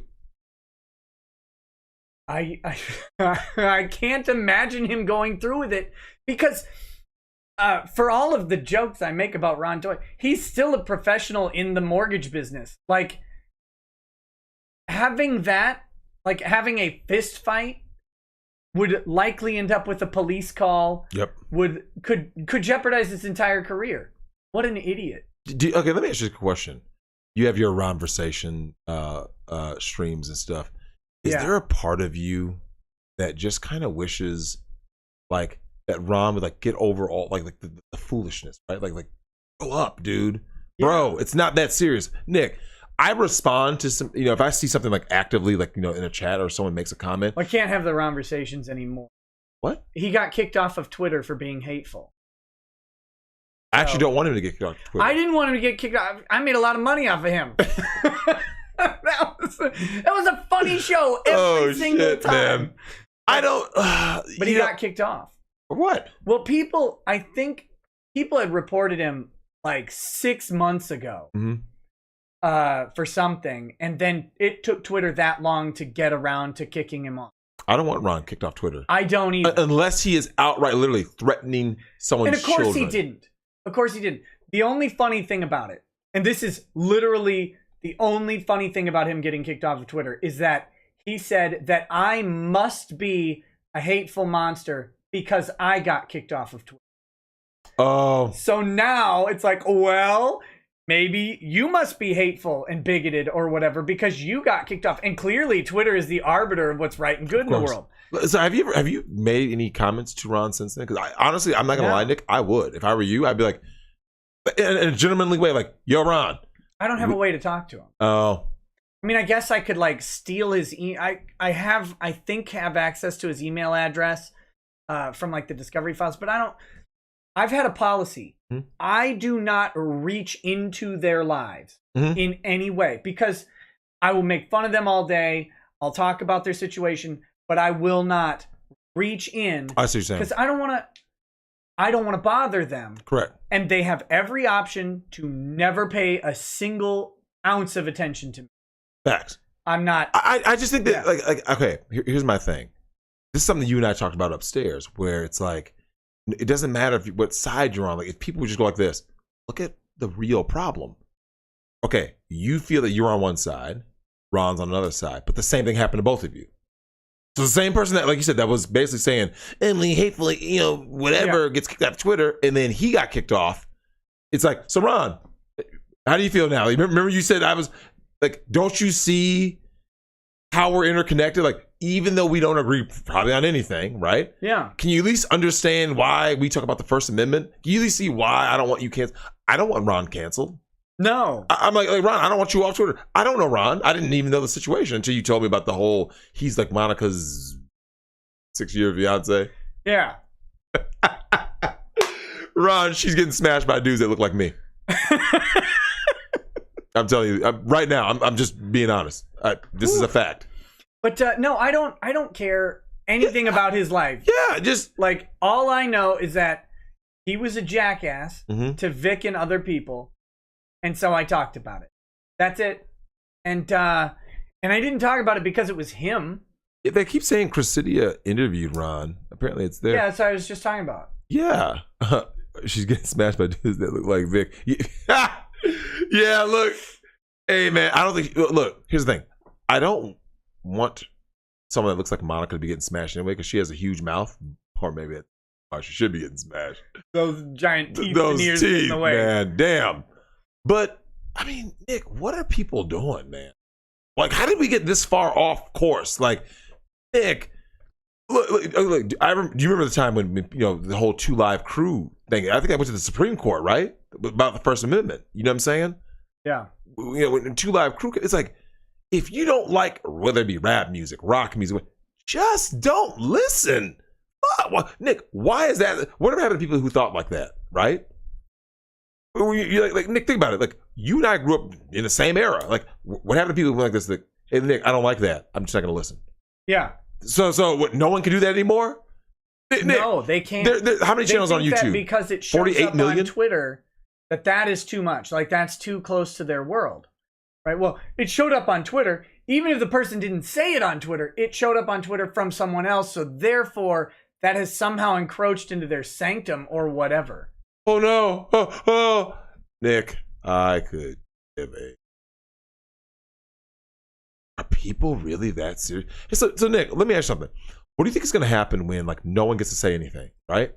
Because you and I have talked about this. Yeah. Karen will be the next word to get banned, right? Yep. So everyone in the chat, someone put snowflakes got into power. Yeah, well, we know what happened, but for you guys that don't know, a lot of things are going to get banned, right?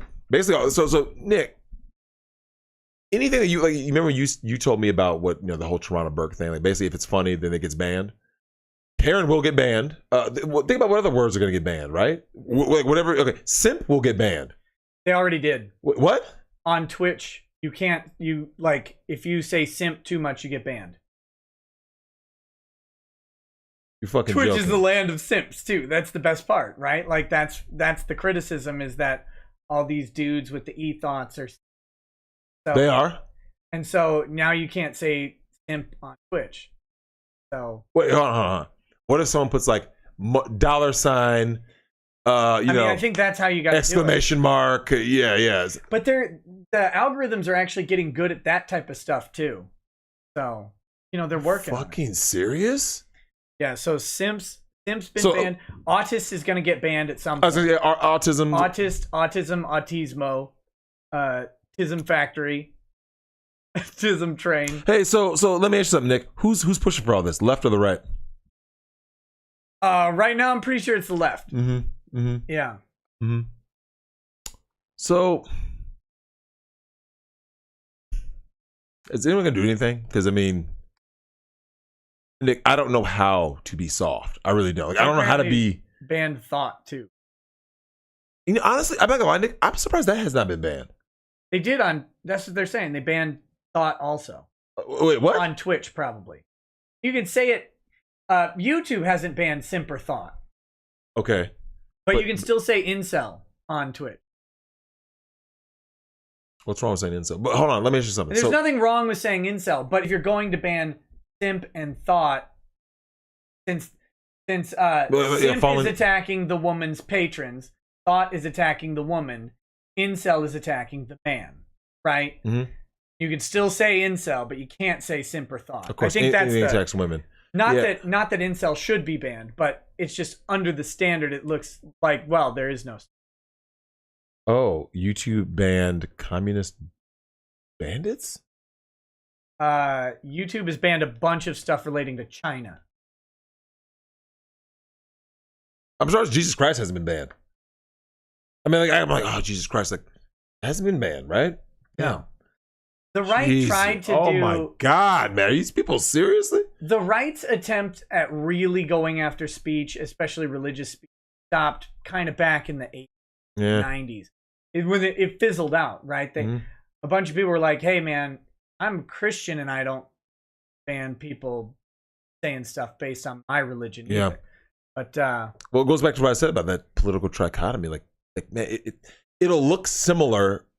Like both sides look similar, right? Like authoritarian left and right is gonna, like a lot of things. You're gonna see the parallels. It's like, dude, if you want to say something, man, just say that shit. You deal with the consequences, though. That's all I'm saying. Yeah. What's up with the intermittent mic muting? I have the noise or the noise gate up because sometimes we play audio, and so if either of us mumble into the mic, it's gonna mute. We try not to, but it is getting late, so sometimes our mic discipline isn't on point. Damn. Here we go. S Cyber Taz says, I will openly cry manly tears when Mel Brooks passes. They will never be as great as him. The only way they could remake Blazing Saddles would be with The Rock and Robert Downey Jr. That'd be pretty funny. Robert Downey Jr. is the Black Sheriff. Yeah. No, you can't have it. No one will be allowed to be as funny as Mel Brooks. Nope. Ever again. Nope. You can't. Did I see Men in Tights with you? No, I didn't really know you back then. No. I saw it with Mojito. That's what I saw it with. Yeah. Yeah, we went to see Robin Hood Men in Tights. That was 94. When Men in Tights, early Dave Chappelle. Right. Yeah. I didn't say no Abe Lincoln. I said hey Lincoln. Fun fact, when Men in Tights came out, I wasn't the biggest fan. But I liked it a lot more later. Oh. I don't know why. I might have been in a bad mood when I first saw it. But we talked about that earlier, right? Like your mentality going into a movie matters. You know what I'm saying? It really does. Damn. I'll see if I can drop that noise gate just a little bit here. Because it was really high because we had the interview shows. I always have to raise the gate pretty high because we don't wear headphones. Because Drexel, you think you're hot now. Oh, you wear headphones. Get that ear sweat. You wear headphones for a couple hours. E1337 Neo says, oh, we're doing movie quotes. Let's see. Wise men say forgiveness is divine, but never pay full price for late pizza. Fight, kitchen. Pork rind. Ninja vanish. God, I love being a turtle. Those are all Ninja Turtles quotes, if you don't know. Altares V says, Lemon Fuhrer wants to blitz that D, Nick. He wants to blow out your Luftwaffe and give you the only solution you need. Oh, wow. The hollow sauce, the final suck, give into Lemoise's inner desires. Can't spell for her dumb Google. Can't spell. Lemon Fuhrer. Okay, got it. Got it. So that's disgusting and disturbing. Thank you so much. So what do you think, man? Hartley Sawyer, 3 seasons on The Flash. Yep. Gone. He's done because of those tweets. Yep. And so basically, his career is probably over too, right? It doesn't matter what apology he issues. He's basically done, right? Oh yeah, he's done. I mean, maybe in a couple years if people change, but if people don't change, he's not coming back. I see people changing, right? I just don't know if it's happening fast enough. And if it's the right people. Yeah, and that's what I'm about to say. The people, the high profile people that you want to kind of push, because independent media, you know, you look at YouTube, like I said, guys like Tim Pool, Nick, get more viewers than like fucking these shitty CNN and C-SPAN shows. Oh yeah. Like, and that's really pitiful on their part, right? Like some dude, he always says that, literally a dude in a fucking beanie who's just making videos is more. Nick, you and I talked about that, right? With our kids, you know what I'm saying? That what they find to be like considered relevant. Nick, no one gives a shit about Will Smith. You know, he has like his own little thing. Like, you know, they're trying to make celebrities into like YouTube personalities, right? I'm like, it's not gonna work because the people who they want to push, Nick, are by our kids' definition old. They don't relate to him. Like, I don't think my daughter knows who Will Smith. If I show her a picture, she'll be like, I don't know who that is. Right. But if I show her, you know, PewDiePie or whoever the kids look at, right? Azzyland. Markiplier. Oh my god. You seen Azzyland? No. I only know this because of my daughter, of course. But the stuff that my kids watch on YouTube, I think it's makes completely me garbage. Want to die. I think it's hot garbage. Good on them, by the way, for figuring out kids way better than I ever will. Yeah, right? Well, kids looking at other people play games. Kids looking at kids open presents. Kids looking at kids play with toys, right? Like, how is this entertaining to you? But if it is, you know. Yeah. What do you do? Damn. But that's the thing. That's where the Hartley Sawyers of the world have to go. Yeah. That's where canceled people have to go. We have to get. They have to start creating independently. Yep. Which might be hard. It might be real hard for some people. We might find out real quick that all the actors that we really like or whatever aren't actually that entertaining without the backbone of Hollywood pushing them. Well, we talked about that. Was it yesterday? About when the writer's strike happened. Nick, most of these people are literally propped up. Yeah. Like literally propped up. Like Joe Biden propped up. Well, it's like a team of uninteresting people can be entertaining if the team is good. Like one person's good at this part and this part and this part, and they put together a functioning thing that's good. Yep. But independently, I mean, you might not be able to engage people. Now, Will Smith is a guy who's probably pretty entertaining. I mean, more entertaining than most. Yeah. Like he just seems like he's genuinely probably an entertaining. I don't know if that translates to a YouTube channel. That's not just propped up by his pre-existing the other thing fame. is that I think one of the things that I think that a lot of YouTubers have kind of figured out, Nick, that I don't think Will Smith can ever do is be relatable. You know what I'm saying? Yeah. Because when you're, a multi-millionaire or whatever, it's like, like, don't get me wrong, you could be going on some great adventures and stuff, but like the vast majority of the audience can't relate to, oh, this is my yacht. Okay, but if you have a yacht channel, Nick, your demographic is going to be really small. Whereas PewDiePie has managed to get how many subs? Like 90 million? 106. Yeah. So he can, but people, even though he's, famous and he's making a lot of money, it's like he's still relatable. People just like, and he's not doing some extravagant production. Just playing Minecraft. Right? But yeah, I don't know, man.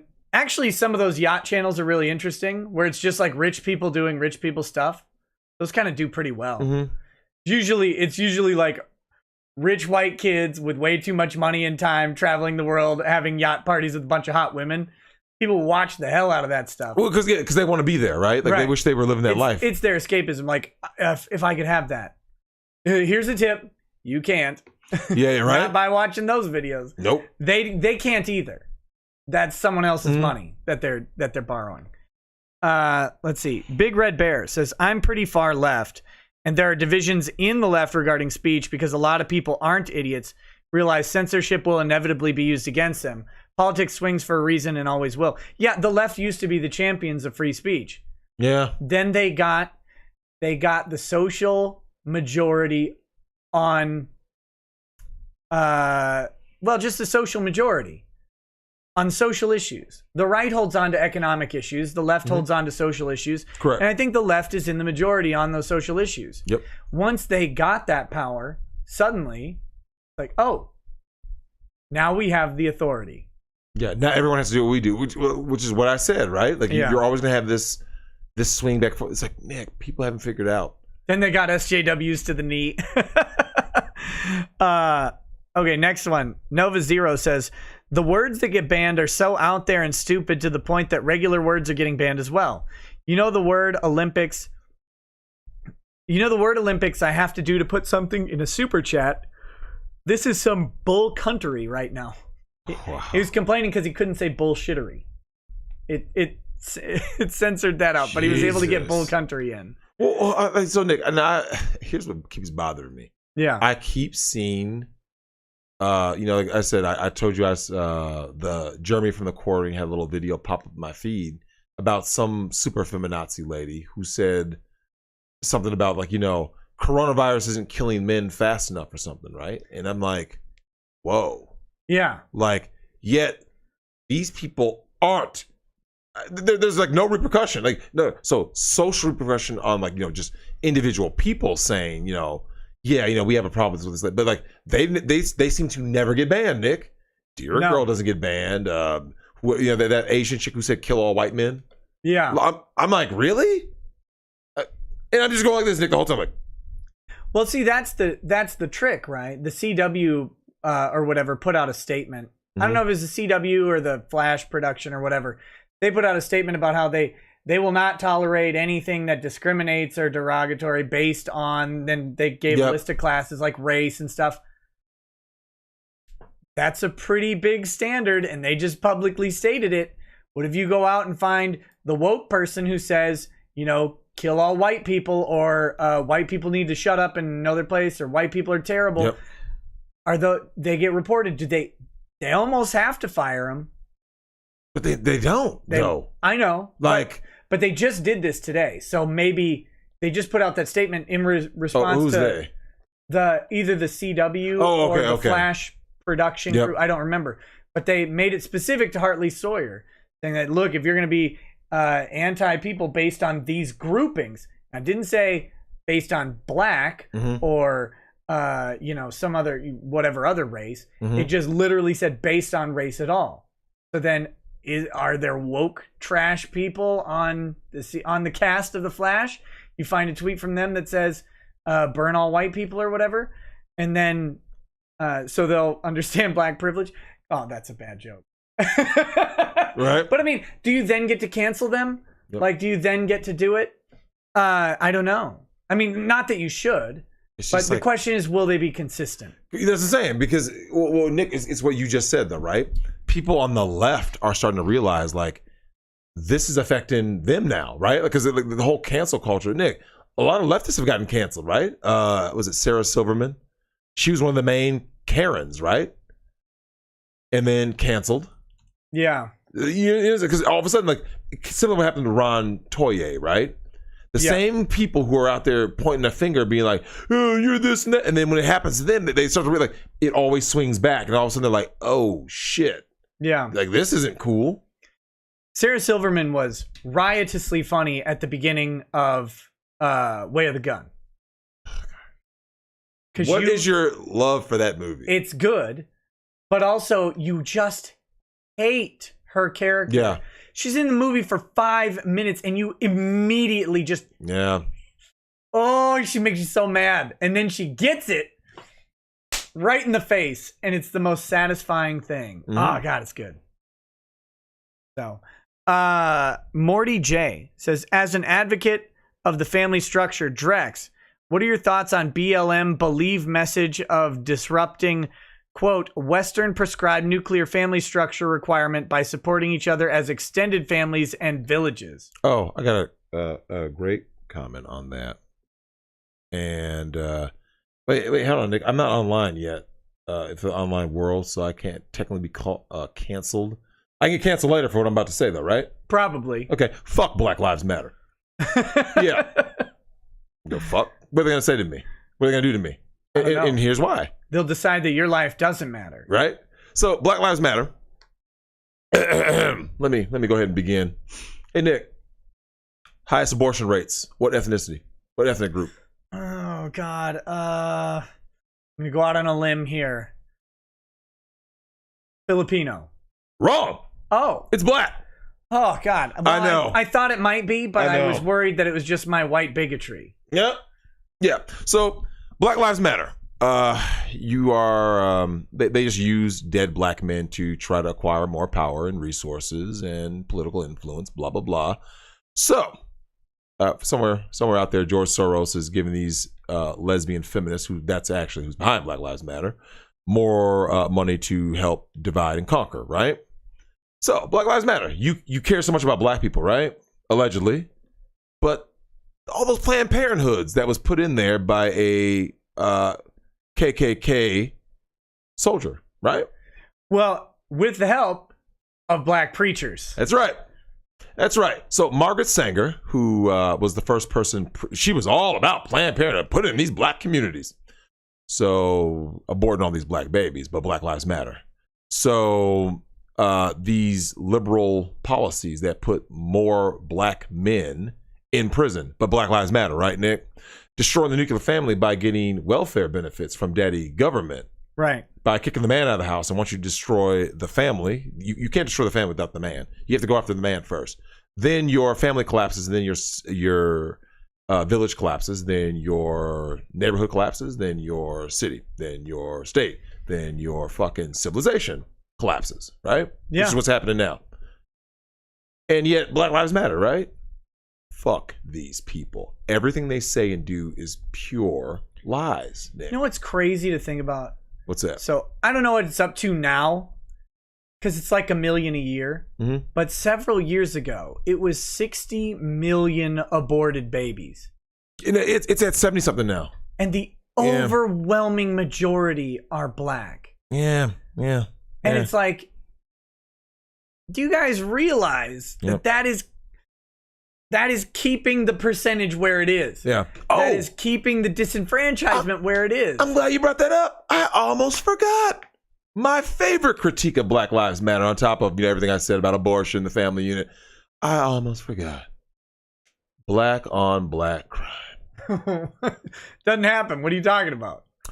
So, I have been everywhere. I travel extensively. So, BLM, somewhere out there. I hope there's a fucking advocate in this chat. I doubt it. Probably not, but in case if there was, there might not be anymore. If there was, I got a question for you guys. What's going on? What's going on with that black on black crime? Because there's a lot. Hey, hold on. Right here on stream, I got something just for you, Nick. What was his name? Chicago. My room was light. Homicides. Oh, hold on. Chicago homicides, 2019. Well, this is. Hold on.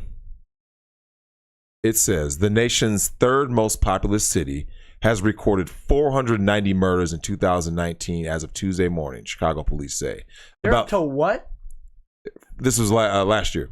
Oh, last year. 490. Now remember, that's murders. I thought we were at 490 for this year. I was like, Jesus.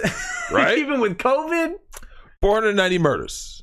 And it says about 13% lower than 2018's total of 564. Right.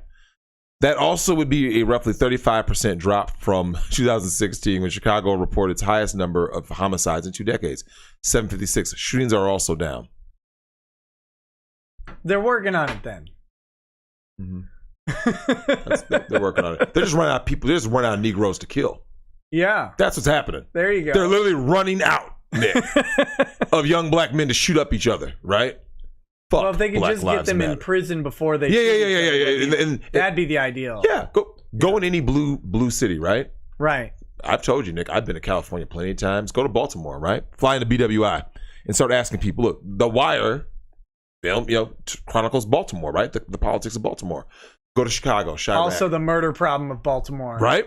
East St. Louis actually, Nick, I think St. Louis actually has a higher per capita murder rate than Chicago. Yeah, it's bad. It's bad, man. Look, I'm giving you guys nothing but facts. Listen, I don't give a fuck about Black Lives Matter. I don't give a fuck about feminists who are behind it and George Soros who's behind them.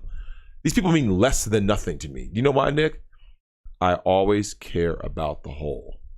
Yeah. I care about nuclear families. I care about Nick. If things don't work out between mom and dad, there's no state in the way to keep the father away. Okay? Yeah. And yet there's still people out here, Nick, that think that I'm some kind of hateful, misogynist, sexist, whatever. I'm thinking, that's funny. Because the guy who keeps saying get the state out of all these interpersonal relationships, and here they are, Nick, criticizing me, and I'm like, okay, well, see where your way of thinking goes, right? Nick, we're gonna keep the fathers out of the homes. Look, we could a village of what? Nick, you've been in the inner city. That mission statement that they gave, right? That mission statement, about villages, but who does the ghetto produce? What kind of people does this ghetto produce? Usually, yeah. I don't know if I'm even allowed to say it. Like, it's crime. Criminals, thugs. Thug and thought culture comes from single moms, period. I'm sick of people trying to say, it's not. I'm going to tell you guys right now, man. Well, and because, so expanding on that, like, there are lots of thoughts who are not from the ghetto. But you're not saying that all thugs and thoughts come from the ghetto. It's that culture that's being emulated. The culture gets emulated. Look, Nick, we've talked about this. And hood culture has been being popularized through since the music. late 80s. Correct. Through music, through movies. Look, man, I've had people who have said certain things about me, and I tell them all the time, I said, Nick, I don't want girls to be thoughts. Now, the people who say, Drex, you're a hypocrite. No, I'm not. If you're gonna be a thought, I will treat you as a thought. Because Nick, think about the core issue of a thought, right? She has no self-respect, right? A thug does not respect himself, Nick. I'm real. You're real because you're shooting people, you're dealing drugs in your community, you're destroying your own community. That makes you real dumb. And when you wind up in prison, Nick, going, it's the white man, you start coming up with all these excuses. No, fuck that. You are the problem. And then when George Floyd, who has a unsavory background, he doesn't deserve to die. No. Just like I said that. I said Michael Brown didn't deserve to die. I don't want to see people getting killed. And what did I also say, Nick? I want to see the cops go home at night. Yep. I want to see the civilians go home at night. I want people to live their life and be fucking happy. Life, liberty, pursuit of happiness. I want people to be happy by not hurting other people. Stop these situations happen over and over and over again. You're like, really? And Nick, the black on black crime happens over and over again. White on white crime happens over. Asian on Asian. Is this ever like? Can people just seriously chill? Right? Just fucking chill. Listen, stroke one out. Whatever you got to do, right? Just rub it out. I don't listen, Nick. If you got to drink a beer to calm you down, crack that fucker open, right? Yeah. If you got to fucking well, this is why I'm have changed from my very young days to be pro legalization of weed. Yep. It's like because so Floyd had fentanyl and meth in his system. Yep. Hard to say, but would he have had fentanyl and meth in his system if he had weed as an option? I mean, even a lot of people get hooked on things like fentanyl and oxy and stuff like that because they're prescribed it and then they get hooked on it. But if people have a legal, less dangerous option, a lot of times they take it. Correct. And it's like, well, Nick, I told you when I was in Portland, right? Now, Portland is predominantly white. I don't know too many people in Portland who don't smoke weed, fam. I mean, shit. Yeah. And don't get me wrong, there's some people that go too far with the whole like leftist ideology. But a lot of times, Nick, you'll bump into people and like, even when you are, not, your ideologies don't fully line up, you find the things that you agree on, right? And I will give Portlanders or Portlandians, whatever the hell they are, I'll give them credit on this. When I come there and I'm like this, like, yo, look, I don't play that shit. Because Nick, a lot of people have questioned me when they're like, well, hold on, Drex, you ever smoke weed? You've never drank it? I was like, it's not my thing, man. Right. And I go like this, I'm like, look, understand what makes me who I am. It's not my thing at all, right? I don't suggest people go do it. However, if that's what you do, I go like this. If you're not hurting anybody, I don't fucking care. Yeah. And they have this like wait, let me get this, because Nick, a lot of this goes back to projection. They kind of like look at you, they're like, so let me get this straight. You don't want anything to do with it. You don't even necessarily want to want to be around people who do it. I'm like, yeah, I don't. That's not my scene, right? Right. They're like, however, if we want to just sit here and chill with you, but still get high, you're okay with that. I'm like, look, it's legal. If that's what you want to do, bro, do it. And then they have this look, Nick, like they can't believe, like, dude, why would I want to be here like this, Nick? I don't smoke weed, so you can. Because what could be said to me, Nick, right, Nick? Well, Drex, you can't do, and then they would say something that I like you guys know I love video games. Yeah. I love video games, right? Yeah. Now, you remember the push to, they were trying to ban video. You remember that? Who was that, Nick? It was the right. And the NRA. Oh, Jesus. Yeah. Yeah. And like I said, it's not my thing. Just because something is not my thing, Nick, I've always said, so long as you aren't hurting other people against their will, I don't fucking care. And Nick, and you look at this Black Lives Matter thing, they're hurting people for all kinds of political motivations, right? Yeah. You destroy the home, man. I always tell this. There are women out there, and like I said, everyone knows I'm really hard on black women. And there are people out there who think, Nick, that it's like a hatred thing. No. Listen to, if there's black women in the chat, I want them to hear this shit right here. I want you to do fucking better. That's love, Nick. If you let your kids just do whatever the hell they wanted, that means you don't love them. No. If I told black women, just do whatever the hell you want. No, I don't care. Yep. You go slay queen. That makes me part of the problem. What I'm telling you guys, look, you are the least desired woman on earth, right? That is factual. You see what I'm saying? I go like this, Nick.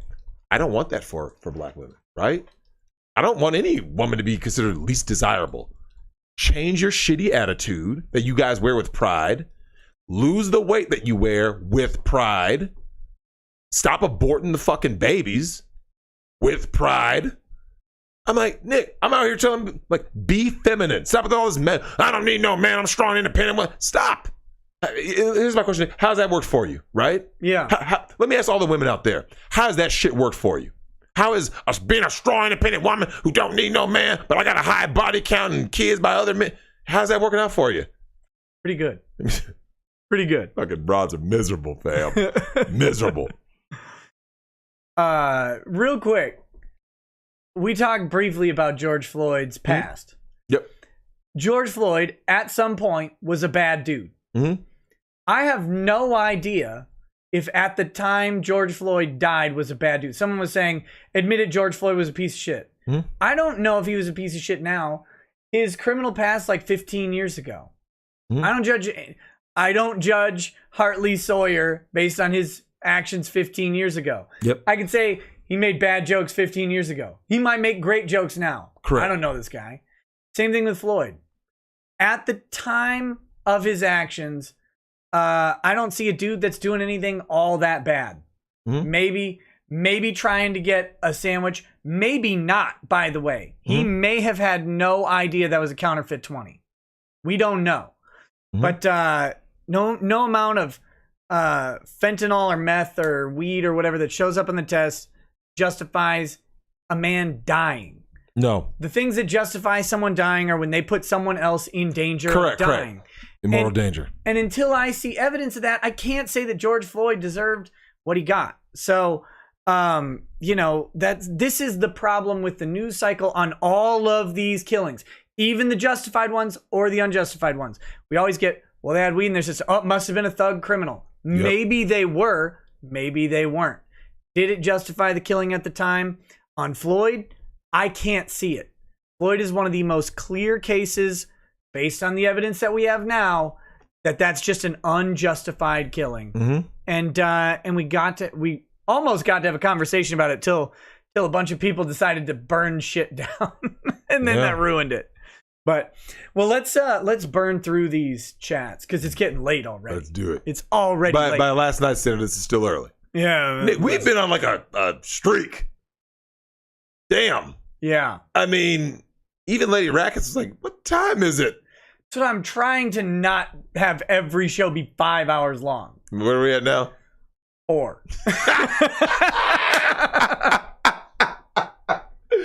Oh shit. Damn. Okay.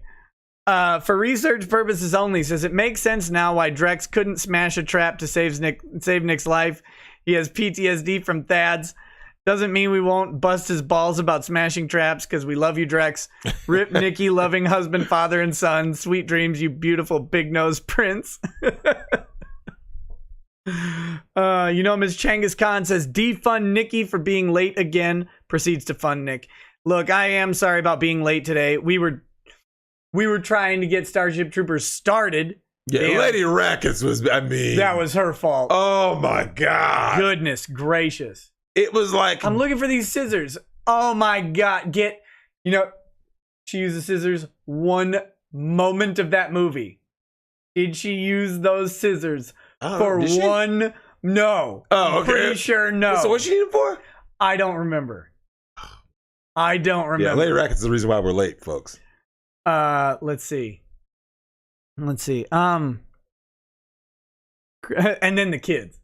Always the kids. These damn kids. Damn kids. Crusader Saracen says, what are the other 3 cops in the Derek Chauvin George Floyd case being charged with? Accessory to second-degree murder and second-degree manslaughter.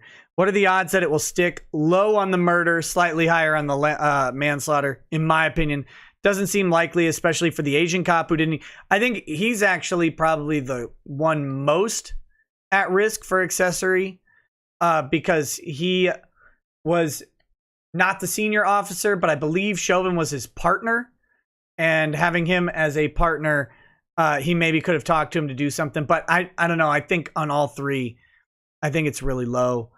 Who didn't even put hands on Floyd, but was simply policing the crowd. Crusader Saracen also says, Starship Troopers is a great viewing experience, but I'm still waiting for the next Starship Troopers, which is supposed to be a more proper adaptation of the book, which hopefully means Marauder power armor. Would be cool. Would be cool if we see it. Ange says, would you say the cycle goes nice guy, beta, simp, cuck in that order? What do you think? Okay, she said nice guy, beta. Well, hold on. First of all of those stem from being a beta male. So I don't think you can say like they're all stemming. Like the incel is the so basically it works like this. The PUA is the successful simp. The unsuccessful simp is the incel. You see what I'm saying? Yeah. So he because the incel pedestalizes women. Nick, look at Elliot Rodger. Like, I'm not a man until I have sex with women. That doesn't make you a fucking man. Makes you a man is doing what you want to do, living life the way you want to, and having a relation with God. If you believe in God, if not, just believing in yourself and your own dreams and what you want to accomplish. That's what makes you a man. Self-fulfillment, right? Like, right. When you wake up every day, Nick, when you're like this, like, I feel fulfilled providing for my family. I feel fulfilled being a loving husband and father. Like, that fulfills me and helping others in the community and doing my channel, doing my work. That's your craft. That makes you fulfilled. Right.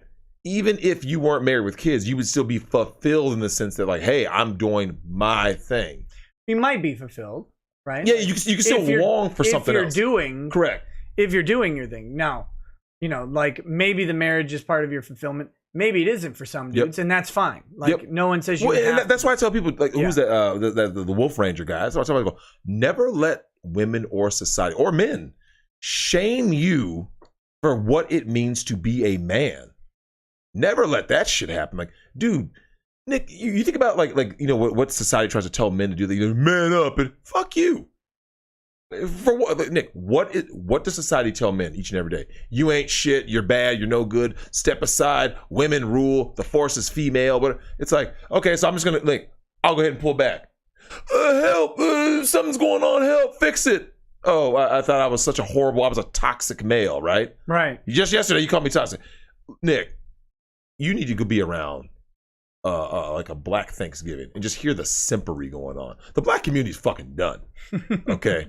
That's why I wanted it eradicated, right? Yeah. To be rebuilt anew with nothing but alpha males. You say one word comes out of your mouth. You say something about queen, done, cancel. You get Russian slapped. You get Russian fucking slapped. You say one word about black women are queens, you're done. You're gonna kick out of the fucking community. Nope, gone. Let's see. Crusader Saracen says Dizzy greater than Denise Richards. Yeah. What the hell were they thinking with that bullshit? Also, glad to hear that your kids get along so well. In the books, Dizzy was a minor male side character who died in the prologue. Look, Denise has a better chest than Dizzy does. Absolutely. Yeah. But Dizzy is the long-term investment. Yeah. Denise is the. Look, I'll put you like this, guys. Denise Richards. What was her character's name? Carmen. Carmen is the one-night stand. You settle down with Dizzy, but you just got to protect her out of that goddamn infantry, right? Because you don't want her dying the way she died. Yeah. So yeah, Dizzy is who you settle down with, man. Facts. Let's see. TLJ Screwjob says, "What's Drexel's thoughts on Karen?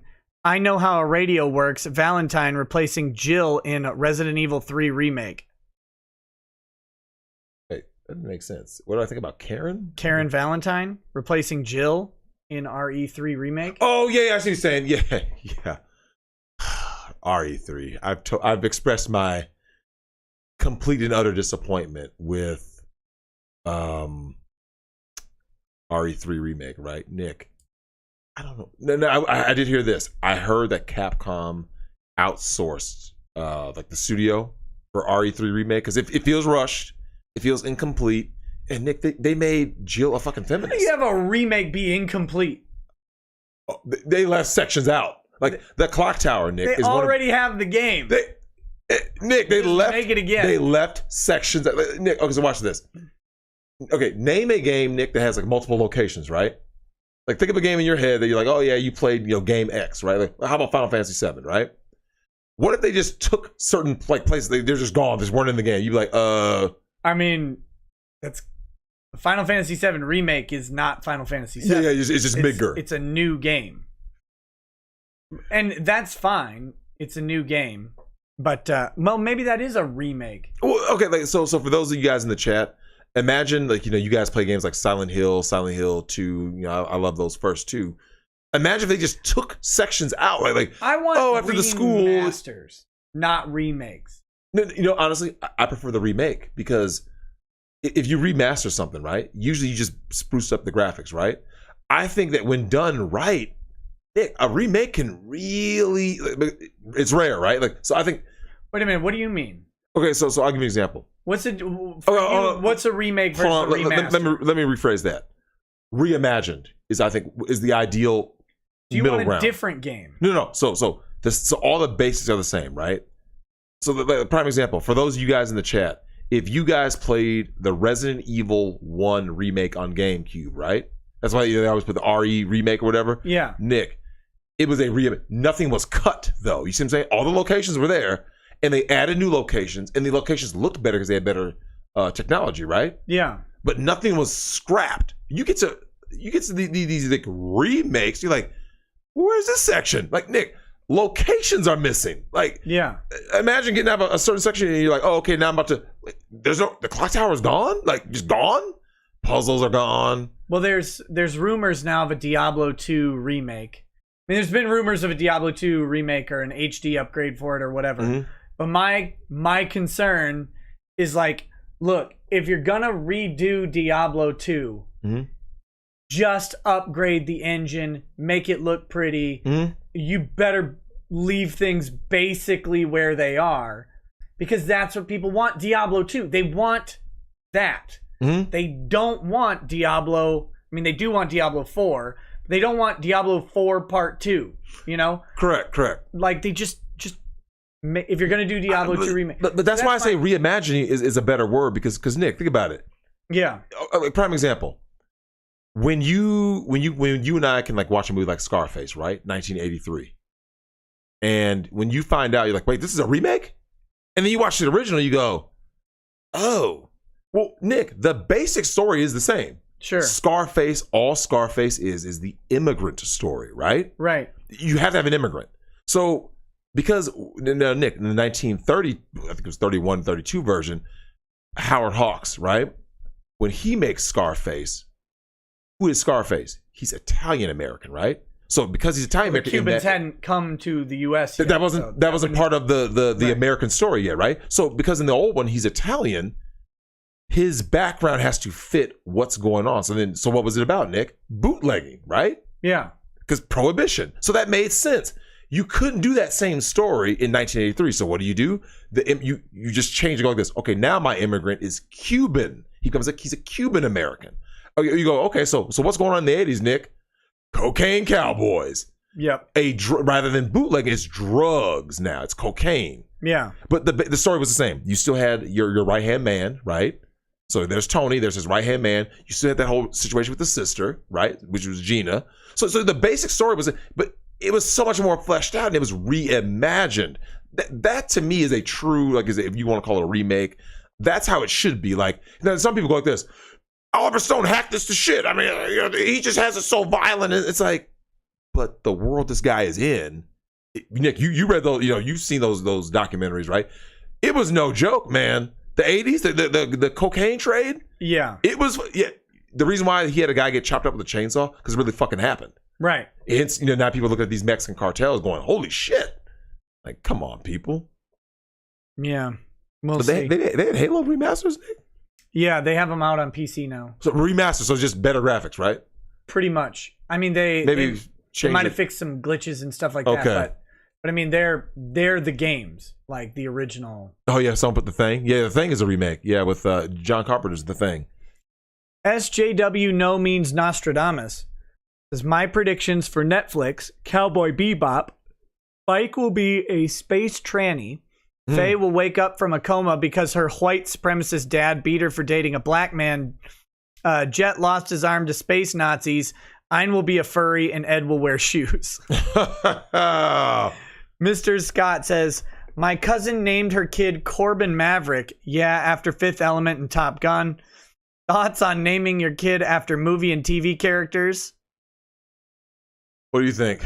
I'm Name your kid whatever you want. Just don't name him something stupid. Don't name him something stupid. Yeah, like Corbin Maverick, especially now. Yeah, people would know, right? Like, their other kids aren't going to be like, you're from Fifth Element and Top Gun. Correct. Your name's just Corbin Maverick. Correct. So I don't care, but don't name him something. Don't name him something that's so far out of the ordinary. Yeah, that other kids was it Gwyneth Paltrow, pilot inspector? They're just calling attention to themselves because they're narcissists. Yeah. Stupid. Apple. Yeah, don't Apple. name your kid Blanket. Yeah. We don't claim Michael Jackson all the time, man. Look, that wasn't black of him. Even good men can make mistakes. P.S. Have you noticed the last 10 years or so, parents naming their kids after traditional pet names and pets traditional human names? No, I haven't seen anybody name their kids Spot or Fido yet. I don't know. I'm not in the world out like that. You know what I'm saying? Like, maybe I don't know. Yeah, someone put Elon Musk's kid's name. That just looks stupid. Yeah. Crusader Saracen says, Mr. Scott says, I shit you not, I met a kid named Tintin and the dog's name was Jack. That's just... You never name your kid It's bad Tintin. parenting. It's bad parenting, man. That's child abuse. Crusader says, they're not only going to censor Faye Valentine's clothing, but they're also going to censor smoking. Ein the dog isn't even going to be a corgi. What? Why bother watching this new live-action Cowboy Bebop? Who is it being made for? Just watch the original. Yeah. Look, if they didn't have a bad chick playing Faye Valentine in the clothing... Who's playing Faye? I don't know. Oh, has it been cast? I have no idea. So it's been announced, right? Her clothing is censored. I no longer care. I won't watch it. I won't. Here's the thing. If you tell me anything is SJW, right? I'm done. Nick, now you know I'm a huge Last of Us fan. I heard about Last of Us 2 and I had some guys in your chat warn me. Thanks for those guys who warned me about The Last of Us 2 going woke. And as more and more information came out, of course, the plot lead, I was like, okay, I'm good. That was it. I'm done. The Ariel is going to be black. I'm not going to watch it. Because I wouldn't. Nick, could you imagine if they did that from the opposite perspective, right? Which they did, technically. You know, like Elizabeth Taylor playing fucking Queen Cleopatra. Like, come on, really? But we're talking about in the modern time, right? Yeah. If you took a historically black character, like let's say John Henry, right? Right. And you're like, John Henry's gonna be played by name like a random white actor that would be a big, strong guy, you know, some random guy, right? Like Jai Courtney, the guy who played Reese in the Terminator remake, whatever bullshit, right? Yeah. People would be like, but John Henry's not a white dude, right? And, you know what I'm saying? Like, you went to Jai Courtney. I had to come up with a buff dude that wasn't The Rock. Nick, think about that. In the 80s, every dude was buff. Just the Boagrias from Troy. Here, listen to this. I want to read you this real quick. Mm-hmm. Netflix is changing an iconic aspect of Cowboy Bebop for their live-action series. Faye's costume. Cowboy Bebop is one of the most popular and beloved anime of all time, but the news that a live-action series is being produced for Netflix left many fans with pause over whether the original can be improved and what iconic details may be changed. In the case of Faye's revealing costume, however, the change is a good thing. That's the mission statement? Well, this is from Screen Rant. Let's see. Let's see. We all know the answer, right? I'm trying to see if there's anything. But despite being faithful to the source material, there are still certain details that are going to receive alterations, one of which will be Faye Valentine's outfit. Daniela Pineda is who's going to play her. Let me look her up. She's from Jurassic Park.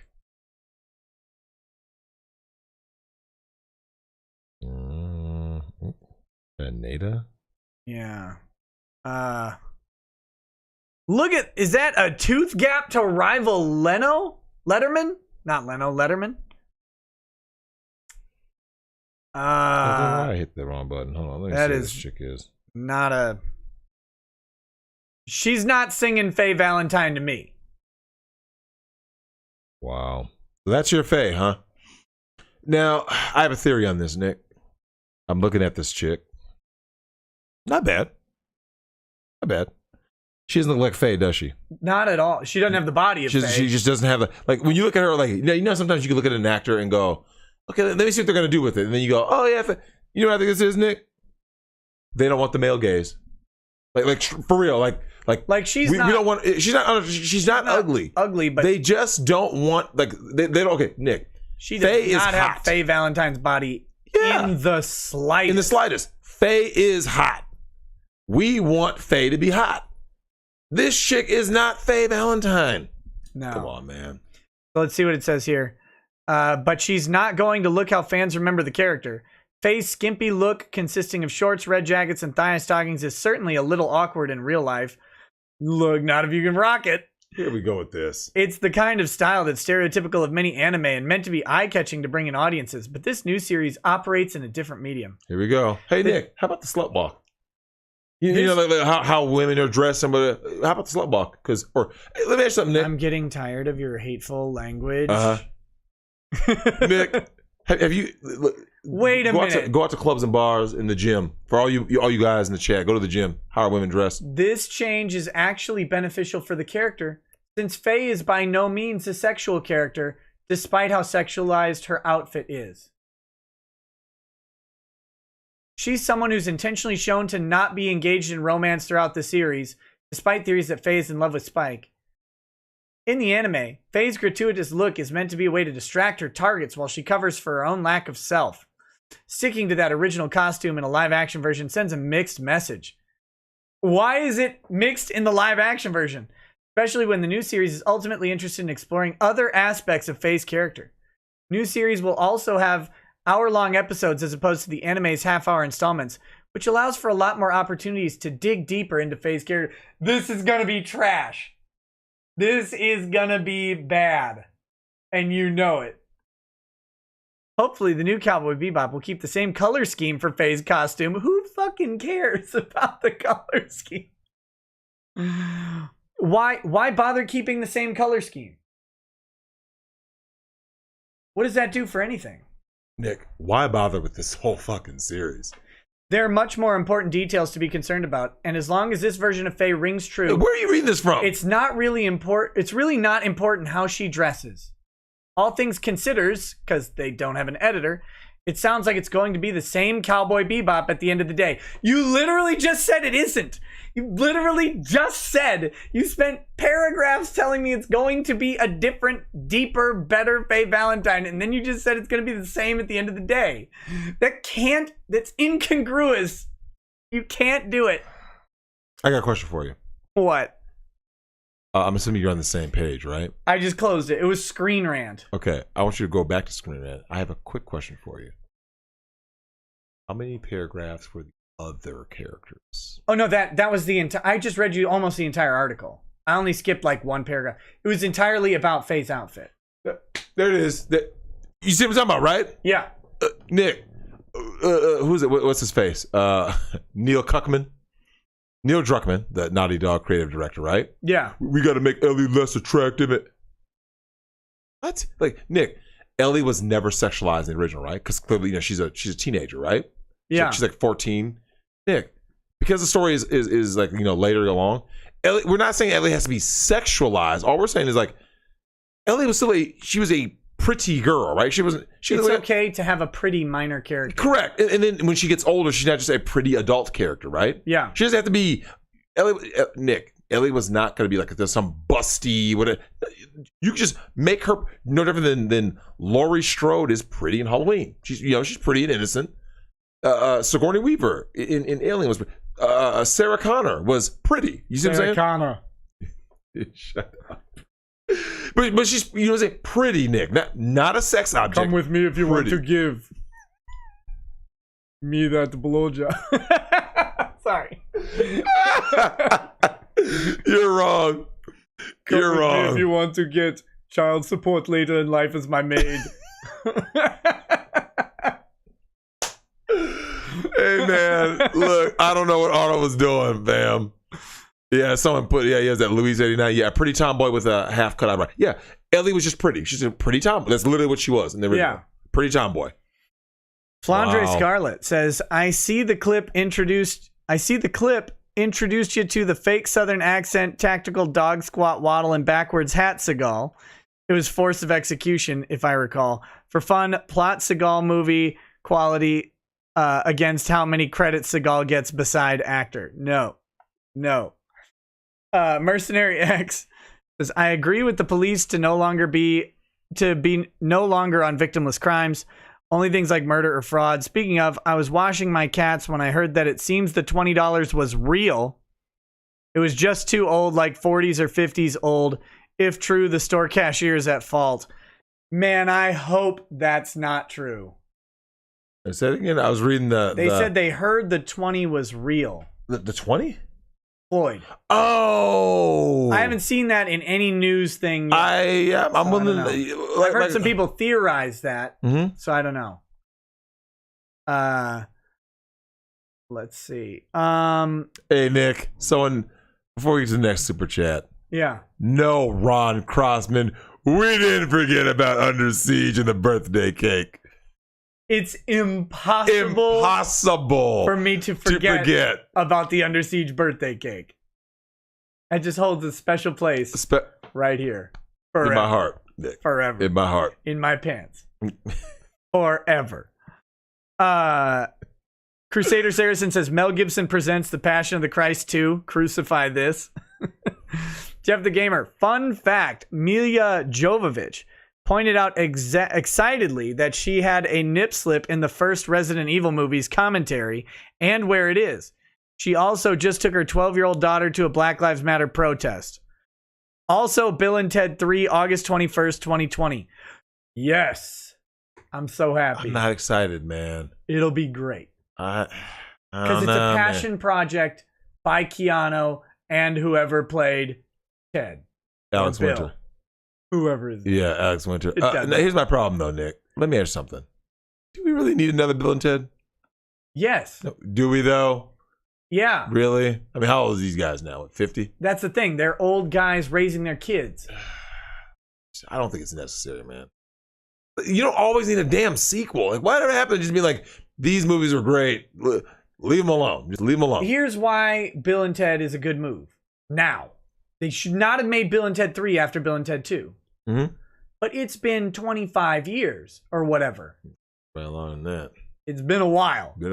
Now, the audience who grew up with Bill and Ted has money to buy Bill and Ted. I just don't want to see them any. I don't like seeing guys being old. Look, I'll give you an example. They're talking about having a movie called Last Friday, right? And bringing Chris Tucker back in his career altering and defining role as Smokey, right? Yeah. I don't want to see a chubby ass Chris Tucker smoking weed with Craig. Like, come on, Craig, man. What if he's not that character? But even if he's just back, because all the Friday what if movies he are about. grew up?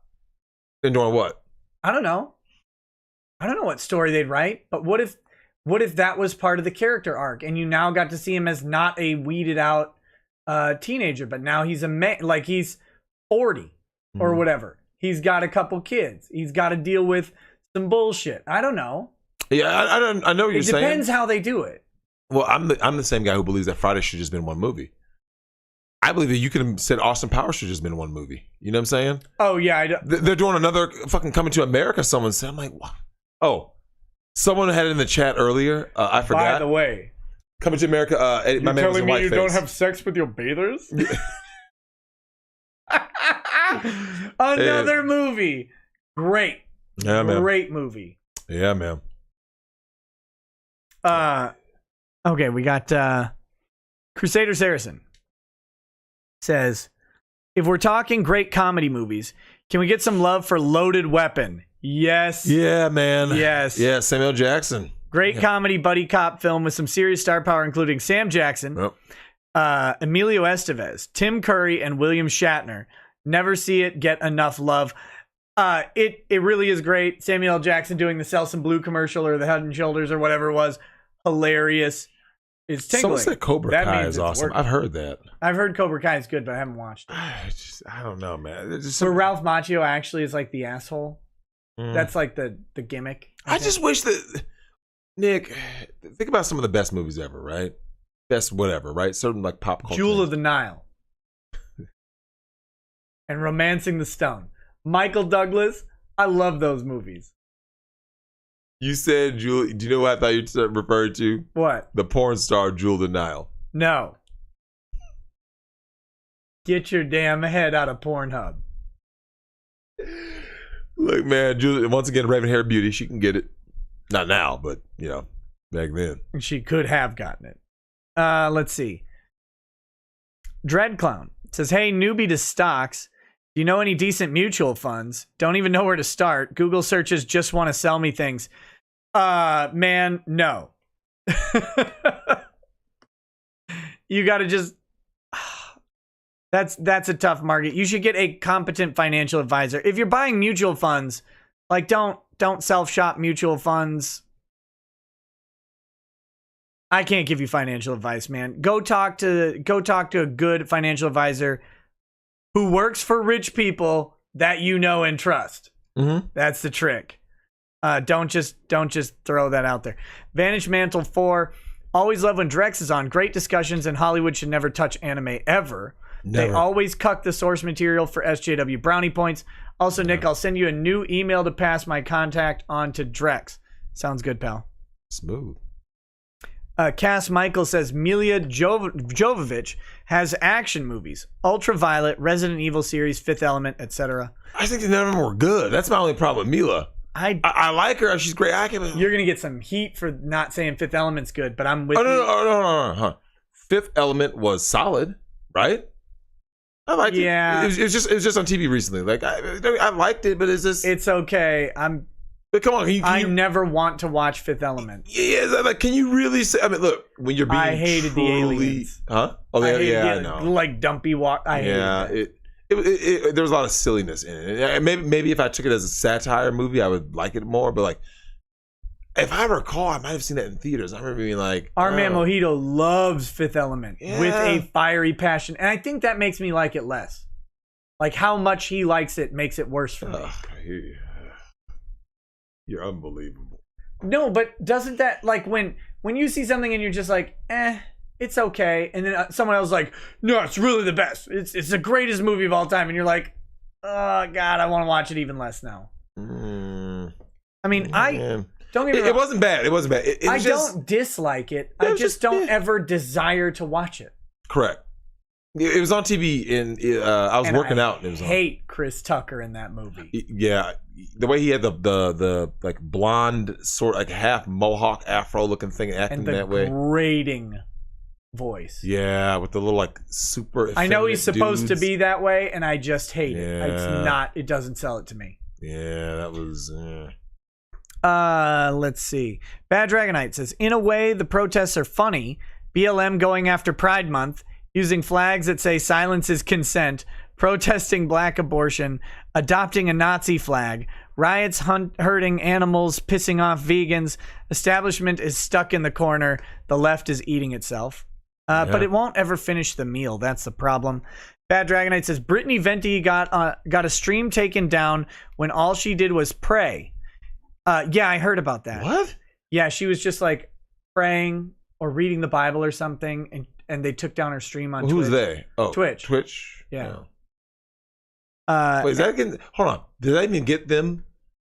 Is that even like against terms and conditions? 'Cause that doesn't sound like it is, right? I can't imagine that praying on Twitch Or would like, be what do you say? Like, let's have a moment of silence for whatever, right? Like, I have no idea. Zoolander is not the worst movie ever, you heathen. Ooey 99. Oh wait. Sorry, I gotta finish this one from Bad Dragonite. Brittany Venti got a stream taken down when all she did was pray, and I've seen posts on Facebook taken down that were only about prayer. So banning Jesus isn't far off, Drex. Just wait for Passion 2. That'll be the outrage target. I bet. Ooey 99 says, Drexel, take this shovel and put it to some good use. Wesley Reed says, we can only hope that the no discriminating based on race is a galaxy brain move by the company so they can do away with all the wokies on their team. It's not. It's not happening. Xander Zaran says, completions, huh? I guess that explains the kids. You should get her to watch DBZ. No. You need to get a power line Ethernet power socket as wire for the Ethernet. No, it doesn't work in my house. I tried it. RLM show, Red Letter Media show clip of Rian Johnson saying, if half the audiences don't hate my movie, I'm not doing my job. Wrong. All of the audience should like your movie. That's your job, is to sell tickets. Yeah, you don't listen. Look, man. If I'm making a movie, Nick, I'm not making a movie to be divisive. Like, I'm making a movie because I want people to enjoy the shit. Anyone who has an issue with like you want to whatever, sell a ticket. I want to sell a ticket. Like if look, I'm gonna have characters in there, Nick, that I'm like this. I would enjoy seeing these people on screen. I'm sure I want to make sure I make characters that other people enjoy. Like, prime example, Tarantino's great at that, right? Yeah. He has characters on the screen that we enjoy going on the ride with, right? Doesn't matter whether the protagonist is Sam Jackson and John Travolta, whether it's Uma Thurman, whether it's Brad Pitt and Glorious, but like we just Jamie Foxx and Django Unchained, like we just want to be fucking entertained. Like, yeah, that's it. It's that's it. Bad Dragonite says, in reference to my earlier chat, I said something earlier about why doesn't BLM protest black abortion, and a bunch of lefties jumped on me like, they do, you bigot, but I don't agree with it. Like a realization of their mental gymnastics hit them. Yeah. Also says, watch remakes, remasters, and re-releases by Scott the Woz sometime later to clarify the terms up for you boomers. I'm not confused on the terms. I was curious about how Drexel defined the terms because we're having the discussion. There needs to be a term that needs to be defined right now. What? You see Terminal Insanity's message right there? Son-in-law and Biodome were great. All right, hold on. You can kick people out of the chat, right? I can. Kick him out. I can't because Son-in-law is pretty funny. Stop. It's not great, but it is funny. Watch this. Watch this. Is it starring Pauly Shore? Of course it was. Then it's not great. It's not funny. I didn't say it was great. It is funny. Oh, man, Terminal Insanity, you're a good person, but man, those movies are fucking terrible, man. Pauly Shore is terrible. He's self-aware of his own badness. In real life? He made a movie called Pauly Shore is Dead about the failure. Well, like, I assume it's a metaphor for his career. So bad, Nick. I liked In the Army Now. That was hilarious. You have a him and Andy Dick or whatever. There was one time he was tolerable. No, notice I didn't say funny. Encino Man. Encino Man. Encino Man's great. Only time I ever tolerated Pauly Shore was Encino Man. Crusader. Oh, someone put it in there too. Yep. Crusader Saracen says, Burrange in the chat had the great idea of having Faye Valentine being played by Danny Trejo. At this point, I'd unironically watch that, especially if he keeps the costume fresh. Also, Spike is being played by John Cho, and Jet Black is being played by Mustafa Shakir. Ed has yet to be cast. What? Hold on. John Cho was the dude from American Pie, right? Yeah, man. Harold and Kumar. Oh, yeah. What? Yeah. He's playing Spike? Spike Spiegel's going to be played by him?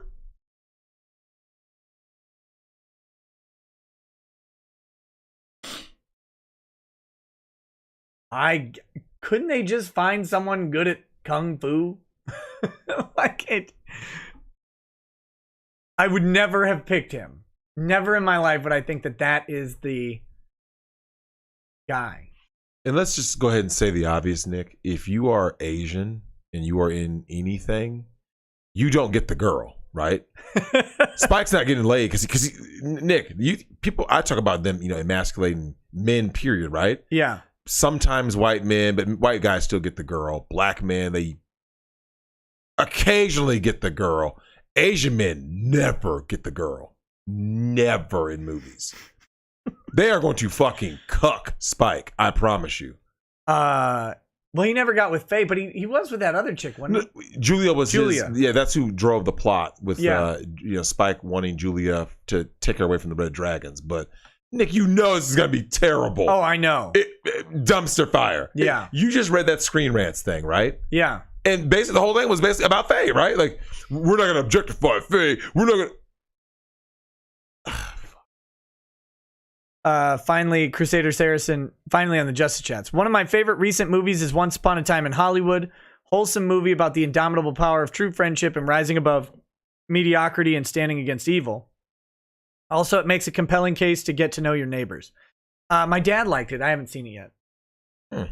Alcohol Anger says, Nick, I need your influence in the anime community to bring back Hamtaro. Hashtag Little Hamster's Big Adventures. Not even I am powerful enough for that one. Biden the Coleman says, hey, Nick and Drex. Hope you're both doing well. Thanks for the show. I'm good, buddy. Yeah, Solid Porter Bridges. Anyone else see the a-hole rioter get dragged by the FedEx truck and immediately had the MVC2 character select music play in there? Oh. Did you see that guy get dragged by the truck? Didn't see the dragging. That's what I heard about. He died. The one truck that ran into the people, right? Well, there was a truck that drove up, not the FedEx truck where the driver got out and ran and got beat down. Okay. This one, like, it was a FedEx truck with, the two trailers. Okay. And people were jumping on the truck and, like, slamming on the doors or whatever. And the driver's just like, fuck this, and starts driving. And then a dude gets stuck between the two trailers and dragged. Like, oh. And there's a dude running with the cell phone like, hey, stop, this is messed up. It's like, what did you think was going to happen? Come on, man. Nick, I'm not jumping on anybody's truck. I'm just going to hit start there. If people jump on your truck, drive as fast as you can.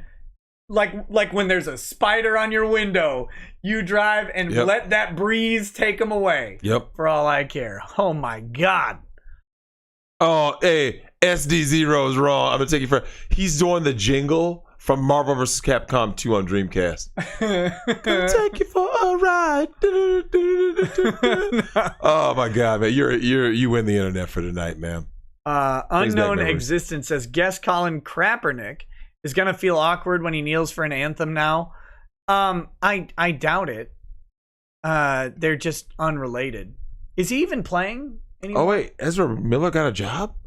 They said this guy says they cast Ezra Miller, formerly The Flash, as Vicious and Cowboy Bebop. He's like 5 foot tall. John Cho's 5'10". No, I know he's a taller guy, especially for an Asian. Vicious, man. But Ezra Miller's vicious. Nick, really? Well, probably after he choked that chick, that fan. But someone choke slam, right? Someone said something that I think might be true, Nick. Would it surprise you if Vicious turned out to be gay? No. You know what I mean? Like, look at this dude. Come on, man. Vicious is he's menacing. Fucking. Andrew War Snowboard says, my aunt's internet sucks, so I'll be in and out, but I'm hoping to be able to watch. Drexel, do you have a favorite baseball player?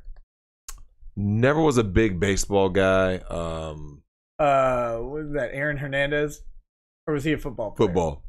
Never mind. Who is the murdering baseball player?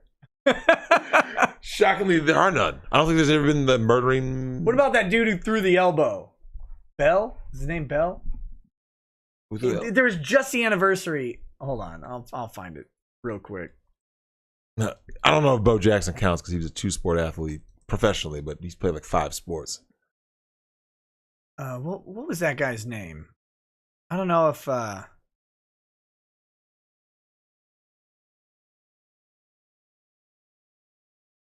No, it's not an elbow injury.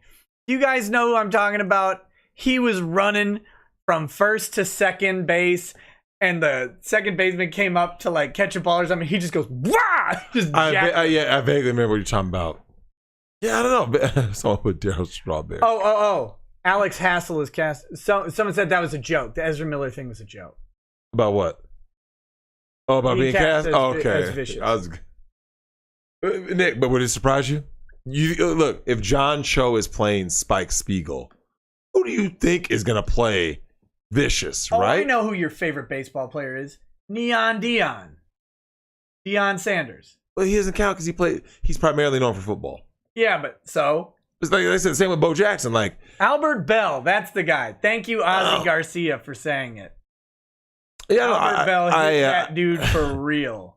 I collected baseball cards as a kid, but like I liked a lot. I liked Bonds. I liked a lot of the twins that we had, Nick. Especially we had those 2 years we actually won the World Series. Yeah, 87, 91. I liked Kirby. I liked Chuck Noll.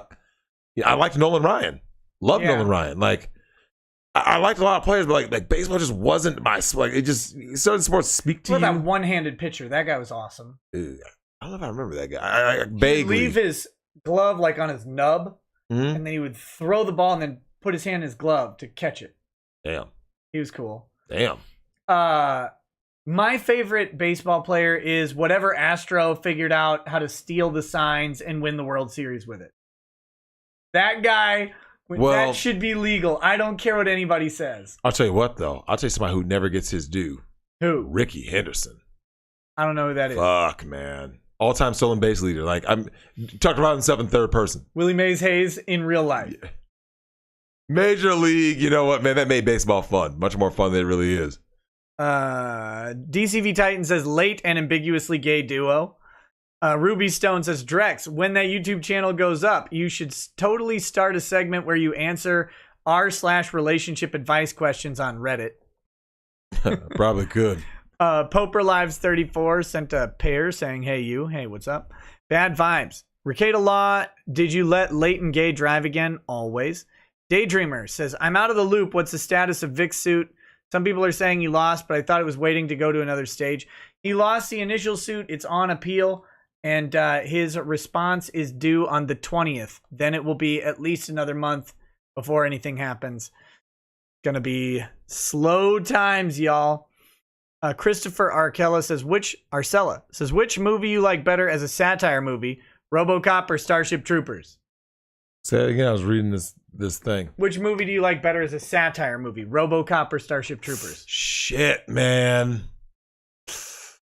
Same director, Nick. I think it's an even tie because they're equally great in different ways, right? Although they're both satire.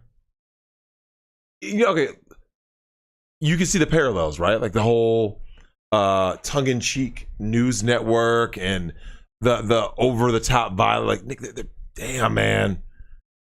But Nick, RoboCop did have just a few. Like RoboCop had more like both of them had lines.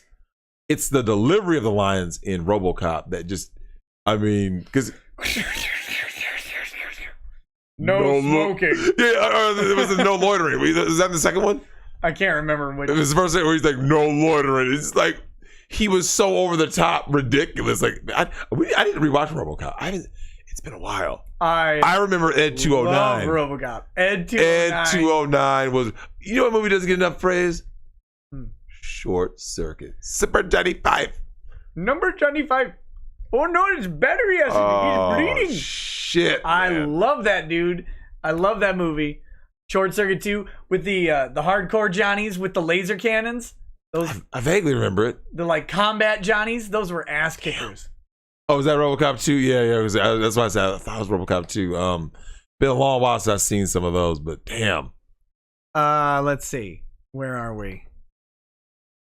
I think I like Starship Troopers better than RoboCop, but I love RoboCop. Hold on. But Nick, when Murphy gets killed by Red from that 70s show. Nick. Yeah. Because okay, if you watch RoboCop right now, right? He's Red Foreman, right? He's no longer that actor. Yeah. He's Red Foreman. But he was a murderous monster. Murderous. scumbag in that movie. So it's like now you're looking at Red Foreman being evil, and it's just like, damn. Yeah, Boddicker. Damn it. Yeah, they did, Nick. They did Murphy wrong.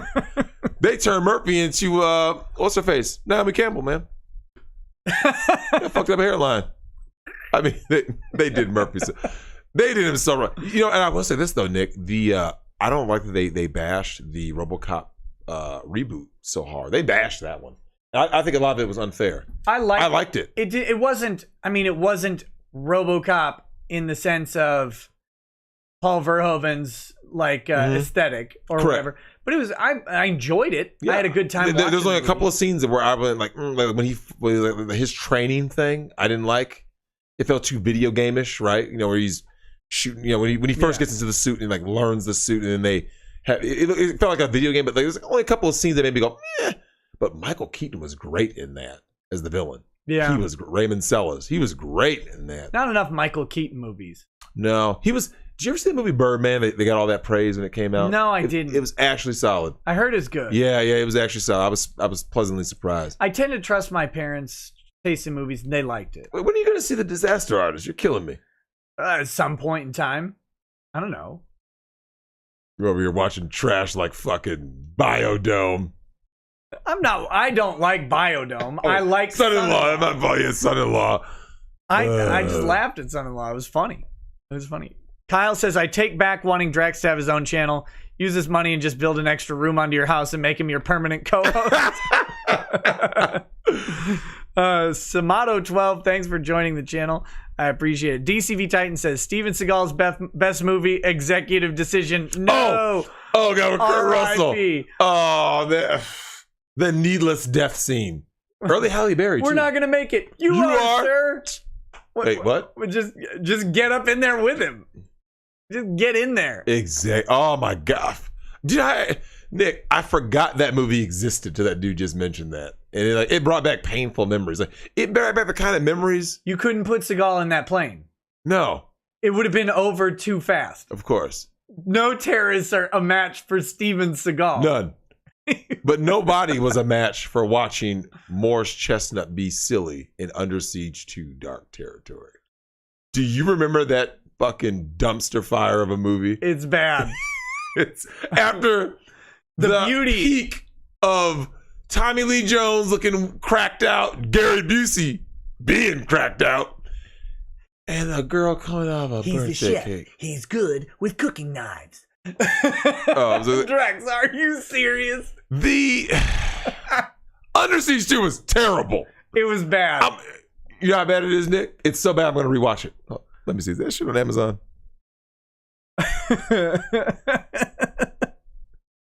Let's see. Under Siege 2. Spin my soup. Oh, God. God, that was fucking bad. Hey, what's up, Dina Meyer? Let's see. Under Siege. No! What? Come on. What? So check this out. So for everyone, I couldn't see. It was behind the monitor. Oh, look. So I type in Under Siege 2, right? Rent or buy. So Nick, I'm not renting or buying that trash, right? I won't even rent or buy the first one unless it's on TV. But I might have the DVD somewhere. But Nick, I know I have Under Siege 1 somewhere. Now you know what I'm about to say, don't you? You know what we're gonna have to watch tomorrow. What? Steven Seagal in Kill Switch. No. Wait, have you seen it? No. I will watch Out for Justice 100 times, but I will not watch Kill Switch. Hold on. In Out for Justice, he takes a shotgun and blows the dude's leg off. The dude has no idea. He's just at a party. Boom! His leg falls off. So here's the plot. Nick, this is in depth. This is Kill Switch? This is Kill Switch. Free with ads. A decorated homicide detective, Steven Seagal, exit wounds, Under Siege, journeys through Memphis' depraved underworld to face off against Ethan a pervert. Sorry, he's in Memphis. I figured he was facing off against Ethan Ralph. Depraved underworld, that's all I heard. He faces off. He journeys through Memphis' depraved underworld to face off against a perverse serial killer in this action thriller. Nick, He's been in some movies that I know you don't know about. Oh shit, this is free. Nick. What, Kill Switch? No, this bad movie. I don't know what it is. Light of the Fury. Look at that.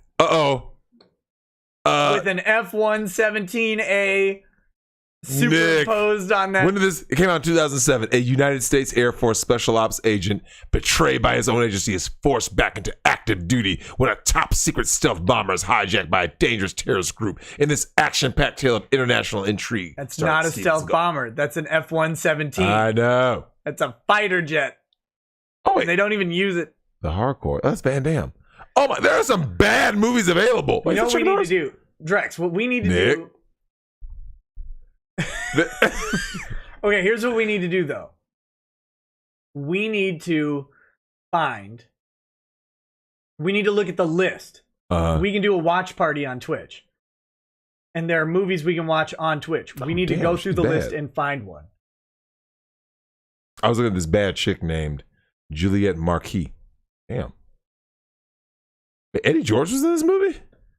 Into the Sun. Nick, have you ever seen this? Where are these movies coming from? I feel like I have seen it in the sun, but I don't remember it. For everyone in the chat, go on Amazon Prime. There's some bad Steven Seagal movies available to watch. We got to find the Twitch watch party movie list, and we will. Oh, that's right, because you said you can watch them. It's only around Amazon, we should right? do one. No, not any movie on Amazon though. They have a specific list, so we got to look and see what's on there. Wait, why is that a thing though? Like the whole specific list? Because they have to get licenses to rebroadcast it, basically. Because we're giving them free advertisement. I know. And yes, nobody cares about Steven Seagal Kill Switch. They weren't going to watch the movie anyway. Oh my God, you're horrible. Best time to shill your channel is now. Okay, yes, Rekieta Media is my alternate channel. Come check it out. There you go. Skyhime says, lots of people were more charismatic than Hulk Hogan, in brackets. But how many of them can actually lift Andre the Giant twice? Yeah, wait, what the what? Nick! What are you... He's in so many movies. He made all of them. It's how Asian Connection... Look, Asian Connection, The Perfect Weapon. By the way, have you ever seen Perfect Weapon? Not The Perfect Weapon with Steven Seagal. Perfect Weapon from like 1987 or something. Maybe it was 90s.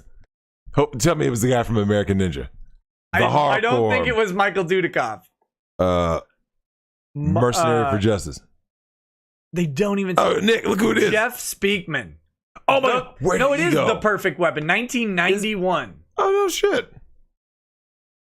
Jazz Drexel. He grabs 2 sticks and goes to town on people. Oh my God. Movie. You know what we forgot about for Van Damme? Knockoff. Remember that bad movie? Oh God, no. Knockoff? It came out in 98. Yeah, the very end of his career, basically. Remember that? Remember that cover? Bad, man. This is the end of Van Damme's time. Oh, someone says we had a good idea. Everybody can watch the movie while we do commentary. So they can watch the movie on their own if we announce it ahead of time. Oh, yeah. And we do commentary. We don't need to stream the movie. That'd be something we could do. Yeah, we could do that. Nick, there are some bad fucking movies, man. Yeah, I know. This shit needs to be addressed. We got to get through these chats or I'm going to die. My bladder is going to burst. Hey, I'm going to just die in this chair. You want to get you another can of Crush? I'm going to die in this chair like a Korean StarCraft player. That's so fucked up. Or, just like a North Korean. Just. Ooh. Period. Ooh. Nick. Damn. Just sit in a chair. Harsh fam. Retro Dude Man X, welcome to the channel. Thank you. Mr. Scott J87 says Nighthawk, Fist, underrated, Cliffhanger, and Copland. Cliffhanger's great. Yeah, Cliffhanger. Well, Nick, that whole era, it's over. There are no more action stars anymore, man. Meximan and Cheese says Iron Man 1 and 2 before Disney had sexy chicks. No, hey, fuck that. Iron Man 1, great. Weak villain, but great. Iron Man 2 just was not a good movie, man. Because, Nick, I don't remember it. They underutilized Mickey Rourke as Whiplash. It just... Bro Tato says Drex, the original Piper Perry picture is a template. The meme is finding random photos that reference it and try to pass it to your friends. That's not the one he was talking about. He was talking about the one we showed on stream. Where Piper Perry's vaginal tract is like 8 feet long and her uterus is in her fucking chest. You're horrible. Every time I see that picture, I cry laughing. I mean, she gets ran by the biggest and the blackest. And she's like this tall. She's the smallest female porn star. It's like what, 4'10" or something like that?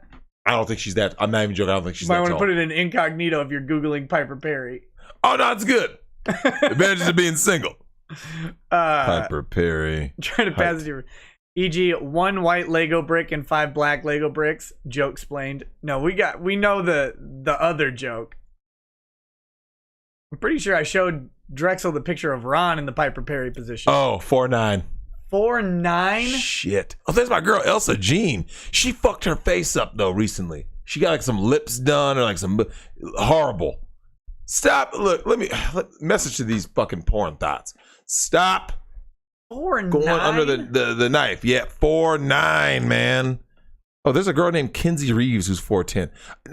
Oh, Kendra Sunderland's 5'9". Oh, damn. We're now in porn height splaining the interwebs time. J Meister J8D says, I was honestly expecting Drex to be like, I'm not saying it deserves an award, but it deserves an award. Rambo says, you better stream on your other channel this week, you Simpinator. We're going to tomorrow. Or else you will get the Preston treatment while your wannabe black man watches. No, we are going to stream on the other channel tomorrow. Probably some video game playing. Or maybe we'll do the watch party. I don't know. We'll figure it out. Luminaire says, best Hulk Hogan movie, Suburban Commando. It's a solid choice, given the options. Andrew Warson. Well, Rocky 3 is the best Hulk Hogan movie. That's right. I was about to say 4. Yeah, that's right. He's before Mr. T. Yeah, Andrew War Snowboard says, best place to live in Texas. I don't know. I don't think there's anywhere left, man. Texas is getting pretty weird, Nick. Some people like Tyler. I don't know. I don't know if I'd want to live in Tyler. Retro Dude Man X says, if only Arnie and Stallone collaborated and made Contra the movie with Jerry Bruckheimer, it'd be action-packed, testosterone-filled movie ever. J Meister JD says, Drex, if you like Vegas, thoughts on Tacos El Gordo? Oh, I haven't heard of that. What? I mean, I've been to so many different restaurants in Vegas, in and out of the casinos. That's why I got introduced to Hash House A Go-Go. Twisted Farm Food. Go there if any of you guys are in, Nick, if you're in the Hillcrest district, in San Diego, they also have a Hash House A Go-Go. It's in Orlando too. It's a few places. Also, good food recommendations for my next trip to Vegas. Oh shit! I don't know if they're gonna be open. The Yardbird inside of the Venetian.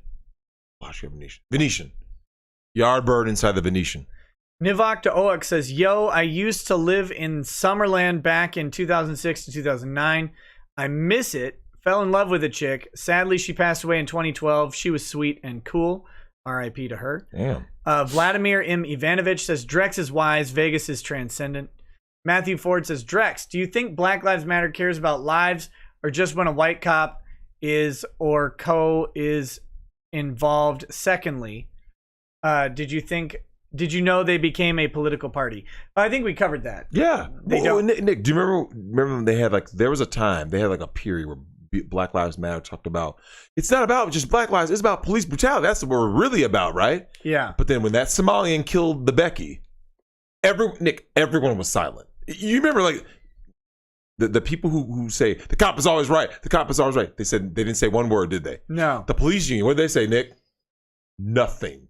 Black Lives Matter. Remember, they literally, that was right after the Castile killing, right? Mm-hmm. Right after the Castile killing was when the Becky, was it something Demond? Justine Demond got killed. And I remember, Nick, because I told you about what was going to happen. I was like, this is exactly what's going to happen. And I said, watch Black Lives Matter not say a single fucking word. And I said the same thing about the police apologists. Now, you know those type, right, Nick? Yeah. It does not matter what happens. They will always go, the police, because it's almost always a black victim, right? And not to get into like racial politics, on the media reports. Like the white cop. The media selects the white cop black victim. Even though there are white cop killing white guy, but they really select that white cop kills black victim. Well, there was a guy just killed, a white guy killed by a cop in the same way that Floyd was, knee on the neck. His name is Timpy or something. Shit! I'm supposed to look into it. Well, yeah, an Australian woman, no less. I haven't had too much time. Hold on. Hey, Gabriel Tripp, that is true. I know people in the police force, and that's. This is last year.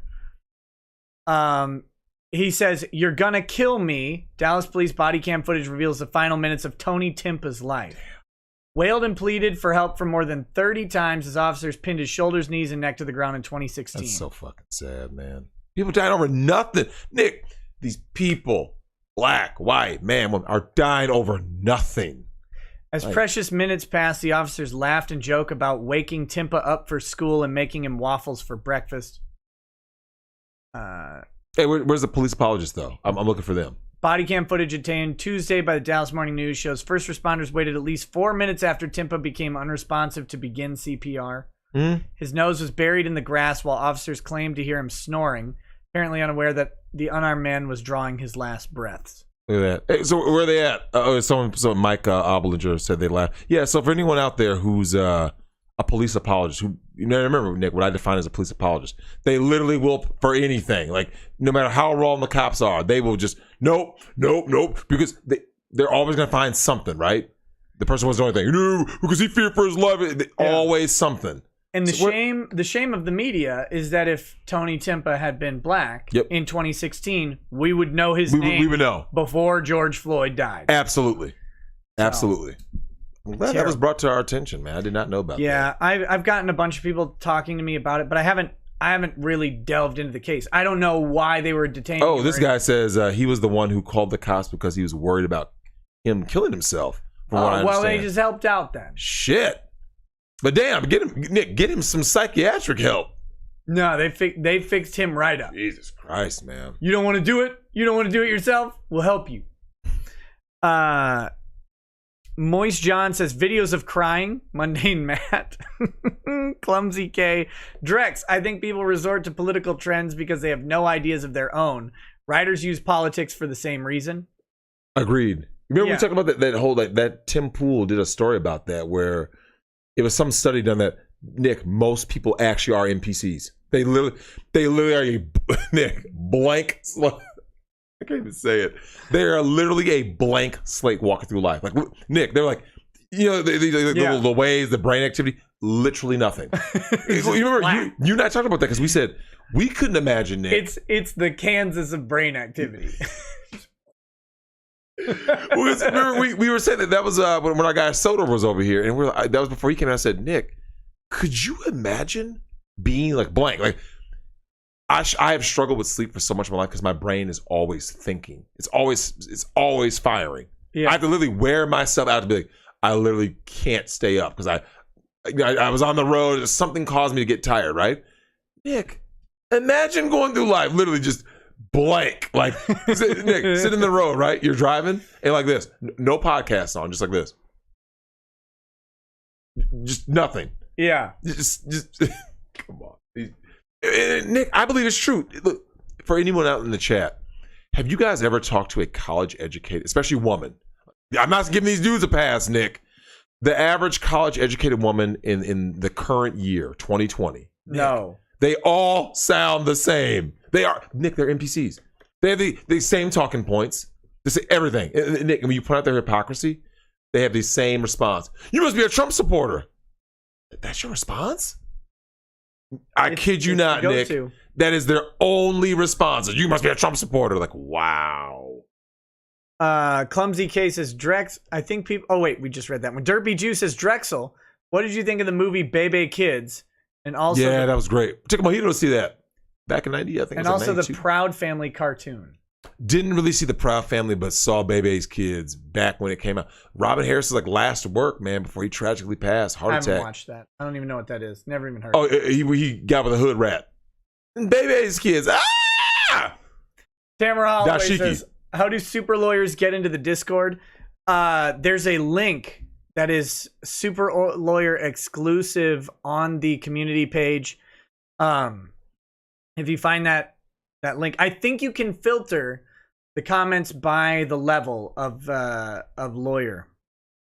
Or Tamara, just send me a message on somewhere, or email me, and I'll help you get in. Either way. Proto Man says, if I can make $5 from showing a guy my nips, I would absolutely do it. Call me a whore or whatever, but the money doesn't lie. The hustle is real. Yeah, of course. Hey, 5 or 10. Turd Ferguson says, speaking of movies, almost everything people claim is BS. Female leads dominate the horror and animated movies. Yes, they do. They definitely have for a long time. Yeah, it's a thing that the female lead in the horror sells the movie. Like facts. Here's the thing. I remember watching a documentary about horror movies explaining that in the early 90s.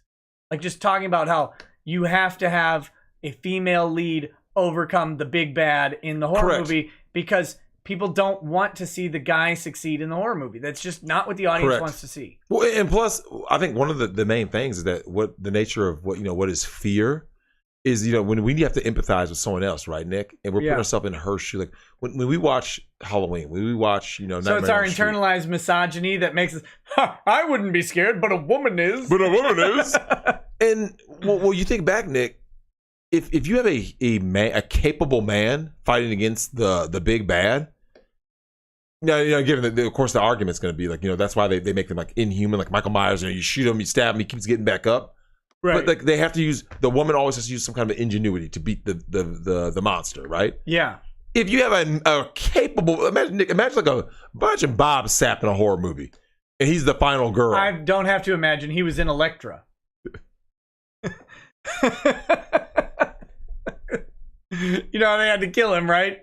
They dropped a big ass tree on his head. Yep.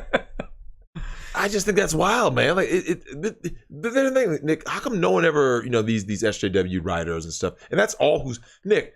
When it comes to the writers, they're all feminists. You don't see anything that's like level-headed. Everything is always like, it's like, is there any like regular person or? Like Ben Shapiro might be the only like right-wing guy who's kind of writing or like commenting. There's no one out there, Nick. It's so oversaturated with like leftists. Yeah. Like, you have to like look for people who are even a centrist, right? Like you have to look for them. People are saying Evil Dead, and yes, you had Bruce Campbell. Yep. But you got to remember, Evil Dead was a B movie, not a mainstream hit. Facts. It also became a comedy halfway through Evil Dead 2 and into Army of Darkness. It became full on like satire by 3. Full on crazy, yeah. And craziness. Two's a great balance. I love all of them. And the Evil Dead remake, it's a chick. Facts. Saw that in theaters, by the way. Great trailer, decent movie, decent. Yeah, decent movie. But the trailer Evil Dead remake, they wanted a mainstream horror movie, paid homage to the first, to the originals, but was its own thing. And they put a chick in there. If you want a mainstream horror movie, largely you're casting a female lead. Largely. Grindhouse, female leads. I mean, protagonists anyway. I mean, Death Race. Oh, Death Proof. Death Proof, yeah. I mean, Kurt Russell's Stuntman Mike. Heel to the face. Hey, that is nasty. Splat. I mean, it's like, oh, Stuntman Mike. Finishing the chat from earlier, he says, Alien, Nightmare on Elm Street, Halloween, like half of the Friday the 13th. Yeah, man. No one important says, don't forget the Howling. No one important says, Nick, please tell me you saw the Toye Story 2 stream. I haven't watched it. I've had this guy and his kid over at my house, and I don't have 4.5 hours to dedicate to Ron Toye spurging out like a moron. Shit. I will eventually. But I'd rather not melt my mind on that. Ron looked like a mix of a child trapped in a grown man's body and a malfunctioning animatronic. Ugh. Rhinosaurus Rex says, when you get a chance, please check out the Primaris YouTube channel. Dropped a teaser for something about Black Templars. Looks like a Star Taste level animation. I will. Sounds good. Ben Cheever says, Drex keeps introing movies like he just effed Nick. Quote, tell him about that big thing last night at 3 a.m. Hey, man, I was distracted. You know what distracted me? What? Someone had in the chat, Lucy Lawless is in Ash versus the Evil Dead, right? Yeah. Yeah, I mean, she still looks nice. I mean, yeah, she's got to be how old now? Like, Look, she looked great in Spartacus, and that's all you need to know. You know what? Lucy Wallace, I mean, she still hit the wall, but at least she hit it with dignity. Absolute Zero says, you ain't a gan until you tie some fishing string around the head of your pee-pee and jump from a tree. I'm still looking at Lucy Lawless. Yeah, you don't want to hear that anyway. Onibushi Kabuto says, have you seen Man with the Iron Fist? Martial arts movie directed by the RZA. Yep, the RZA, yeah. It was underwhelming. Man, it's what happens when a fan makes a movie, right?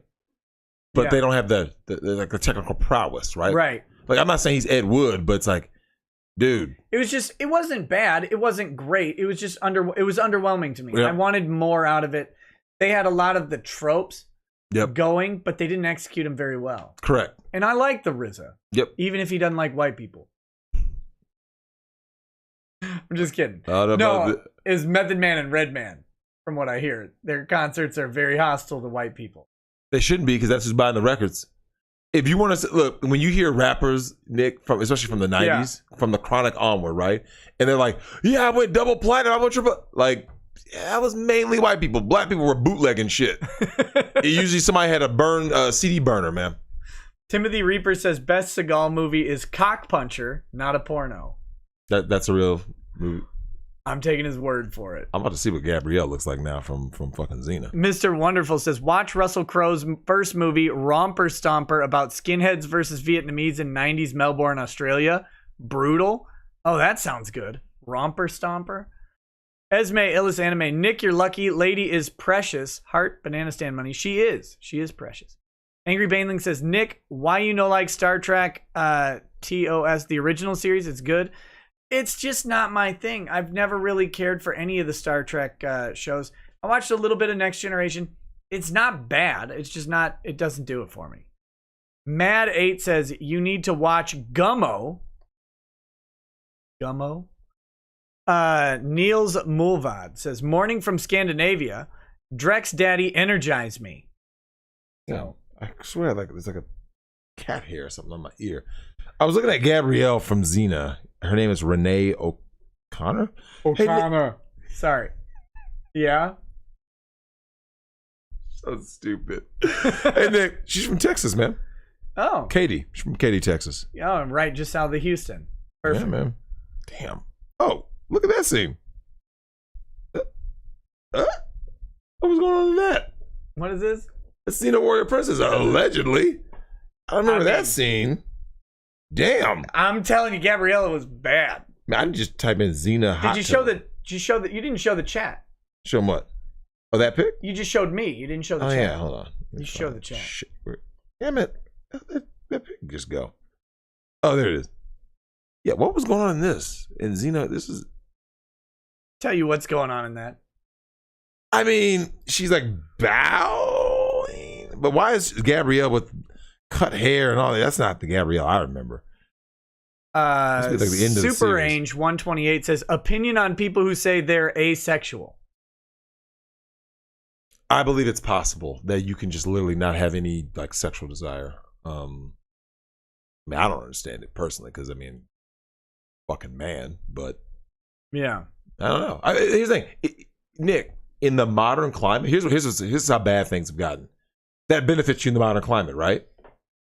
If someone goes, hey, Nick, your son is asexual. He's 20 years old. It benefits him in the modern climate. Like, sure, takes away all that risk and of bullshit happening to him. Yeah, that's saying something, man. That's how bad the world has gotten. I don't know. It depends on if they're lying or not. Yeah, but whatever. Damn, Gabrielle does look right. Drex is cool, but you like him because he's pro-white. Matthew Spears says Sarah Connor Terminator is the best. I think he's saying best chick action character. I believe so, personally. I think Linda Hamilton in Terminator 2. When someone says who is the single most like iconic badass, who's like badass, but still has like sex appeal at the same time. I think Linda Hamilton Terminator 2 just nails There are it. 214 bones in the human body. That's one. Oh shit! There's that damn scene. Which one? The scene. Man. Xena and Gabrielle in that. Taking me hot tub. back. Taking me back. The legendary devil hunter Dante says, "Rackets, you blaspheming boomer. Ripley is a god tier beauty." Caraface says, "Socrates got canceled in Athens at 399 BC." He sure did. Whew, he got canceled hard too. Wesley Bosley says, "Met Linda Hamilton when she came to my middle school. Killed how badass Sarah Connor was. Also got the feeling she hated Hollywood back then, at least." Cree Rose says, Looney Tunes ban of guns for Elmer and Sam. Thoughts?" Yeah, HBO what? bought like the Looney Tunes or whatever, and apparently they're censoring out the guns for Elmer Fudd and Yosemite Sam. So what does he do now? I don't know. So that was his thing, right? Like Yosemite Sam, yeah. that's what he does. Elmer Fudd, I'm on wabbits. Like that's just what he. What? Jesus. Henry Armitage says, "Sheriff said he won't send help to Minneapolis." Okay. Rogue says, Smart. "Ron has been spurging worse. It's glorious to watch. He's crumbling." TLJ Screwjob says, "Drex, what is best in life? To blow her back out." I like the Spike Man says, "Minneapolis burning. Meanwhile, in the BBB towns and Chippewa forest, just sad for their state." Also, Drex is right. I bought a bad dragon, never a Tran. TLJ Screwjob says, "Drex, look up Japanese man marries DS from 2009. Stop. Get it. Get it, homie. Wait. You mean a Nintendo DS? I'm guessing. Please. Toll Collector says, Please. "If you and Drex are real men of culture, watch Ishizuku reviewers." We'll have to see. Meximan and Cheese says, "Traps are the new fat chicks." Mr. Schwaggins. In the new Looney Tunes, Elmer Fudd uses a scythe. Wait, this one says he made a DS character. Man marries video. Yeah, from 2009. Yeah. Oh my god. What the? Oh, that's creepy. Oh shit.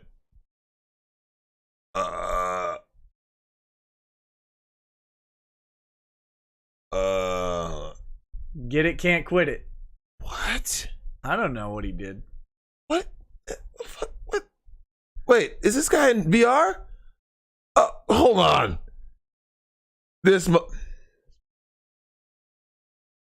Nick. Yeah, that's him in VR marrying her. Yes. Do it. Do it, buddy. He wins. Oh my. Fuck industry. Mr. Schwaggin This says, guy. I'm trying. You keep Oh my stalling. god, this guy, Nick, he married. Mr. Schwaggin says, "Did you guys ever see Dr. Strangelove?" I have not. Have you seen Dr. Strangelove?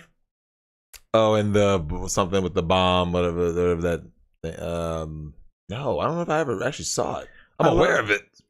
I love that movie, and it still holds up, even as a black and white movie. I've never seen it.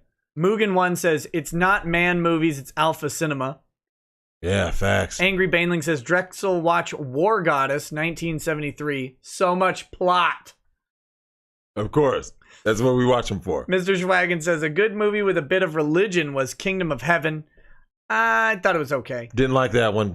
Orlando Bloom just doesn't sell it. He just you can't believe him. My Muslim friend said it actually shows Muslims in a fair way versus being the bad guy. Redrick Lassier says, "Hello, Nick. First super chat. Hey, thanks, buddy. Got into a fight with my girlfriend today because she got hurt from me saying I wanted some time to not hear about current events. Am I missing something?" I don't know why she would get hurt by you saying, "Hey, I just want to not hear about."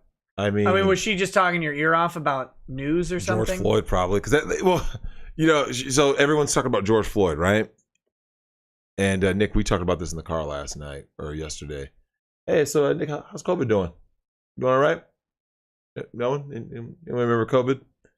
Hey, Nick, have you been social distancing? Wait, what? They need to on all the catch and release rioter stuff, they need to ticket every single one of them with a COVID charge. Yep. That's my theory. But then, can't you charge the police because they apprehended you? Do that. Ticket them too. Yeah. Imagine that. Like, well, this part, we had less than 10 till the police arrested us. Like, oh man. Horace Cock John. No, there's nothing wrong. You're not missing. I mean, I'm missing something, but there's nothing wrong with you wanting to not hear about current events for a little bit. That's what escapism is, and that's why it's important. Oh, that's a thing. Did you see that? What? I've seen this in the chat a couple of times. I thought it was a joke. Anyone see that silence equals consent banner? Because multiple people have said silence equals consent. Man. God, Title IX is just waiting. They didn't think about that one. Yeah. They mean silence to the cops, violence or whatever equals consent. That's what they mean by it. Oh, I thought that was like the Title IX shit. Like, oh, hey, she never said no, or he never said no. No, what they mean is like if you're silent about police violence, then you consent to police violence. Oh, okay. Ignoring the fact that, like, you know, silence can equal consent in other places as well. Yeah. It logically transitions to other avenues. That's what I was thinking. Horace Cock Johnson says, you guys mentioned horror movies. Paul W.S. Anderson, known for the Resident Evil movies and marrying Mila Jovovich, made an underrated one, Event Horizon. Not underrated, great. I need to rewatch it because when I saw it back in, I believe it came out like 95, 96 or something like that, somewhere in that like mid-90s. I don't think I really liked it at that time because it just was. I mean, you know how sometimes, once again, what mindset were you in? You watch it. So everyone's always talking about Event Horizon. I'm gonna have to go back and rewatch it. I love Event Horizon and In the Mouth of Madness. Sam Neill. Yeah. And, Lawrence Fishburne, right? Fishburne. Yep. Yeah, I remember that one. Also has a great line. Black dude sitting there making coffee, and the hot chick comes out of like cryo sleep. He's like, coffee. Want something hot and black inside you? Perfect. Good job. Nice. Good job, dude. Nice. Clumsy K says SJW relationships with their friends are stilted and artificial. Watching them hang out is like meeting at work when things are going bad. It's a job. Ugh. Corona the Murder Hornet says to fight racism in Italy, they had to hug a Chinese person. Fight racism in Minnesota, they have to house a black man. Hashtag latent gay. Hashtag Blackout Thursday. Nocturnus, Drexel equals facts. Meximan and Cheese says women project. Feminism is just their negging. Horatius763 says women aren't to blame. It was men simping to them. And then he says, is LaQuisha the black equivalent of a white Karen? Say it again. I was reading that comment that I did hear about that in Interstellar, which is a movie I completely love, that the whole wormhole thing, a black hole, was explained in the exact same way as Event Horizon. Sure. And I was like, yeah, to moving, you want to get to two distances, he just folds the paper in half and goes, psh. Right. Yeah, I do remember that. Is LaQuisha the black equivalent of a white Karen? Oh, you mean like the movie or just like the stereotype, like the whole... The stereotype. Basically, because who do you think is calling the cops on all these black men? Yeah. Shit. Shaniqua.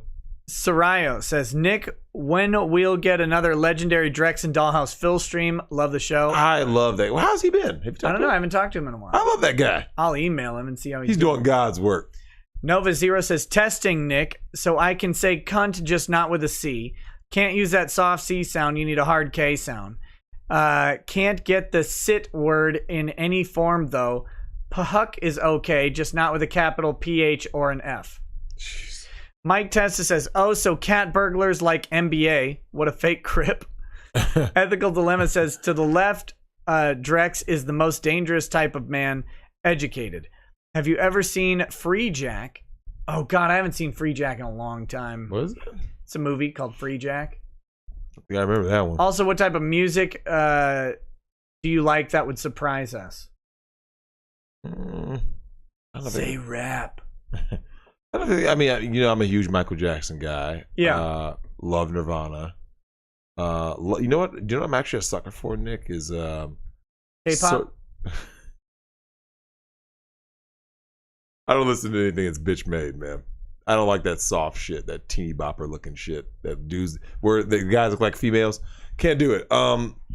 Nick, I actually listen to a lot of soundtracks. Like I love Like, you know when you watch a movie and it evokes a feeling, right? And you will go back later and be like, that song. And it always puts me in that moment. Like, I'm one of those guys, even if it's foreign language. Mike Testa says, NBA says his record's expunged. Does that mean squat? It means it's expunged. It just means that... He's still around? I don't know, I guess. Oh. Probably doing his own thing. Shockingly, I don't follow up on whether or not he's doing shows. Well, I figure that someone at some point would be like, oh, yo, Nick, did you know NBA blank? I mean, I hear his name brought up from time to time. I hope he's doing well. I do. What it means when you get your record expunged, it just means that your criminal record doesn't show up anymore and it can be for various reasons, just time or whatever. It doesn't mean you didn't do what you did. I don't know. Sarayo says, Nick and Drex blue shirt bros for the win. Mine's actually green, but the camera. Oh, yeah, it picks and then he also says, imagine Q, Drex, Dollhouse Phil, Dick, and PPP stream. What, that'd be a mess. Aisha Frazier says, heard you, Drex. Thumbs up. Random curious questions. What are your thoughts on Sulfur 8? Did your hair grow during the quarantine, or are you naturally bald? Sulfur 8? I don't know what Sulfur 8 I've never heard of that. Did your hair grow during quarantine, or are you naturally bald? My hair didn't grow during quarantine. I hope it... Well, I still shave. Wait, but what is Sulfur 8? I don't know what Sulfur 8 is. You can just type it in. Damn, you're killing me. The suspense is killing me. Hold on. Sulfur 8. Man. I can't ask you the next question because you're typing. Hold on. Sulfur 8. Okay, let me see what it says. Beard growth kits? What the fuck? What does Sulfur 8 do to your hair? Sulfur 8 is a range of hair care products consisting of shampoos, conditioners, hair oils, and braid butters used by people of African descent with highly textured hair. Sulfur 8 is useful in preventing seborrheic, whatever fucking word that is. Some dermatitis, whatever. Psoriasis? No, it's not psoriasis. That's some different word, some shit. And lice. It heals and relieves itchy scalps while conditioning to aid hair growth. I have never heard of Sulfur 8. Oh, there's a commercial from 1978. Damn, this must be Soul Glow. Oh, shit. Yeah. I have no idea. There's another question you said? Are you naturally bald? Sure. You said your hair didn't grow at all. You say you shave though. Yeah, I still shave. Yeah. So you never your hair doesn't ever stop growing. Well, I mean, some people's hair does. No, your hair always grows. If they go bald, yeah, even if you're bald, so I have a bald head, right? Yeah, but some people naturally go bald. Yeah, and their hair stops growing. No. So it's only the hair wherever you are bald stops growing, right? Yes. That's yeah. what I'm talking okay. about. Then yeah. Sure. But are you bald or do you like? Oh no. I actually I am bald like my dad, right? Like bald. Yeah. I just happen to shave every like a week or so. Okay, so you couldn't grow out the giant afro. The giant afro, no. Okay, that's what they were asking. Oh yeah, I know. I was kind of like, wait, that doesn't make sense because the whole Sulfur 8 thing. I was like, what is she asking? I have no idea. Gotcha. Still don't know. Alice Doors Night says, Drex, my ex's sister got pregnant and wanted an abortion. A mutual friend had family looking to adopt, offered 10 grand for the child. She chose to abort. They were black and Puerto Rican from single mom. So there you go. Mike Testa says, admit it, Drexel, they made Nemesis into Wild Mutt. Sad face. God, they botched it, man. DOG Beerus says, I will shred the black community down to its last atom and then build a new one, a grateful one. Drexel is Thanos confirmed. Sarayo says, damn it, Nick. Damn it, Netflix. Damn it, what's next to ruin? Nocturnus says, Cobra Kai is really good, though, you ageists. Lol. Horatius763 says, you guys have a great friendship. If there's a race war, which side would you choose? If you had no choice, would you fight each other or just die? We'd have to fight each other to the death on stream. I think that's the That's the only way to go. Of course. Slapfest to the death. Yeah. That hillbilly dude, though. I mean, dude took real blows. They were standing him up. That dude was handing L's out like crazy. Yeah, damn. Let's see. Moist John says, if half the audience hates it, you convinced no one. Kalinka Pavlova says, what did I miss? Had to put Small Human to bed. You missed everything. Mr. Schwagan says, problem is that you have people that will never be your customers, yet demand you make the movie to their standards. Yep. Wheeze in the juice. P. Shore. Drex. You know, Nick, that's the problem I have with the pandering, right? Yeah. Why are you pandering to people that you know They're not going to buy your stuff. they're not going to buy it? They're not going to go to it. They're not going to see it. They're not Even going to when listen you fix to it, they're not going to buy it. Nick, do you know what it boils down to? I truly believe that these people think that the world, like Twitter, is a direct reflection of the world at large. So if you're Neil Cuckman, right? Yeah. Hey, I got to make a trans character. The trans character is going to do. It's like, you do know that, Nick. What does the trans population represent on like a global scale, right? Not even a percent. It's real low. Like not even 1%. So you're pandering to someone who is a fraction of a percent. Not given. And you're pandering to part of that community too. Correct. That's the other thing, because there are a lot of trans people who aren't like that. They're like, just leave me alone. Damn. Let's see. That's insane, though, right? Like, you should want to make money, man. Like you're in business to make money. Let's see. Tamara Holloway says Acts 17 Apologetics was suspended for hate speech for a video about published research on the rise in Christian persecution. People wonder why I don't do religious streams. Alman John 1 says, missed the stream because I work during the week. Here's some money just to antagonize your haters. Oh, thank you. Horatius763 says, did you see the Irish kid cut with knives by blacks? No. Kalinka Pavlova says, did you hear about the incel who blew off his hand? Oh. Nope. Shit. Really? Horatius763 says, black privilege supporting blacks in white sports. Okay. Okay. Are there white sports? Yeah, badminton. No, that's like a Malaysian sport. Is it? Oh. You watch the badminton on the Olympics. I know that table tennis there is that's something. like Chinese. Yeah. Look, you got like Thailand, Burma, Indonesia. Rugby's got to be a pretty white sport. Probably rugby and golf. hockey. Golf is still up until obviously Asians have come on really strong in recent time. Hockey is still pretty white. Baseball is white. The ice skating stuff. Baseball is like Latin American. Yeah, the professional level, it's still pretty white. I mean, don't get me wrong, there's lots of Latin players, but yeah. Let's see. Mr. Schwagan says, Katie Mercury is the best girl. Fight me. Who's Katie? Cadey Mercury. Hmm.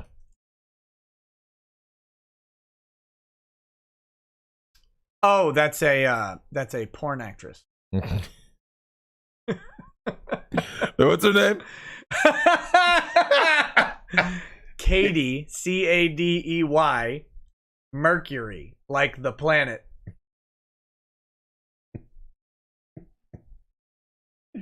Never heard of her. Let's see what she looks like.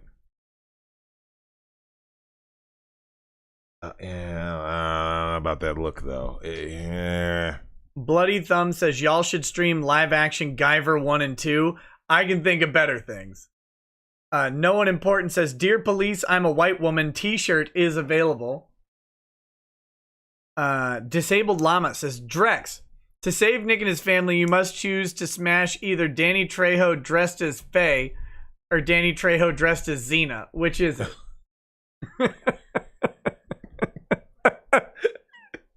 How's there no third option? Like, I mean, Nick, really? Like, what? And there is no just option.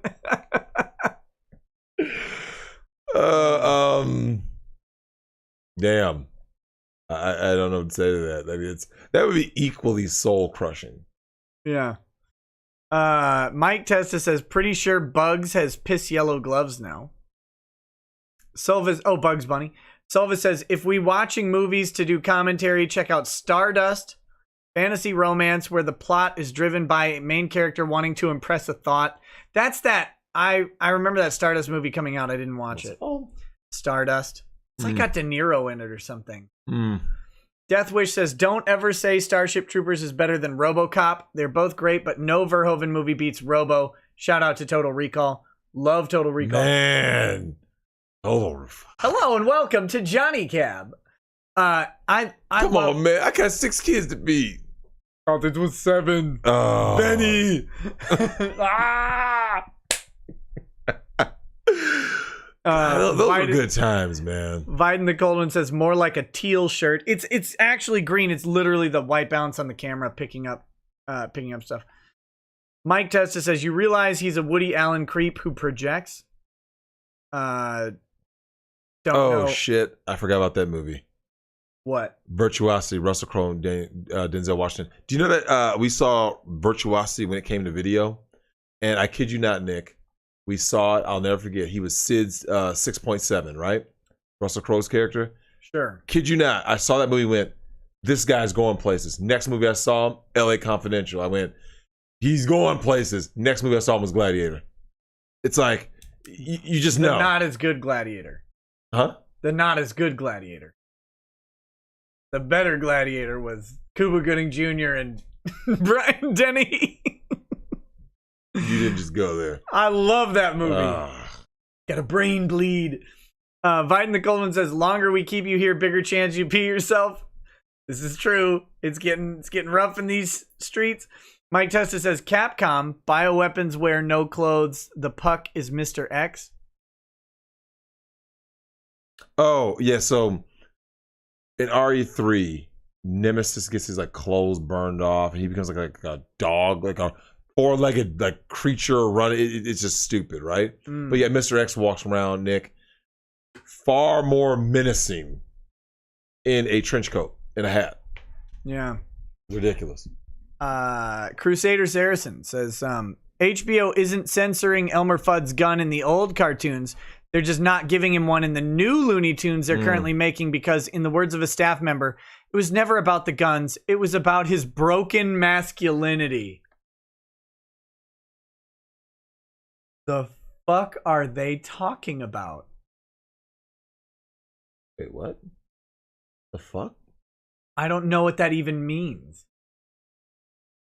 About the guns? About his masculinity? Nova Zero says, Drex channel never. Right, Drex? How are you? Oh, here you go. I'm good. So, as Nick knows, with this this extended vacation is the time that I'm getting my equipment. Yeah.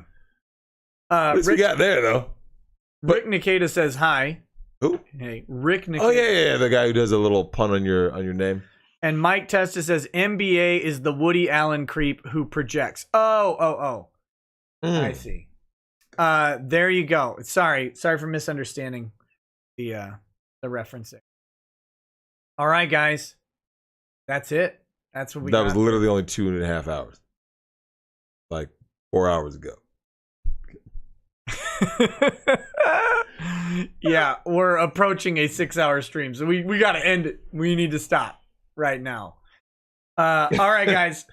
We'll be on the alternate channel doing something a little more relaxed tomorrow. Broken masculinity. Thanks for joining us. Hey, thanks for coming out, guys. It's always fun. That really hurt me, man. The broken masculinity of Elmer Fudd. Nick, these are iconic characters. Iconic. Okay, okay. That would be like remaking Duke Nukem, and he'd be I don't know what, like what's something that Duke Nukem would never do? Be like a vegan peacekeeper officer. So this is something stupid. Yeah, Derpy Jew, I did read your super chat, just so you know. It was the Bebe Kids one. I've never seen it. Drexel saw it, he liked it or whatever. All right, guys. Thanks for hanging out tonight. We'll talk to you guys tomorrow. I mean, Nick will. I feel broken. On my other channel. Well, I think tomorrow we'll move the rig up to the other room and do some chilled out video game stuff or whatever. That works. Oh, I think something else. Oh, I can play through. the outro. I can play the outro here. Oh, hold on. Something else popped up. Oh, man. Mike Testa. Yeah, I'll get it. Here's the outro, guys. Mike Testa says, let me guess Bug's gloves are because he's homo. I have no idea. I haven't seen anything about it. All right, guys. Thanks for hanging out tonight. We'll talk to you soon. Yeah, have a good night. Have a good night. We'll laugh at this boomer till he explains it's all part of the plan. Watch his face.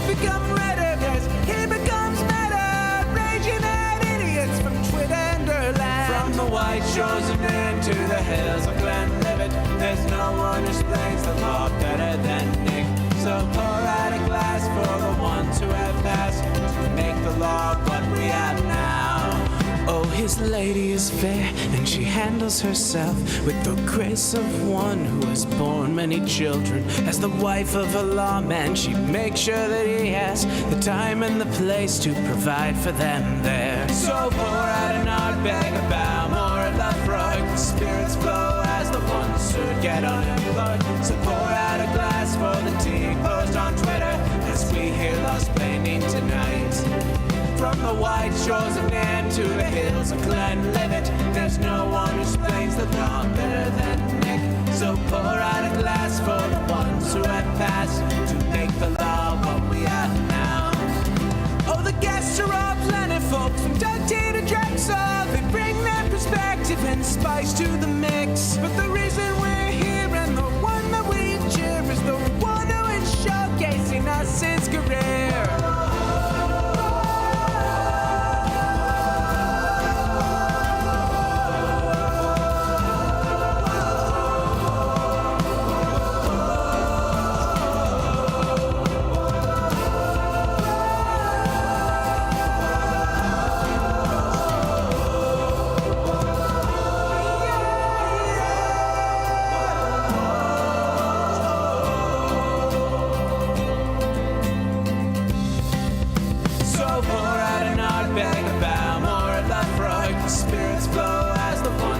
Get unemployed. So pour out a glass for the tea post on Twitter as we hear Lost Planing tonight.